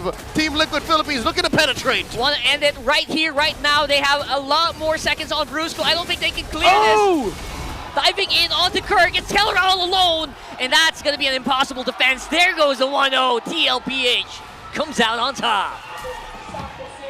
The status quo, 1 game away from being kept intact. The cavalry first on the board. What a draft by Team Liquid. Onic chose not to ban the low Yi. Team Liquid decided to first pick it, and they paired up with Suyo, Jawhead, Bruno, and Lucas. The 4 heroes that followed low Yi alone already makes a monster snowball comp. The low Yi just was the perfect partner to everyone. It's the right swing against a hit and a miss. I hate to say it, but Renmar, you're right. The Selena just wasn't it for Onic Philippines. There's another Selena pick today that, if you'll remember, you watched that first series, did nothing almost to the opposing team, and I think that's one pain point already to try and take us to Game 3. Yeah, Selena starting to feel like it's a little overused at this point, where I agree, Novaria would have been able to clear a lot of these waves a lot easier. Get the wave clear, get the supplement, and of course, will Daddy JP be the MVP? He did set the tempo, he did set the rotations, and hell yes, the Jawhead and JP did not realize he ended up showing up with a perfect Ailey Henry cosplay. It's the same pose. Ailey Henry being the blue-haired little girl that Jawhead keeps within his shell to protect her. This is the daughter of the scientist who created and invented MLBB lore, ladies and gentlemen. But regardless, it's his fault. Daddy JP lived in the space where Onic PH wasn't ready to answer for him, and this was what allowed for that snowball. It was really tough to answer like really fast-paced movements from TLPH, where normally it's Onic who does that. But in this situation, King Kong is always a level behind, 2 levels, 3 levels behind here. So it makes it hard to contest, actually. Yeah, and it's wild what Sanford was able to do in this lane against the CC. Managed the minion waves well enough to set things up so that TLPH can make plays to go on Kirk. And that was the perfect timing as well, because that was right before the 3rd turtle of the game. So that meant that just instantly showed just how much in the lead TLPH is, with the CC being one of the important pieces of the lineup of Onic already shut down early on. It's a nasty move. You gotta remember to do that. That's a highlight reel 100% for Sanford here. Looking at how Liquid PH is so eager and willing to throw bodies at Onic. This throws back to the highlight reel of Carl Teasy and the rest of then Liquid Echo, or then Echo. Turret aggro juggling. I'm throwing back to as far as M4, throwing back as far as S10, S11. That's the form that we're seeing Liquid in right now. And this is that's a very familiar season where the Bruno actually was the Apex Predator in the gold lane. Yeah, he was the S-tier hero. Throwing back to about 3 or 4 months too. Yeah, in Malaysia, Bruno was the villain too. But that was a pre-nerf Bruno. But now you're wondering even more. Trouble in Paradise. What's going on with the Super Fam? Again, I feel like the draft at the beginning, instead of knocking there onto the Selena pick over and over again, I really got to commend Coach RC, what he was able to build with this draft. The bans that he decided to commit, deciding to ban the Gata Kacha, taking it away from Brusco, and even banning out the Cho that could have been, again, another option for Onic to flex around in the latter portion of the draft. Which, in hindsight now, Coach Wynot and Hayes walked away with the almost right pick here, the high loss, even if it didn't perform as well, because think of the other options. The Tigreal and the Khalid, they would have died so much faster. That's right. Especially the Tigreal, I feel like would have been thrown non-stop. Although Yeah. sometimes you would love to be thrown away with an injector. Thrown as a Tigreal. into the opponents. That's right. Yeah. You would usually love that, but this lineup will destroy you before you even cast a skill. Yeah, it's like, guys, I'm getting vision. I'm dead. Implosion. Oh, dead. Same with the Khalid. You jump in with a Raging Sandstorm. Next thing you know, you're quick sand guarding at 10% HP. You're dead. That's right. Whew, huge GPM for Carl Teasy here. That Boy. BPI Rich got 968. It just goes to show just how much jungle and farm he was stealing away from King Kong. Yeah. King Kong was really put in a really good spot here. I actually agree with what you said. I feel like Coach RC, man, if you can get a Lo Yi and the Suyo in the first draft, in the first rotation, you're doing something right. Looking at the gold distribution, the breakdown by BPI, Carl Teasy at 968, right? His GPM for game 1. He's only really racing his teammate, Oheb, to top the charts. Oheb currently #1 in GPM, average 851 per game. This puts Carl Teasy way up. He's just 845. He's 6 gold behind. Oh. Wow. GPM duo. Yeah. And I think that's, again, one of the... That's like statistical proof of what Team Liquid Philippines have been doing so far this season and just doubling back in their old identity. We used to call it the the Echo Express, Liquid Stampede. It's just play fast. I mean, at its core, at its simplest form, MLBB is just play fast, deal damage faster, farm faster. And that's what Team Liquid Philippines are doing, of course, with some extra pro scene level garnish onto it. Leaving their opponents breathless, wondering what went wrong. We have a few minutes before the next game starts here in this best of 3. Again, match point for Team Liquid Philippines. But to give our teams and you guys a breather, let's go into an all access real quick and dig deeper into the match's details. Maraming salamat sa ating mga casters. Tigil muna tayo ng konti sa lahat ng mga nangyari kanina because I'm sure you guys are probably curious. Parang ganda ng mga damit nila, no? I'm wondering kung saan ba nila nakukuha yan. May nakita nga ako dito, Hans, na jacket. Tignan nga natin. Sige, let's go ahead. Let's go ahead. So, first off, hello po. Okay, naka-ano na kagad. Ready Naka-paskill na. na kagad. Can you get a close-up or look over there? Guys, tinan mo. Ang It looks ganda. so nice. It's like you're part of like an F1 team or something. Parang yan ang peg nila Exactly. No? First what? Verstappen lang yung peg. First tappen ang peg. I love it. It's actually Verstappen. So, hello. It's so nice to see you guys here. What do we have na pwedeng abangan ng ating mga MPL fans? So, hello sa mga Sonics out there po. Sa mga gusto po mag-avail po ng jersey, so pwede po kayo mag-pre-order po sa amin. So, punta lang po kayo dito sa merch booth. Ayan po. Papalis na po kayo sa amin. Magpi-pre-order na ako dyan, Hans. Pwede ba mga 5 agad? Kalusi, feel ko sukatin mo na. Feel ko sukatin mo na. Pag sino- Nasusukat ba yan? Nasusukat yan. Nasusukat. Sakto. Sakto. Hans, pag Malamig sinukat ko to, parang Sige. ayoko ng hubad eh. Okay lang. Okay lang. Okay? As you can see, diba? It's giving, no? Okay ba? Feel ko pa, give us a twirl. Like, ano ba yung nasa likod para lang makita natin. Okay. I approve of this. Ano naman to? Ito po, yung mga nag-purchase po ng racing jacket is maglalaro po sila ng dice. So, ito po yung yung premyo po nila is yung dice. 99 dice. Yes. Okay. Sige nga. Kailangan ko matesting to. Nasa iyo na yan eh. So might as well, testingin ko Ikaw na lang na to. dyan, Hans. Okay, testingin ko na lang. Ang goal is 4 at 6. Okay? Or 2, para may try again. oo nga. 4, 2, or 6. So yung please try again, wala. Akala ko game over na yun eh. O, sige. Okay. O, sige. Try again. Try again. Try again. Ginawa ko yung best Makakailang ko, try again Ginawa ko yung kaya best ko. to. Isa pa. Ganyan naman. Try again. Third time's the charm. Legit. Eto na talaga. Para Nafe-feel ko na, Hans. Bakit? 5. Congratulations po. Better luck next time. Pero ako may jacket naman. Ang sama naman ang ugali mo. Kalusi, tigil na nga. Guys, maraming salamat Medyo Thank you so much. naudlot ang papremyo. Meron ka na, alam mo, dito ako pupunta. Sigurado ako may Sige, baon Hans. ako dito. Sige, dito ka. Hello po. Pahiram muna ako ng jacket. Hello po, isang magandang araw sa inyo. Ano po ba ang meron tayo dito, sir?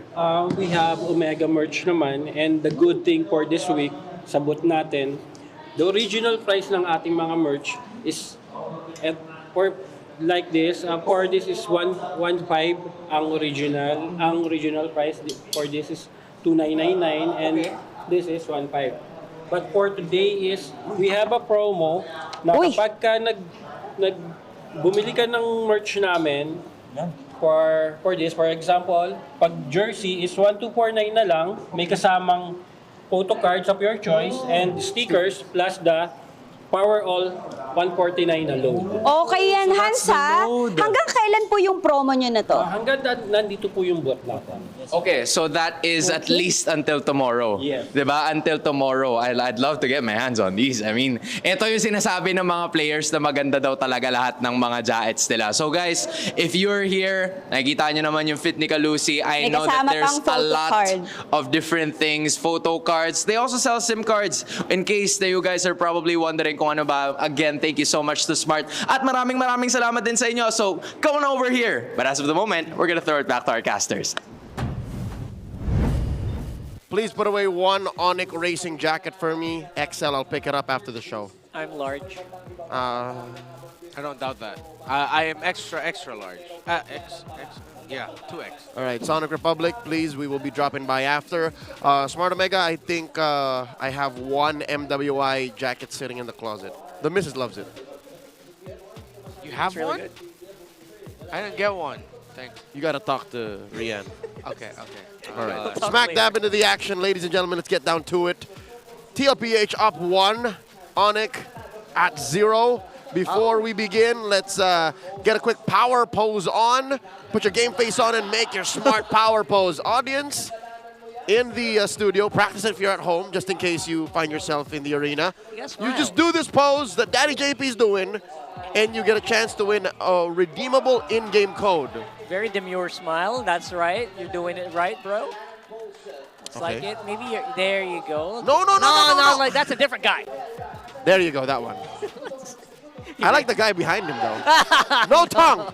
No tongue, young man. No tongue. Daddy JP don't like no tongue. Demure. There you go.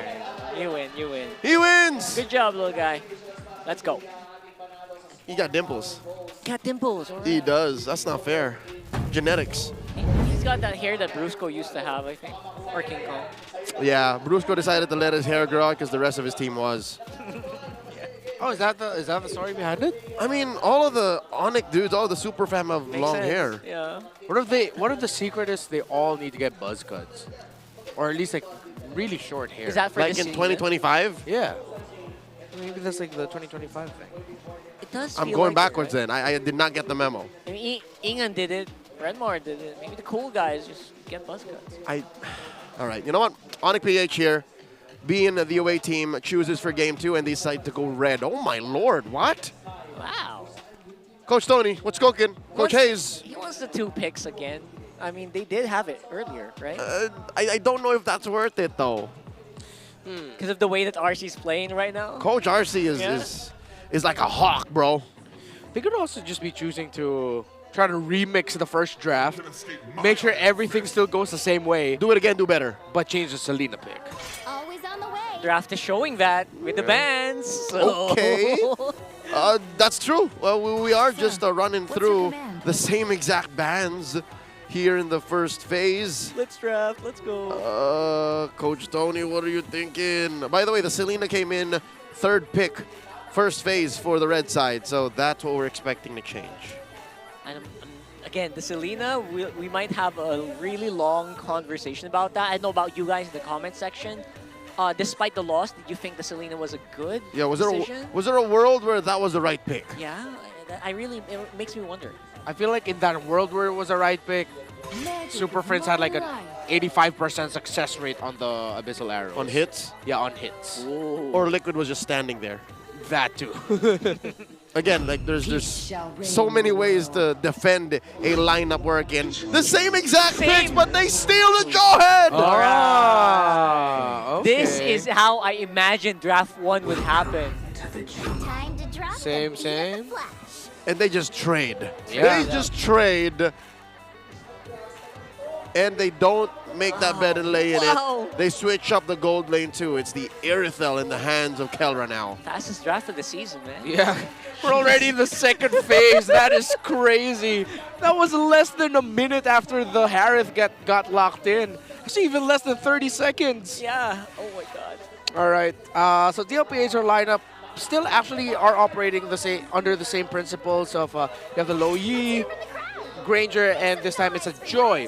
While for Onic, they take the strongest duo in terms of melting down physical defense and armor in the Irithel and Jawhead, since their kits both have the capability to do that. So if TLPH decide to go tanky, then they have to be careful to get their armor shredded.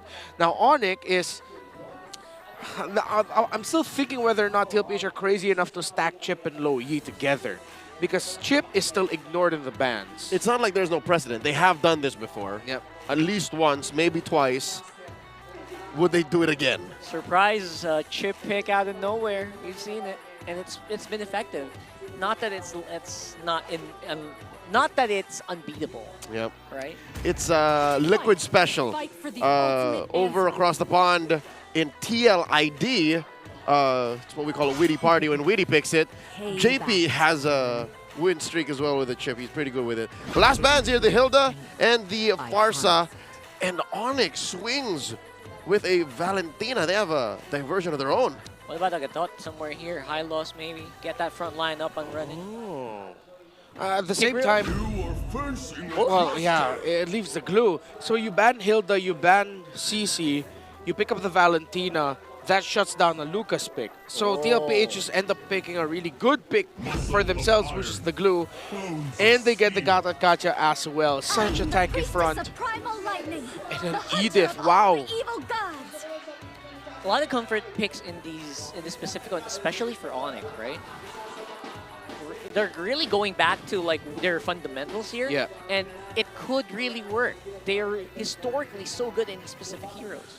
Yeah, but with what you mentioned, the keys of victory, they have to redefine what their signature means, how they execute it. Oh, this might actually be tough for Onic. I always have the same feeling when I say Glue and Gata Kacha together in the lineup. The team fighting against them is going to be so disruptive and so difficult. You're even wondering what Super Friends to steal here. Yeah. AOG.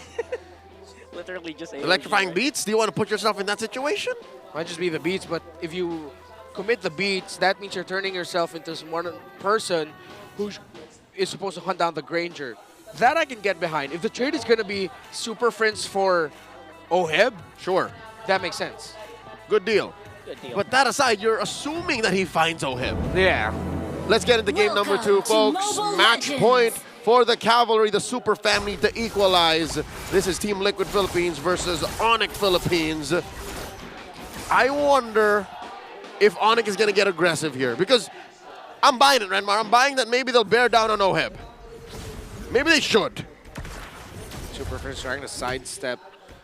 Brusco decided to go for the fast track of helping on King Kong. Oh, they're rushing the JP's actually low, revitalized. Wow. Saves him for a little bit and forces a lot of resources as well from Onic. That's something. Blessed be 15% damage reduction under tier 1. Along with the revitalize. Great sense and trust for JP to survive that. Ooh, Onic spicy. Yeah, they won't be able to get their first blood snowball right away. Nothing too wild with emblems. Flicker committed by Brusco. Carl TZ could be in trouble, but has just enough fancy footwork to get out. All right, in about a minute, I got my answer. Yes, Onic will be aggressive, forcing out a few key battle spells from Liquid. Again, one thing I'm really going to be looking at here is just how Onic Philippines will be able to handle the glue, how Kirk is going to be handling the lane there.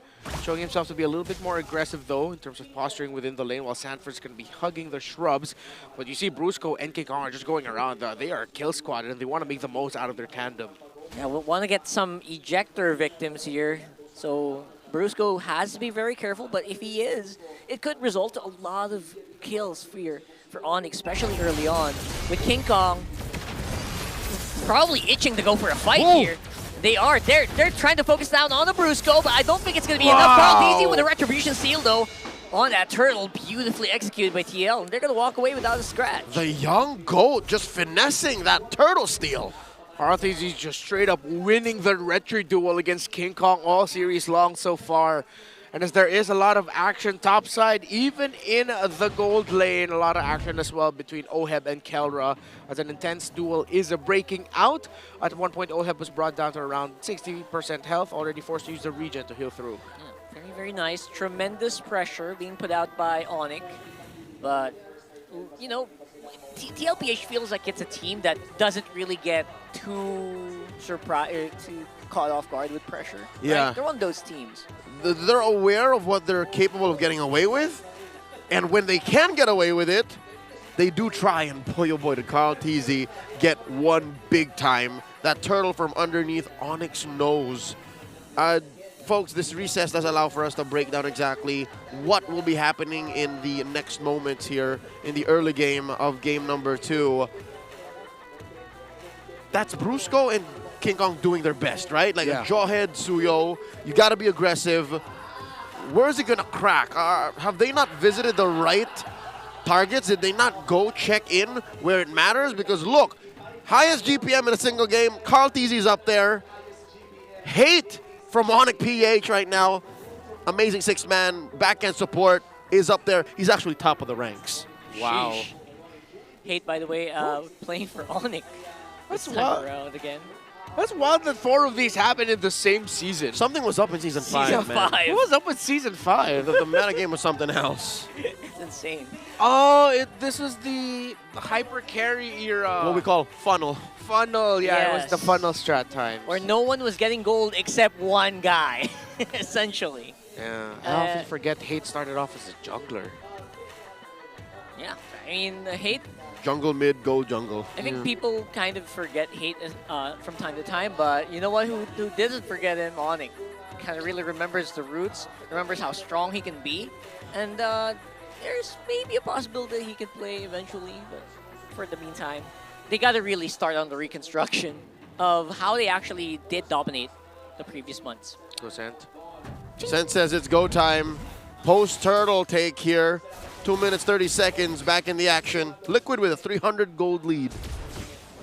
It's not bad at all. Right now, though, I'm not used to seeing Super Friends because kind of just rolling with the punches today. Yeah. Really see him very proactive in these fights, even early on. He does have a diversion, so he made that call and said, guys, I have a diversion. What are we going to do with it? JP here holding the pixel brush, waiting to jump in. Can Brusco punish? Ooh, doesn't have the ejector for him. Getting ahead, Brusco respecting the JP here, knowing that even if he does ejector, that might spell trouble for them. Oh, the diversion. Nice movement. Just get Oheb back into the lane. Well, mirrored are the rotations. You saw same shrubs being held by JP and Brusco. They know each other so well. He's a diversion by Onic. And that's on the other side of the map here. Look at this. It's a 2v4 actually. This could be bad for TLPH. Sanford not getting caught here. Kirk trying to throw it out. Oh! But will be able to actually just survive. It's Carl Teasy who actually gets taken down here under tower for first blood. 4 of the super fam. Pouring out everything to take down the young GOAT. Carl Teasy down but not out. We'll make it to this next turtle up in 20. Great rotation there by Onic. And of course, Super Friends locking in on Carl Teasy. He was the guy. Again, he's assigned right now, especially that last one, to be the one to hunt Carl Teasy in sequences where they can hunt Carl Teasy. He is him. JP charging it up. Unbreakable, but not going to be casting it. Brusco close by. Again, you can't be too aggressive. Just the fact that he is holding the Jawhead is actually pushing TLPH back a little bit. Turtle started up by Liquid. JP pulling through. Super Friends. Ouch. In the thick of it. 3/4 of his health up. Kirk goes for an Earth Shatter. 4v4 once more. King Kong is close by. Here comes the push. And Go! there goes King Kong with a Retribution steal. This time around, it's Onic with a turtle. A little bit more of the Onic that we are used to seeing. Oh! Oh, Prince goes in. Felt like that was a little bit of a love tap. Just to send JP and Sanji back just a little bit more topside. Just a little bit more. Here comes Sanford, absorbing everything, throwing out that sticker just for good measure. And now King Kong. I feel like this is the more natural King Kong that we're seeing here, right? Not really quite ahead yet, but he's on a good GP. Oh, beautiful diversion straight to the face of King Kong. And we might have jinxed it. Wow. What a read by Sanji and Team Liquid Philippines. That's just them showing, yeah, we know King Kong's tendencies and rotational timings very well. Despite a gorilla being able to carry 2.8 times its body weight, if you face 4 members of Liquid, there's nothing King Kong could have done. That's 4 people. I mean, you can't really carry them that much. I can only imagine their average weight. Tough going on right now for Onic. And yeah, it really just seems like we're seeing a team that knows what Onic really loves to do around the map. That Onic cannot move like Onic. Fainted. That's true. That diversion. Kelra holding his ground. Sanford walks away from 3, and that's a free push for Oheb down bot. Yeah, they used the diversion to get info and confirm whether or not Keller was in that shrub, so JP could go forward and TLPH can show themselves, which means no defense for the tower of Kelra, and that Team Liquid Philippines will be able to continue setting the tempo. Oh, Prince sends over Kirk, but Kirk holding that brush. Look at that. Look at that mini-map. I wonder. From the back here. Yeah, what's he going to do with Tower is this? the target. Dodges on the flicker. Earth Shatter there. Kirk hitting air. And now it's a jump. Here comes JP. Sanji's down, but that's going to be Kirk for the trade. Sanji stood in the middle of this all. He couldn't flicker out of there. He tried. Really did try. Carl TZ with electrifying beats gets some damage into Onic here. But that tower is going to fall. Brusco trying to go for the ejector. No go whatsoever. And now they're going to have to retreat. What a roundabout way to push mid. Yeah, Onic just keep getting shut down. Kirk, though, was able to walk away with a kill onto Sanji. But at this point, not really a favorable trade because you're technically the roamer for this lineup. You're one of the main frontliners. And Sanji can come back. Absolutely. Now it's Onic walking it up. They know the turtle's gonna get attacked here, but Sanji's close by. What's it gonna be? Who's gonna pull the trigger first? Looks like it is going to be King Kong taking out Sanford. No split for you, good sir. There goes the AOG and the double kill, and it's Kirk with a turtle. It's a disaster for TLPH. The Super Fam wipe out the cavalry in the blink of an eye. Onic PH more than just on the board, they're eating good. That is the Onic we are familiar with, and just like that, it has gone the way of Onic Philippines. Mid tower will get broken, bottom tower will too, and I won't be surprised if all the first tier towers are broken by the end of this. It's a lot of gold going over to Onic very early on, and it's going to a lot as well to Kelra. With a 1-0-5 right now. He was in the middle of that whole thing, and he enjoyed it. The gold standard calling all the shots. Oheb with one death picks up a malefic roar. I mean, they have been pushing turrets, right? Surgically speaking. But team fights, Onic has found a way to compromise the positioning of Sanji and even Oheb. How do they do that?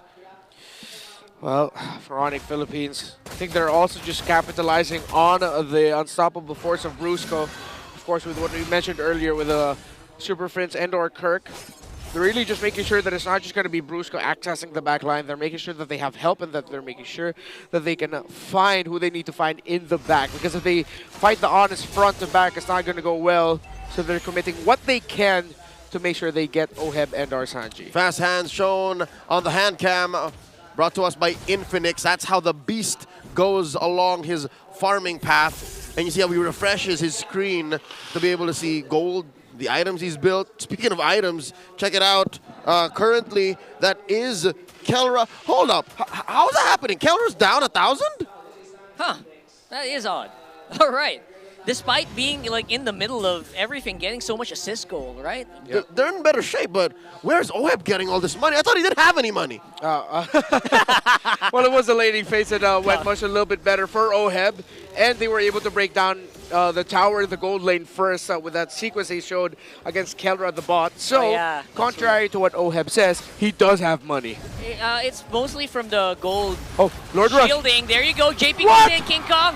Easy turtle, easy lord for this guy. But what's the team fight gonna look like here? It's Super Friends with the flicker already. He's getting chased down. And there you go. Sanford with the grab, double kill for Oheb. Miraculous turn by Team Liquid, taking 2 on the way out. They do concede the Lord, and the fight is going to slowly trickle out. The dispersal. King Kong looking for the flank. Oh boy. We might be looking at negative gold here. Negative net gold for Onic because of his Lord. Yeah, it just ended up going really well there. Oh! Diversion, and now the purple buff will get contested. King Kong sees it getting pulled, and Onic will now dance around the possibility of just being a little bit safe with it, but Team Liquid back off. They don't want the smoke of Onic. They don't want none. They don't want to bite off too much and they can chew, right? So a lot of teams have fallen victim to that. This TLPH being very, very disciplined. Look at the stubborn top lane. TLPH have tried and tried, but this one just won't fall. Tier 1 inhibitor still standing, and look at that. The cavalry crashing into it. Yep. Holding on, and Onic decided to go for a downside rotation. Mirrored, opposite sides of the map. Kelra's going to show himself. That should be info for Onic, for Team Liquid Philippines, that they can continue their push. Because one of the tendencies at this point for Onic is that if you see Kelra pushing a lane alone, that means Brusco's nearby. If Brusco's there, that means the rest of Onic are probably there too, operating as some sort of a hit squad. A big one, diversion! Oh, big diversion here. They could catch a lot of fish here, but no sirree. Super Friends uses the AOG to back off. Ejector on the Carl TZ. JP standing their ground. And, TLPH backing off. Are they saying we're going to go for a chase here? Yeah, conceal. Conceal used up, Kelra. And Brusco, that's a pretty big spell to be used before. Yeah. But it's going to get on cooldown before the big fight anyway. All right, a minute until Lord number 2 spawns. Again, the first one scored by Onic. And again, we're at deadlock. I can't call the 600 gold lead an actual lead for Liquid. Absolutely not. If you like it is... that's the lead earlier when they got wiped out. So, you know. Onic Philippines right now actually sucks that Kirk was not able to, it sucks that the animation of the Earth Shatter takes so long that they weren't able to get the knock-up onto Carl TZ after Brusco threw him back, and Carl TZ was able to dash away. So let's talk about the items. A slight lead here actually for King Kong, already on the way to the Blade of Despair after building the first 3 items, rushing the Malefic Roar. For Kelra, still really chasing after Oheb, who's up to 4 core items and only 3 for the gold standard, only up to the Great Dragon Spear. Lord coming up in just a jiffy. That is an enhanced Lord, so this Lord will jump and crash into whichever sorry turret stands in its way. Kirk pulling it out. Oh, I can smell a dance coming up. Big dance right now. The King Kong close by, I think he revealed his information, but JP and Sanji just making sure to keep Oheb in check. There you go. JP is actually quite low. I don't know if this is going to go well for TLPH, but there you go. The Earth Shatter misses once more. Carl TZ, he's dancing around. He's looking for his target. He's forcing back the Onic right now. And there's Brusco going down. JP falls. Frizz gets him. Frizz holding on to that AOG. Kirk has bitten it. The diversion set up. No one goes. And that's a good trade for Liquid. Double kill for the Filipino sniper with Kirk and Brusco down. Onic will not be able to contest. The second Lord of the game goes to Liquid after outsmarting and outplaying Onic Philippines in that team fight. And at the end, it's just Kirk and Brusco who, that's going to be enough for them to continue it. The glue, such a problem right now for the damage profile that Onic Philippines has for their lineup. Feels like a lot here for Onic Philippines to handle. I don't know how Oheb are finding these kills. He just has a way of just dipping and diving between the cracks just when you least expect it. Again, that's chemistry in a can. Despite being in a new team, Oheb just fits in so well with what Liquid wants to do. And now they are sitting on a significant 2,000 gold lead. Again, at 500, 600 gold, I wasn't going to say it was a good lead. But now, with the Lord marching up top, I'll tell you now, this is a good lead. 100%.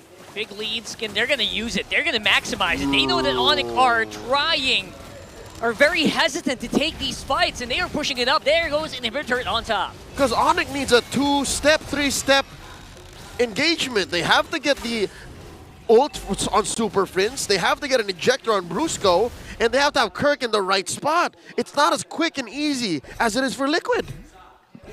Onic Philippines now, it's going to be so tough for them to induce a comeback, as it is a Valentina that they're playing around with, an Irithel.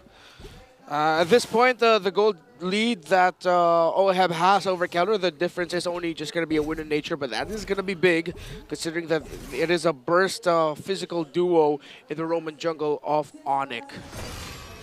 So far, 3,000 now, ballooning 3,000 for Liquid, that lead. 15 minutes in, Lord spawning in the lower quarter in about a minute and change. Silver lining here for Onic PH. King Kong is getting his buffs. So farm isn't exactly the problem. It's the engagement, it's the execution, the follow-through on these actual fights. And also their map control is really, really gimped. Especially with the Loyi. Every bush is just so anxious to get in. Oh, out of map, out of map. Right now, diversion! It's from the back! It's straight from the back! And they take out 3, make that 2 members of Onic, not really expected at all by the Super Fam. The KK connection has fallen, Brusco too! And it's a triple kill for Oheb. There you go, Kirk trying to stop Maniac! but I don't think he can take it. It's a Maniac! It's a Maniac for the Filipino sniper. Super Friends trying to clear it out as much as he can. There goes Sanji, but the Fret is still alive. They can't do it! They can't do it. It's over. Ring that bell. It's a 2-0 for TLPH. Textbook liquid stampede. That is exactly what you see when you look in the dictionary and you look up Echo Express liquid stampede 2-0. Solidified. The Titans are back. Even they themselves cannot believe what they just pulled off. They've swept Onic Philippines, and they did so off of a signature Sanji Loyi play. Diversion out of the map, surprise the opponents, and shock them. I'm a little surprised. I think they realized it way too late at that point. I think they thought it was like a feint. Death from above, from out of nowhere, call it what you will. Even Onic can't believe their eyes. Of all of the game threes we've had today, this is the one I expected to actually go the distance. Yeah. And here we are with our jaws dropped, their heads bowed, and their feet off the stage because it's Liquid who's celebrating victory tonight. TLPH too strong. Even the mother and daughter of all series can't even handle their power. Are they still here? I think they are. I saw them earlier. But they're not working. Not working. That's the you difference. Need the pin. It changes the dynamic. It changes the dynamic. They're not working. They're just guess right now. There you go, right there. Right there. The power wasn't enough. Yeah, they're behind there. They see they're like, why did it not go game 3? We were here. Bring it in, Chantal. Sometimes it works, sometimes it doesn't. Ladies and gentlemen, once more, your winners for this week's star match, Team Liquid Philippines. We're throwing over to the stage. They're with Hans and Kalusi to talk about this victory. With a sweep to end the day, still undefeated, Team Liquid Philippines. Dominant fashion. A lot of people thought it was gonna be close, pero they came prepared today, Kalusi. Hans, kausapin muna natin dito si Oheb. Ibang klase, Maniac to end. Akala ko makaka-savage pa, but he still was able to get the Maniac. Yes, I'm curious, Oheb. After a while, nakatapat mo na naman ulit si Kelra. Ano ang masasabi mo sa rivalry nyo ni Kelra? Nice game sa kanila. Lakas pa rin nila. Yun lang. Masabi ko lang sa sinasabi ng rivalry namin, tingin ko ngayon na lang kasi yun, parang healthy rivalry na lang, hindi na yung toxican tulad dati. Oh, nice game! Nandun pa rin talaga yung respect. No? Iba? Respect pa rin, world champion yun. Yun. Okay. You'll love to see it. Heb, may mga tinatawag tayo ngayong gold standard, next standard. Ikaw, Filipino sniper. Ano naman ang standard ng isang Oheb? Kung standard ka, anong standard ka? Kasi meron tayong... May Kasi sinisigaw meron na dito, tayong Hans. gold standard, may next standard. Anong standard ka? Ako, rich guy. Rich guy. The rich standard. Kinlame niya na. Klinay mo na. Akala ko ba wala kang pera, Oheb? Wala, pang pipe lang.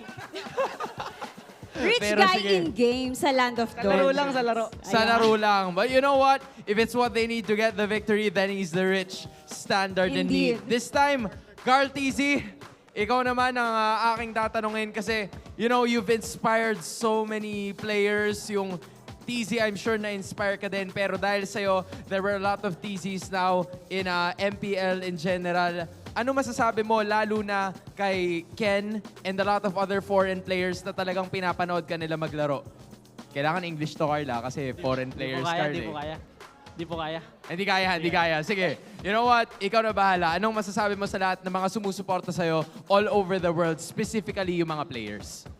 Sa mga sumusuport sa akin dyan sa ibang bansa, tsaka syempre na rin dito, sobrang dami niya. Sobrang grateful ako sa suporta niya, tsaka lalo na sa mga pro players dyan, mga idol ko din kayo, lalo na sa mga nakakalaban namin sa scrim, lalakas nyo.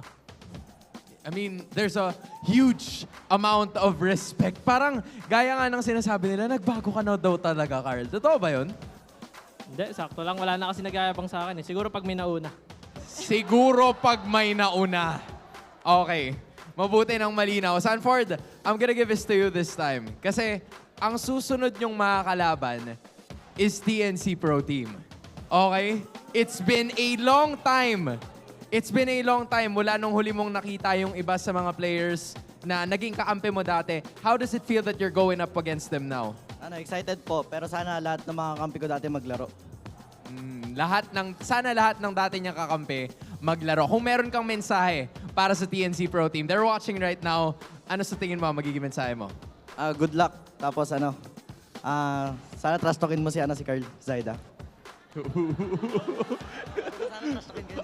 Hindi ko alam kung ano nangyayari. Pero sige, iwan na lang natin doon. Once again, undefeated Team Liquid Philippines.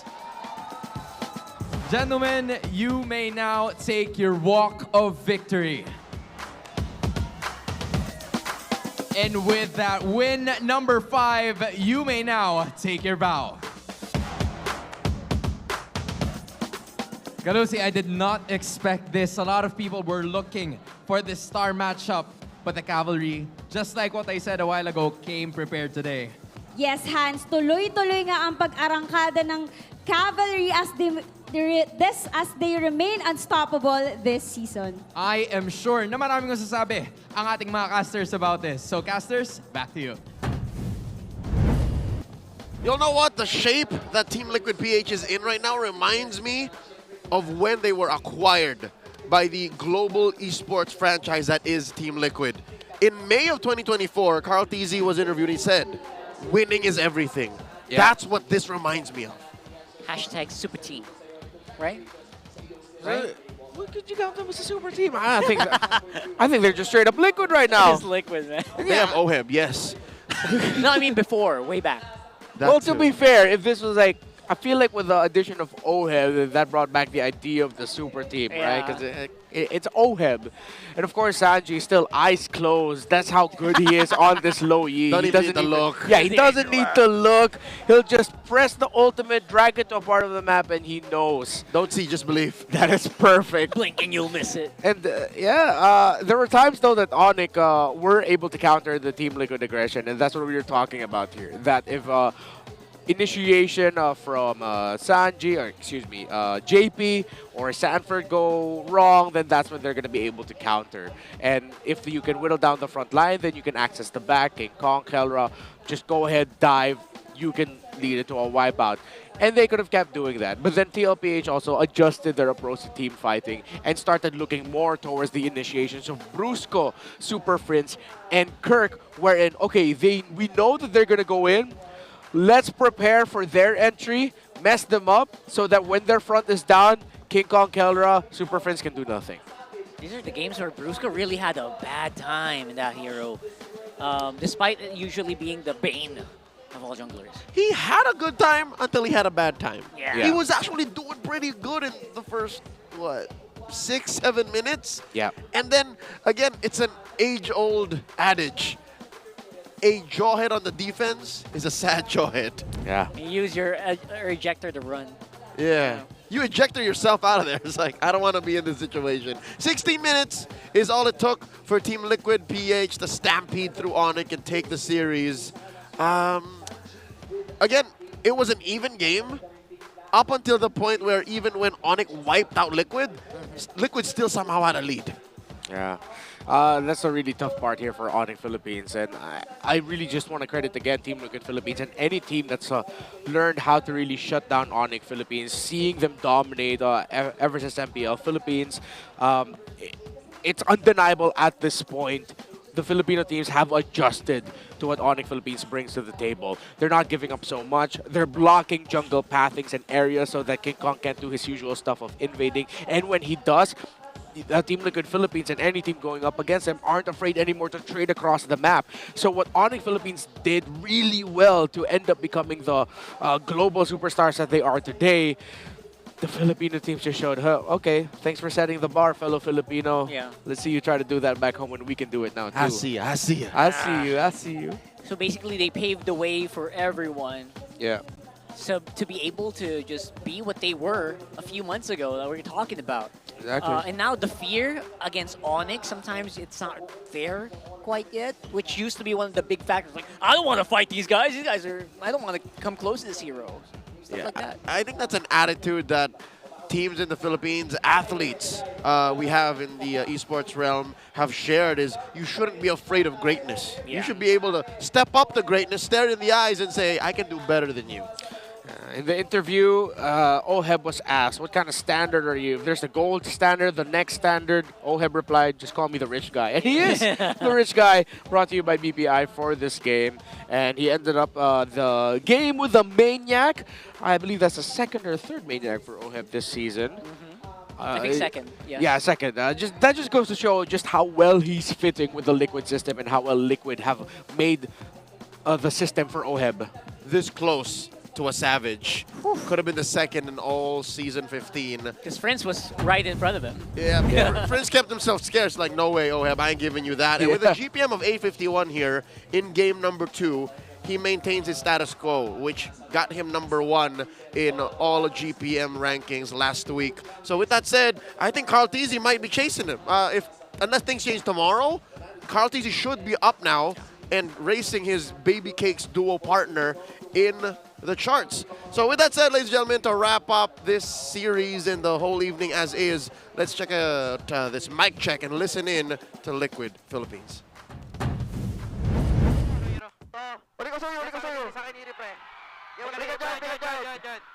Sa akin yung iri-pre, sa akin yung iri. Balen. Boy pa ako. Iri lang, iri. Iri. Eh, tag ka dalawa sa akin. Puro lang. Walang bigyan ng iri. Tag ka. Ubus na. Bruce ka. Kalma ka. Tapos na. Bruce ka muna. That liquid bomb comes was exactly as I expected. Quiet, and then suddenly not. Yeah, it just goes from, hey, how is it? Whoa! Everything just goes nuts. And after you saw it there, it felt like this win meant a lot to Sanford, and it meant a lot to our commenter here in Ram. Check out Ram saying, goosebumps, roughly translated, with a diversion on that Lu Yi. Whose shot call was it? It was so shocking. Even if I was expecting it, I still got surprised. If that's how Ram laughs, Ram has to get that checked. I just read it, man. Okay. He just read it. If that's how you laugh, you know what? I'll accept it. Thank you. In fairness, you're right, Ram. I mean, we were watching the mini-map. We have full vision. Yeah. We still got surprised by it as well. Renmar exclaimed, off map! On dudes! Yeah, because I saw that, wait, Divergence loading up. All of them's there. Where is it? Oh, it's off map! It's on Onic! And that's all she wrote. Again, I don't think even Onic saw that coming. And I don't know if y'all saw this coming, but Liquid now on top of the charts. 5-0, 5 points. Even with RORA's win against Omega tonight, a hard-fought win, mind you, the Cavalry still galloping away with first place. Yeah, first place is no joke, especially with the sea of talent that we have right now in Season 15. It really does feel like everyone's on level, and that's something that we want to see. Biggest question is, I guess, at this point, we'll also start watching the other regions. How are they going to stack up against these guys? Yeah, things continue to get tough for the Onic organization as Onic Indonesia or Onic Esports also struggling at home. Well, we see where Onic Philippines are. Even in the Fansik Laban, feels bad for the Sonics. And the Cavalry and the Auroras, despite the two latter teams actually being on top of the charts in the MPL standings, in Fansik Laban, wherein you get to play using Infinix phones, the official tournament phone of MPL Philippines, where you play against other fan bases, they're actually down on the charts. And it's the Minds who are on top. Yeah. So that's ridiculous. There is one more day of Fansik Laban and one more day of MPL Philippines to look over in week 3 to try and change that. But what we saw tonight, what Liquid brought out, no one comes close. That's true. I mean, I hope it inspires the Cavalry here. Maybe Falcons, but yeah. Oh yeah, 100%, right? But when we saw them, it was Liquid who finally got revenge against Falcons. So now I think it's the perfect time of the season to ask, who's going to stop Liquid? seems unstoppable. Feels like an actual stampede. Yeah, Team Liquid is 100% bona fide back. I'm gonna say what I told these gentlemen off broadcast. I straight up just went, say it now. Say that. They're going back to Riyadh. I stood up, took off my headset, and yelled at them, they're going back to Riyadh. Or else you will shave your head. I did not say that. Don't put words. Carl. Yeah. That's a different dude. That's a different dude. It's That's a different dude. Good point. I forgot. My mind is just... He said it, but he already he shaved his head prior. Yeah, I mean... I thought you were going to shave it again. I'm halfway believing it, Renmar. That's the vibe we're getting. So with that said, congratulations to Liquid. Congratulations to the winners of tonight's matches. He's Renmar Santa Cruz. This is Rockhart. And I'm Leo. Thank you all so much for joining us. Let's go to the stage. See you. Iba talaga ang pakiramdam dito sa MPL Arena every time there's a Saturday triple header, right? Ibang-iba rin naman kasi talaga ang aksyon with Twisted Minds getting their first win of the season after a twisted draft and Aurora continuing on their winning streak. At natapos naman ang araw na ito with Team Liquid Philippines, the Cavalry, keeping their record unscathed kontra sa super family ng Onic Philippines. And of course, Golden Month celebration pa rin kaya may nakapag-uwi na naman ng mga pasurpresa. I am just waiting for more of the action. Kaya inaanyayahan ulit namin kayo sa mga susunod na araw dito lamang sa MPL Arena. My name is Hans Galeria. And I'm Kalusi. Sama-sama ulit tayo bukas para tunghayan ang Lakas ng Pinas! See you guys tomorrow!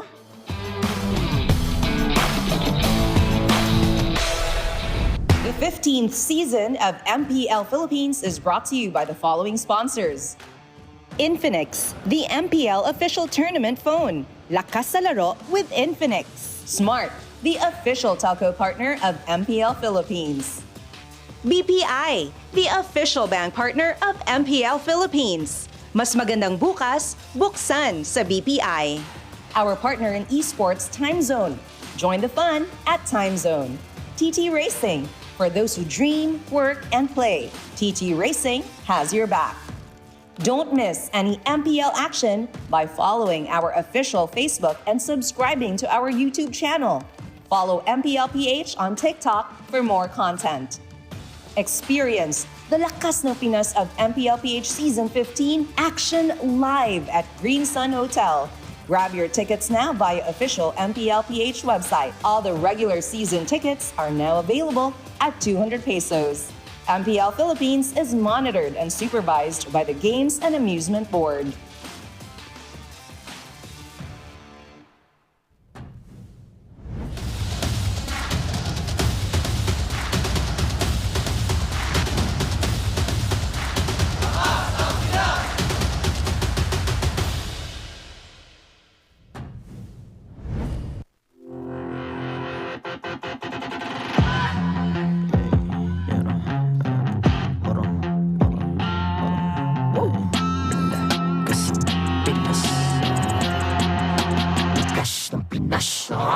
Malakas, Pilipinas, malakas Kahit anong lane, we become the monsters Malakas, Pilipinas, malakas Face the golden sun and repping for the 3 stars Look at us, to the top, no ifs, no buts Winning any game, para to sa PIN na yes Di mo matitin ang aming boses sa new level Nasa kalye man o mobile window, I become a legend Open fire, reunite with winners Built with pressure, like diamonds are made of Switch na lane na parang gera HP Racing, may reset up Built like ang buhat ni Hilda Full load SS parang Laila Susundan ko ang iyong bakas Kasama patas Tagumpay natin ito Dahil tayo'y malakas Para sa Pinas Nasa amin ang alas Hindi tuwa atras Kinikilala sa taas Kasi kami ang malakas Para sa Pinas Nasa amin ang alas Hindi tuwa atras Kinikilala sa taas Ganito kami sa Pinas Wow! Hold on Yeah, wala kasang Pinas We are Laging every beat No surrender, no retreat Pag Nagsama-sama, just imagine what we can achieve. Lacking MVP, no surrender, no retreat. Giving 100 all my all, cause we just cannot be defeated. We are unstoppable, immune and invulnerable. Ready, young, equipped.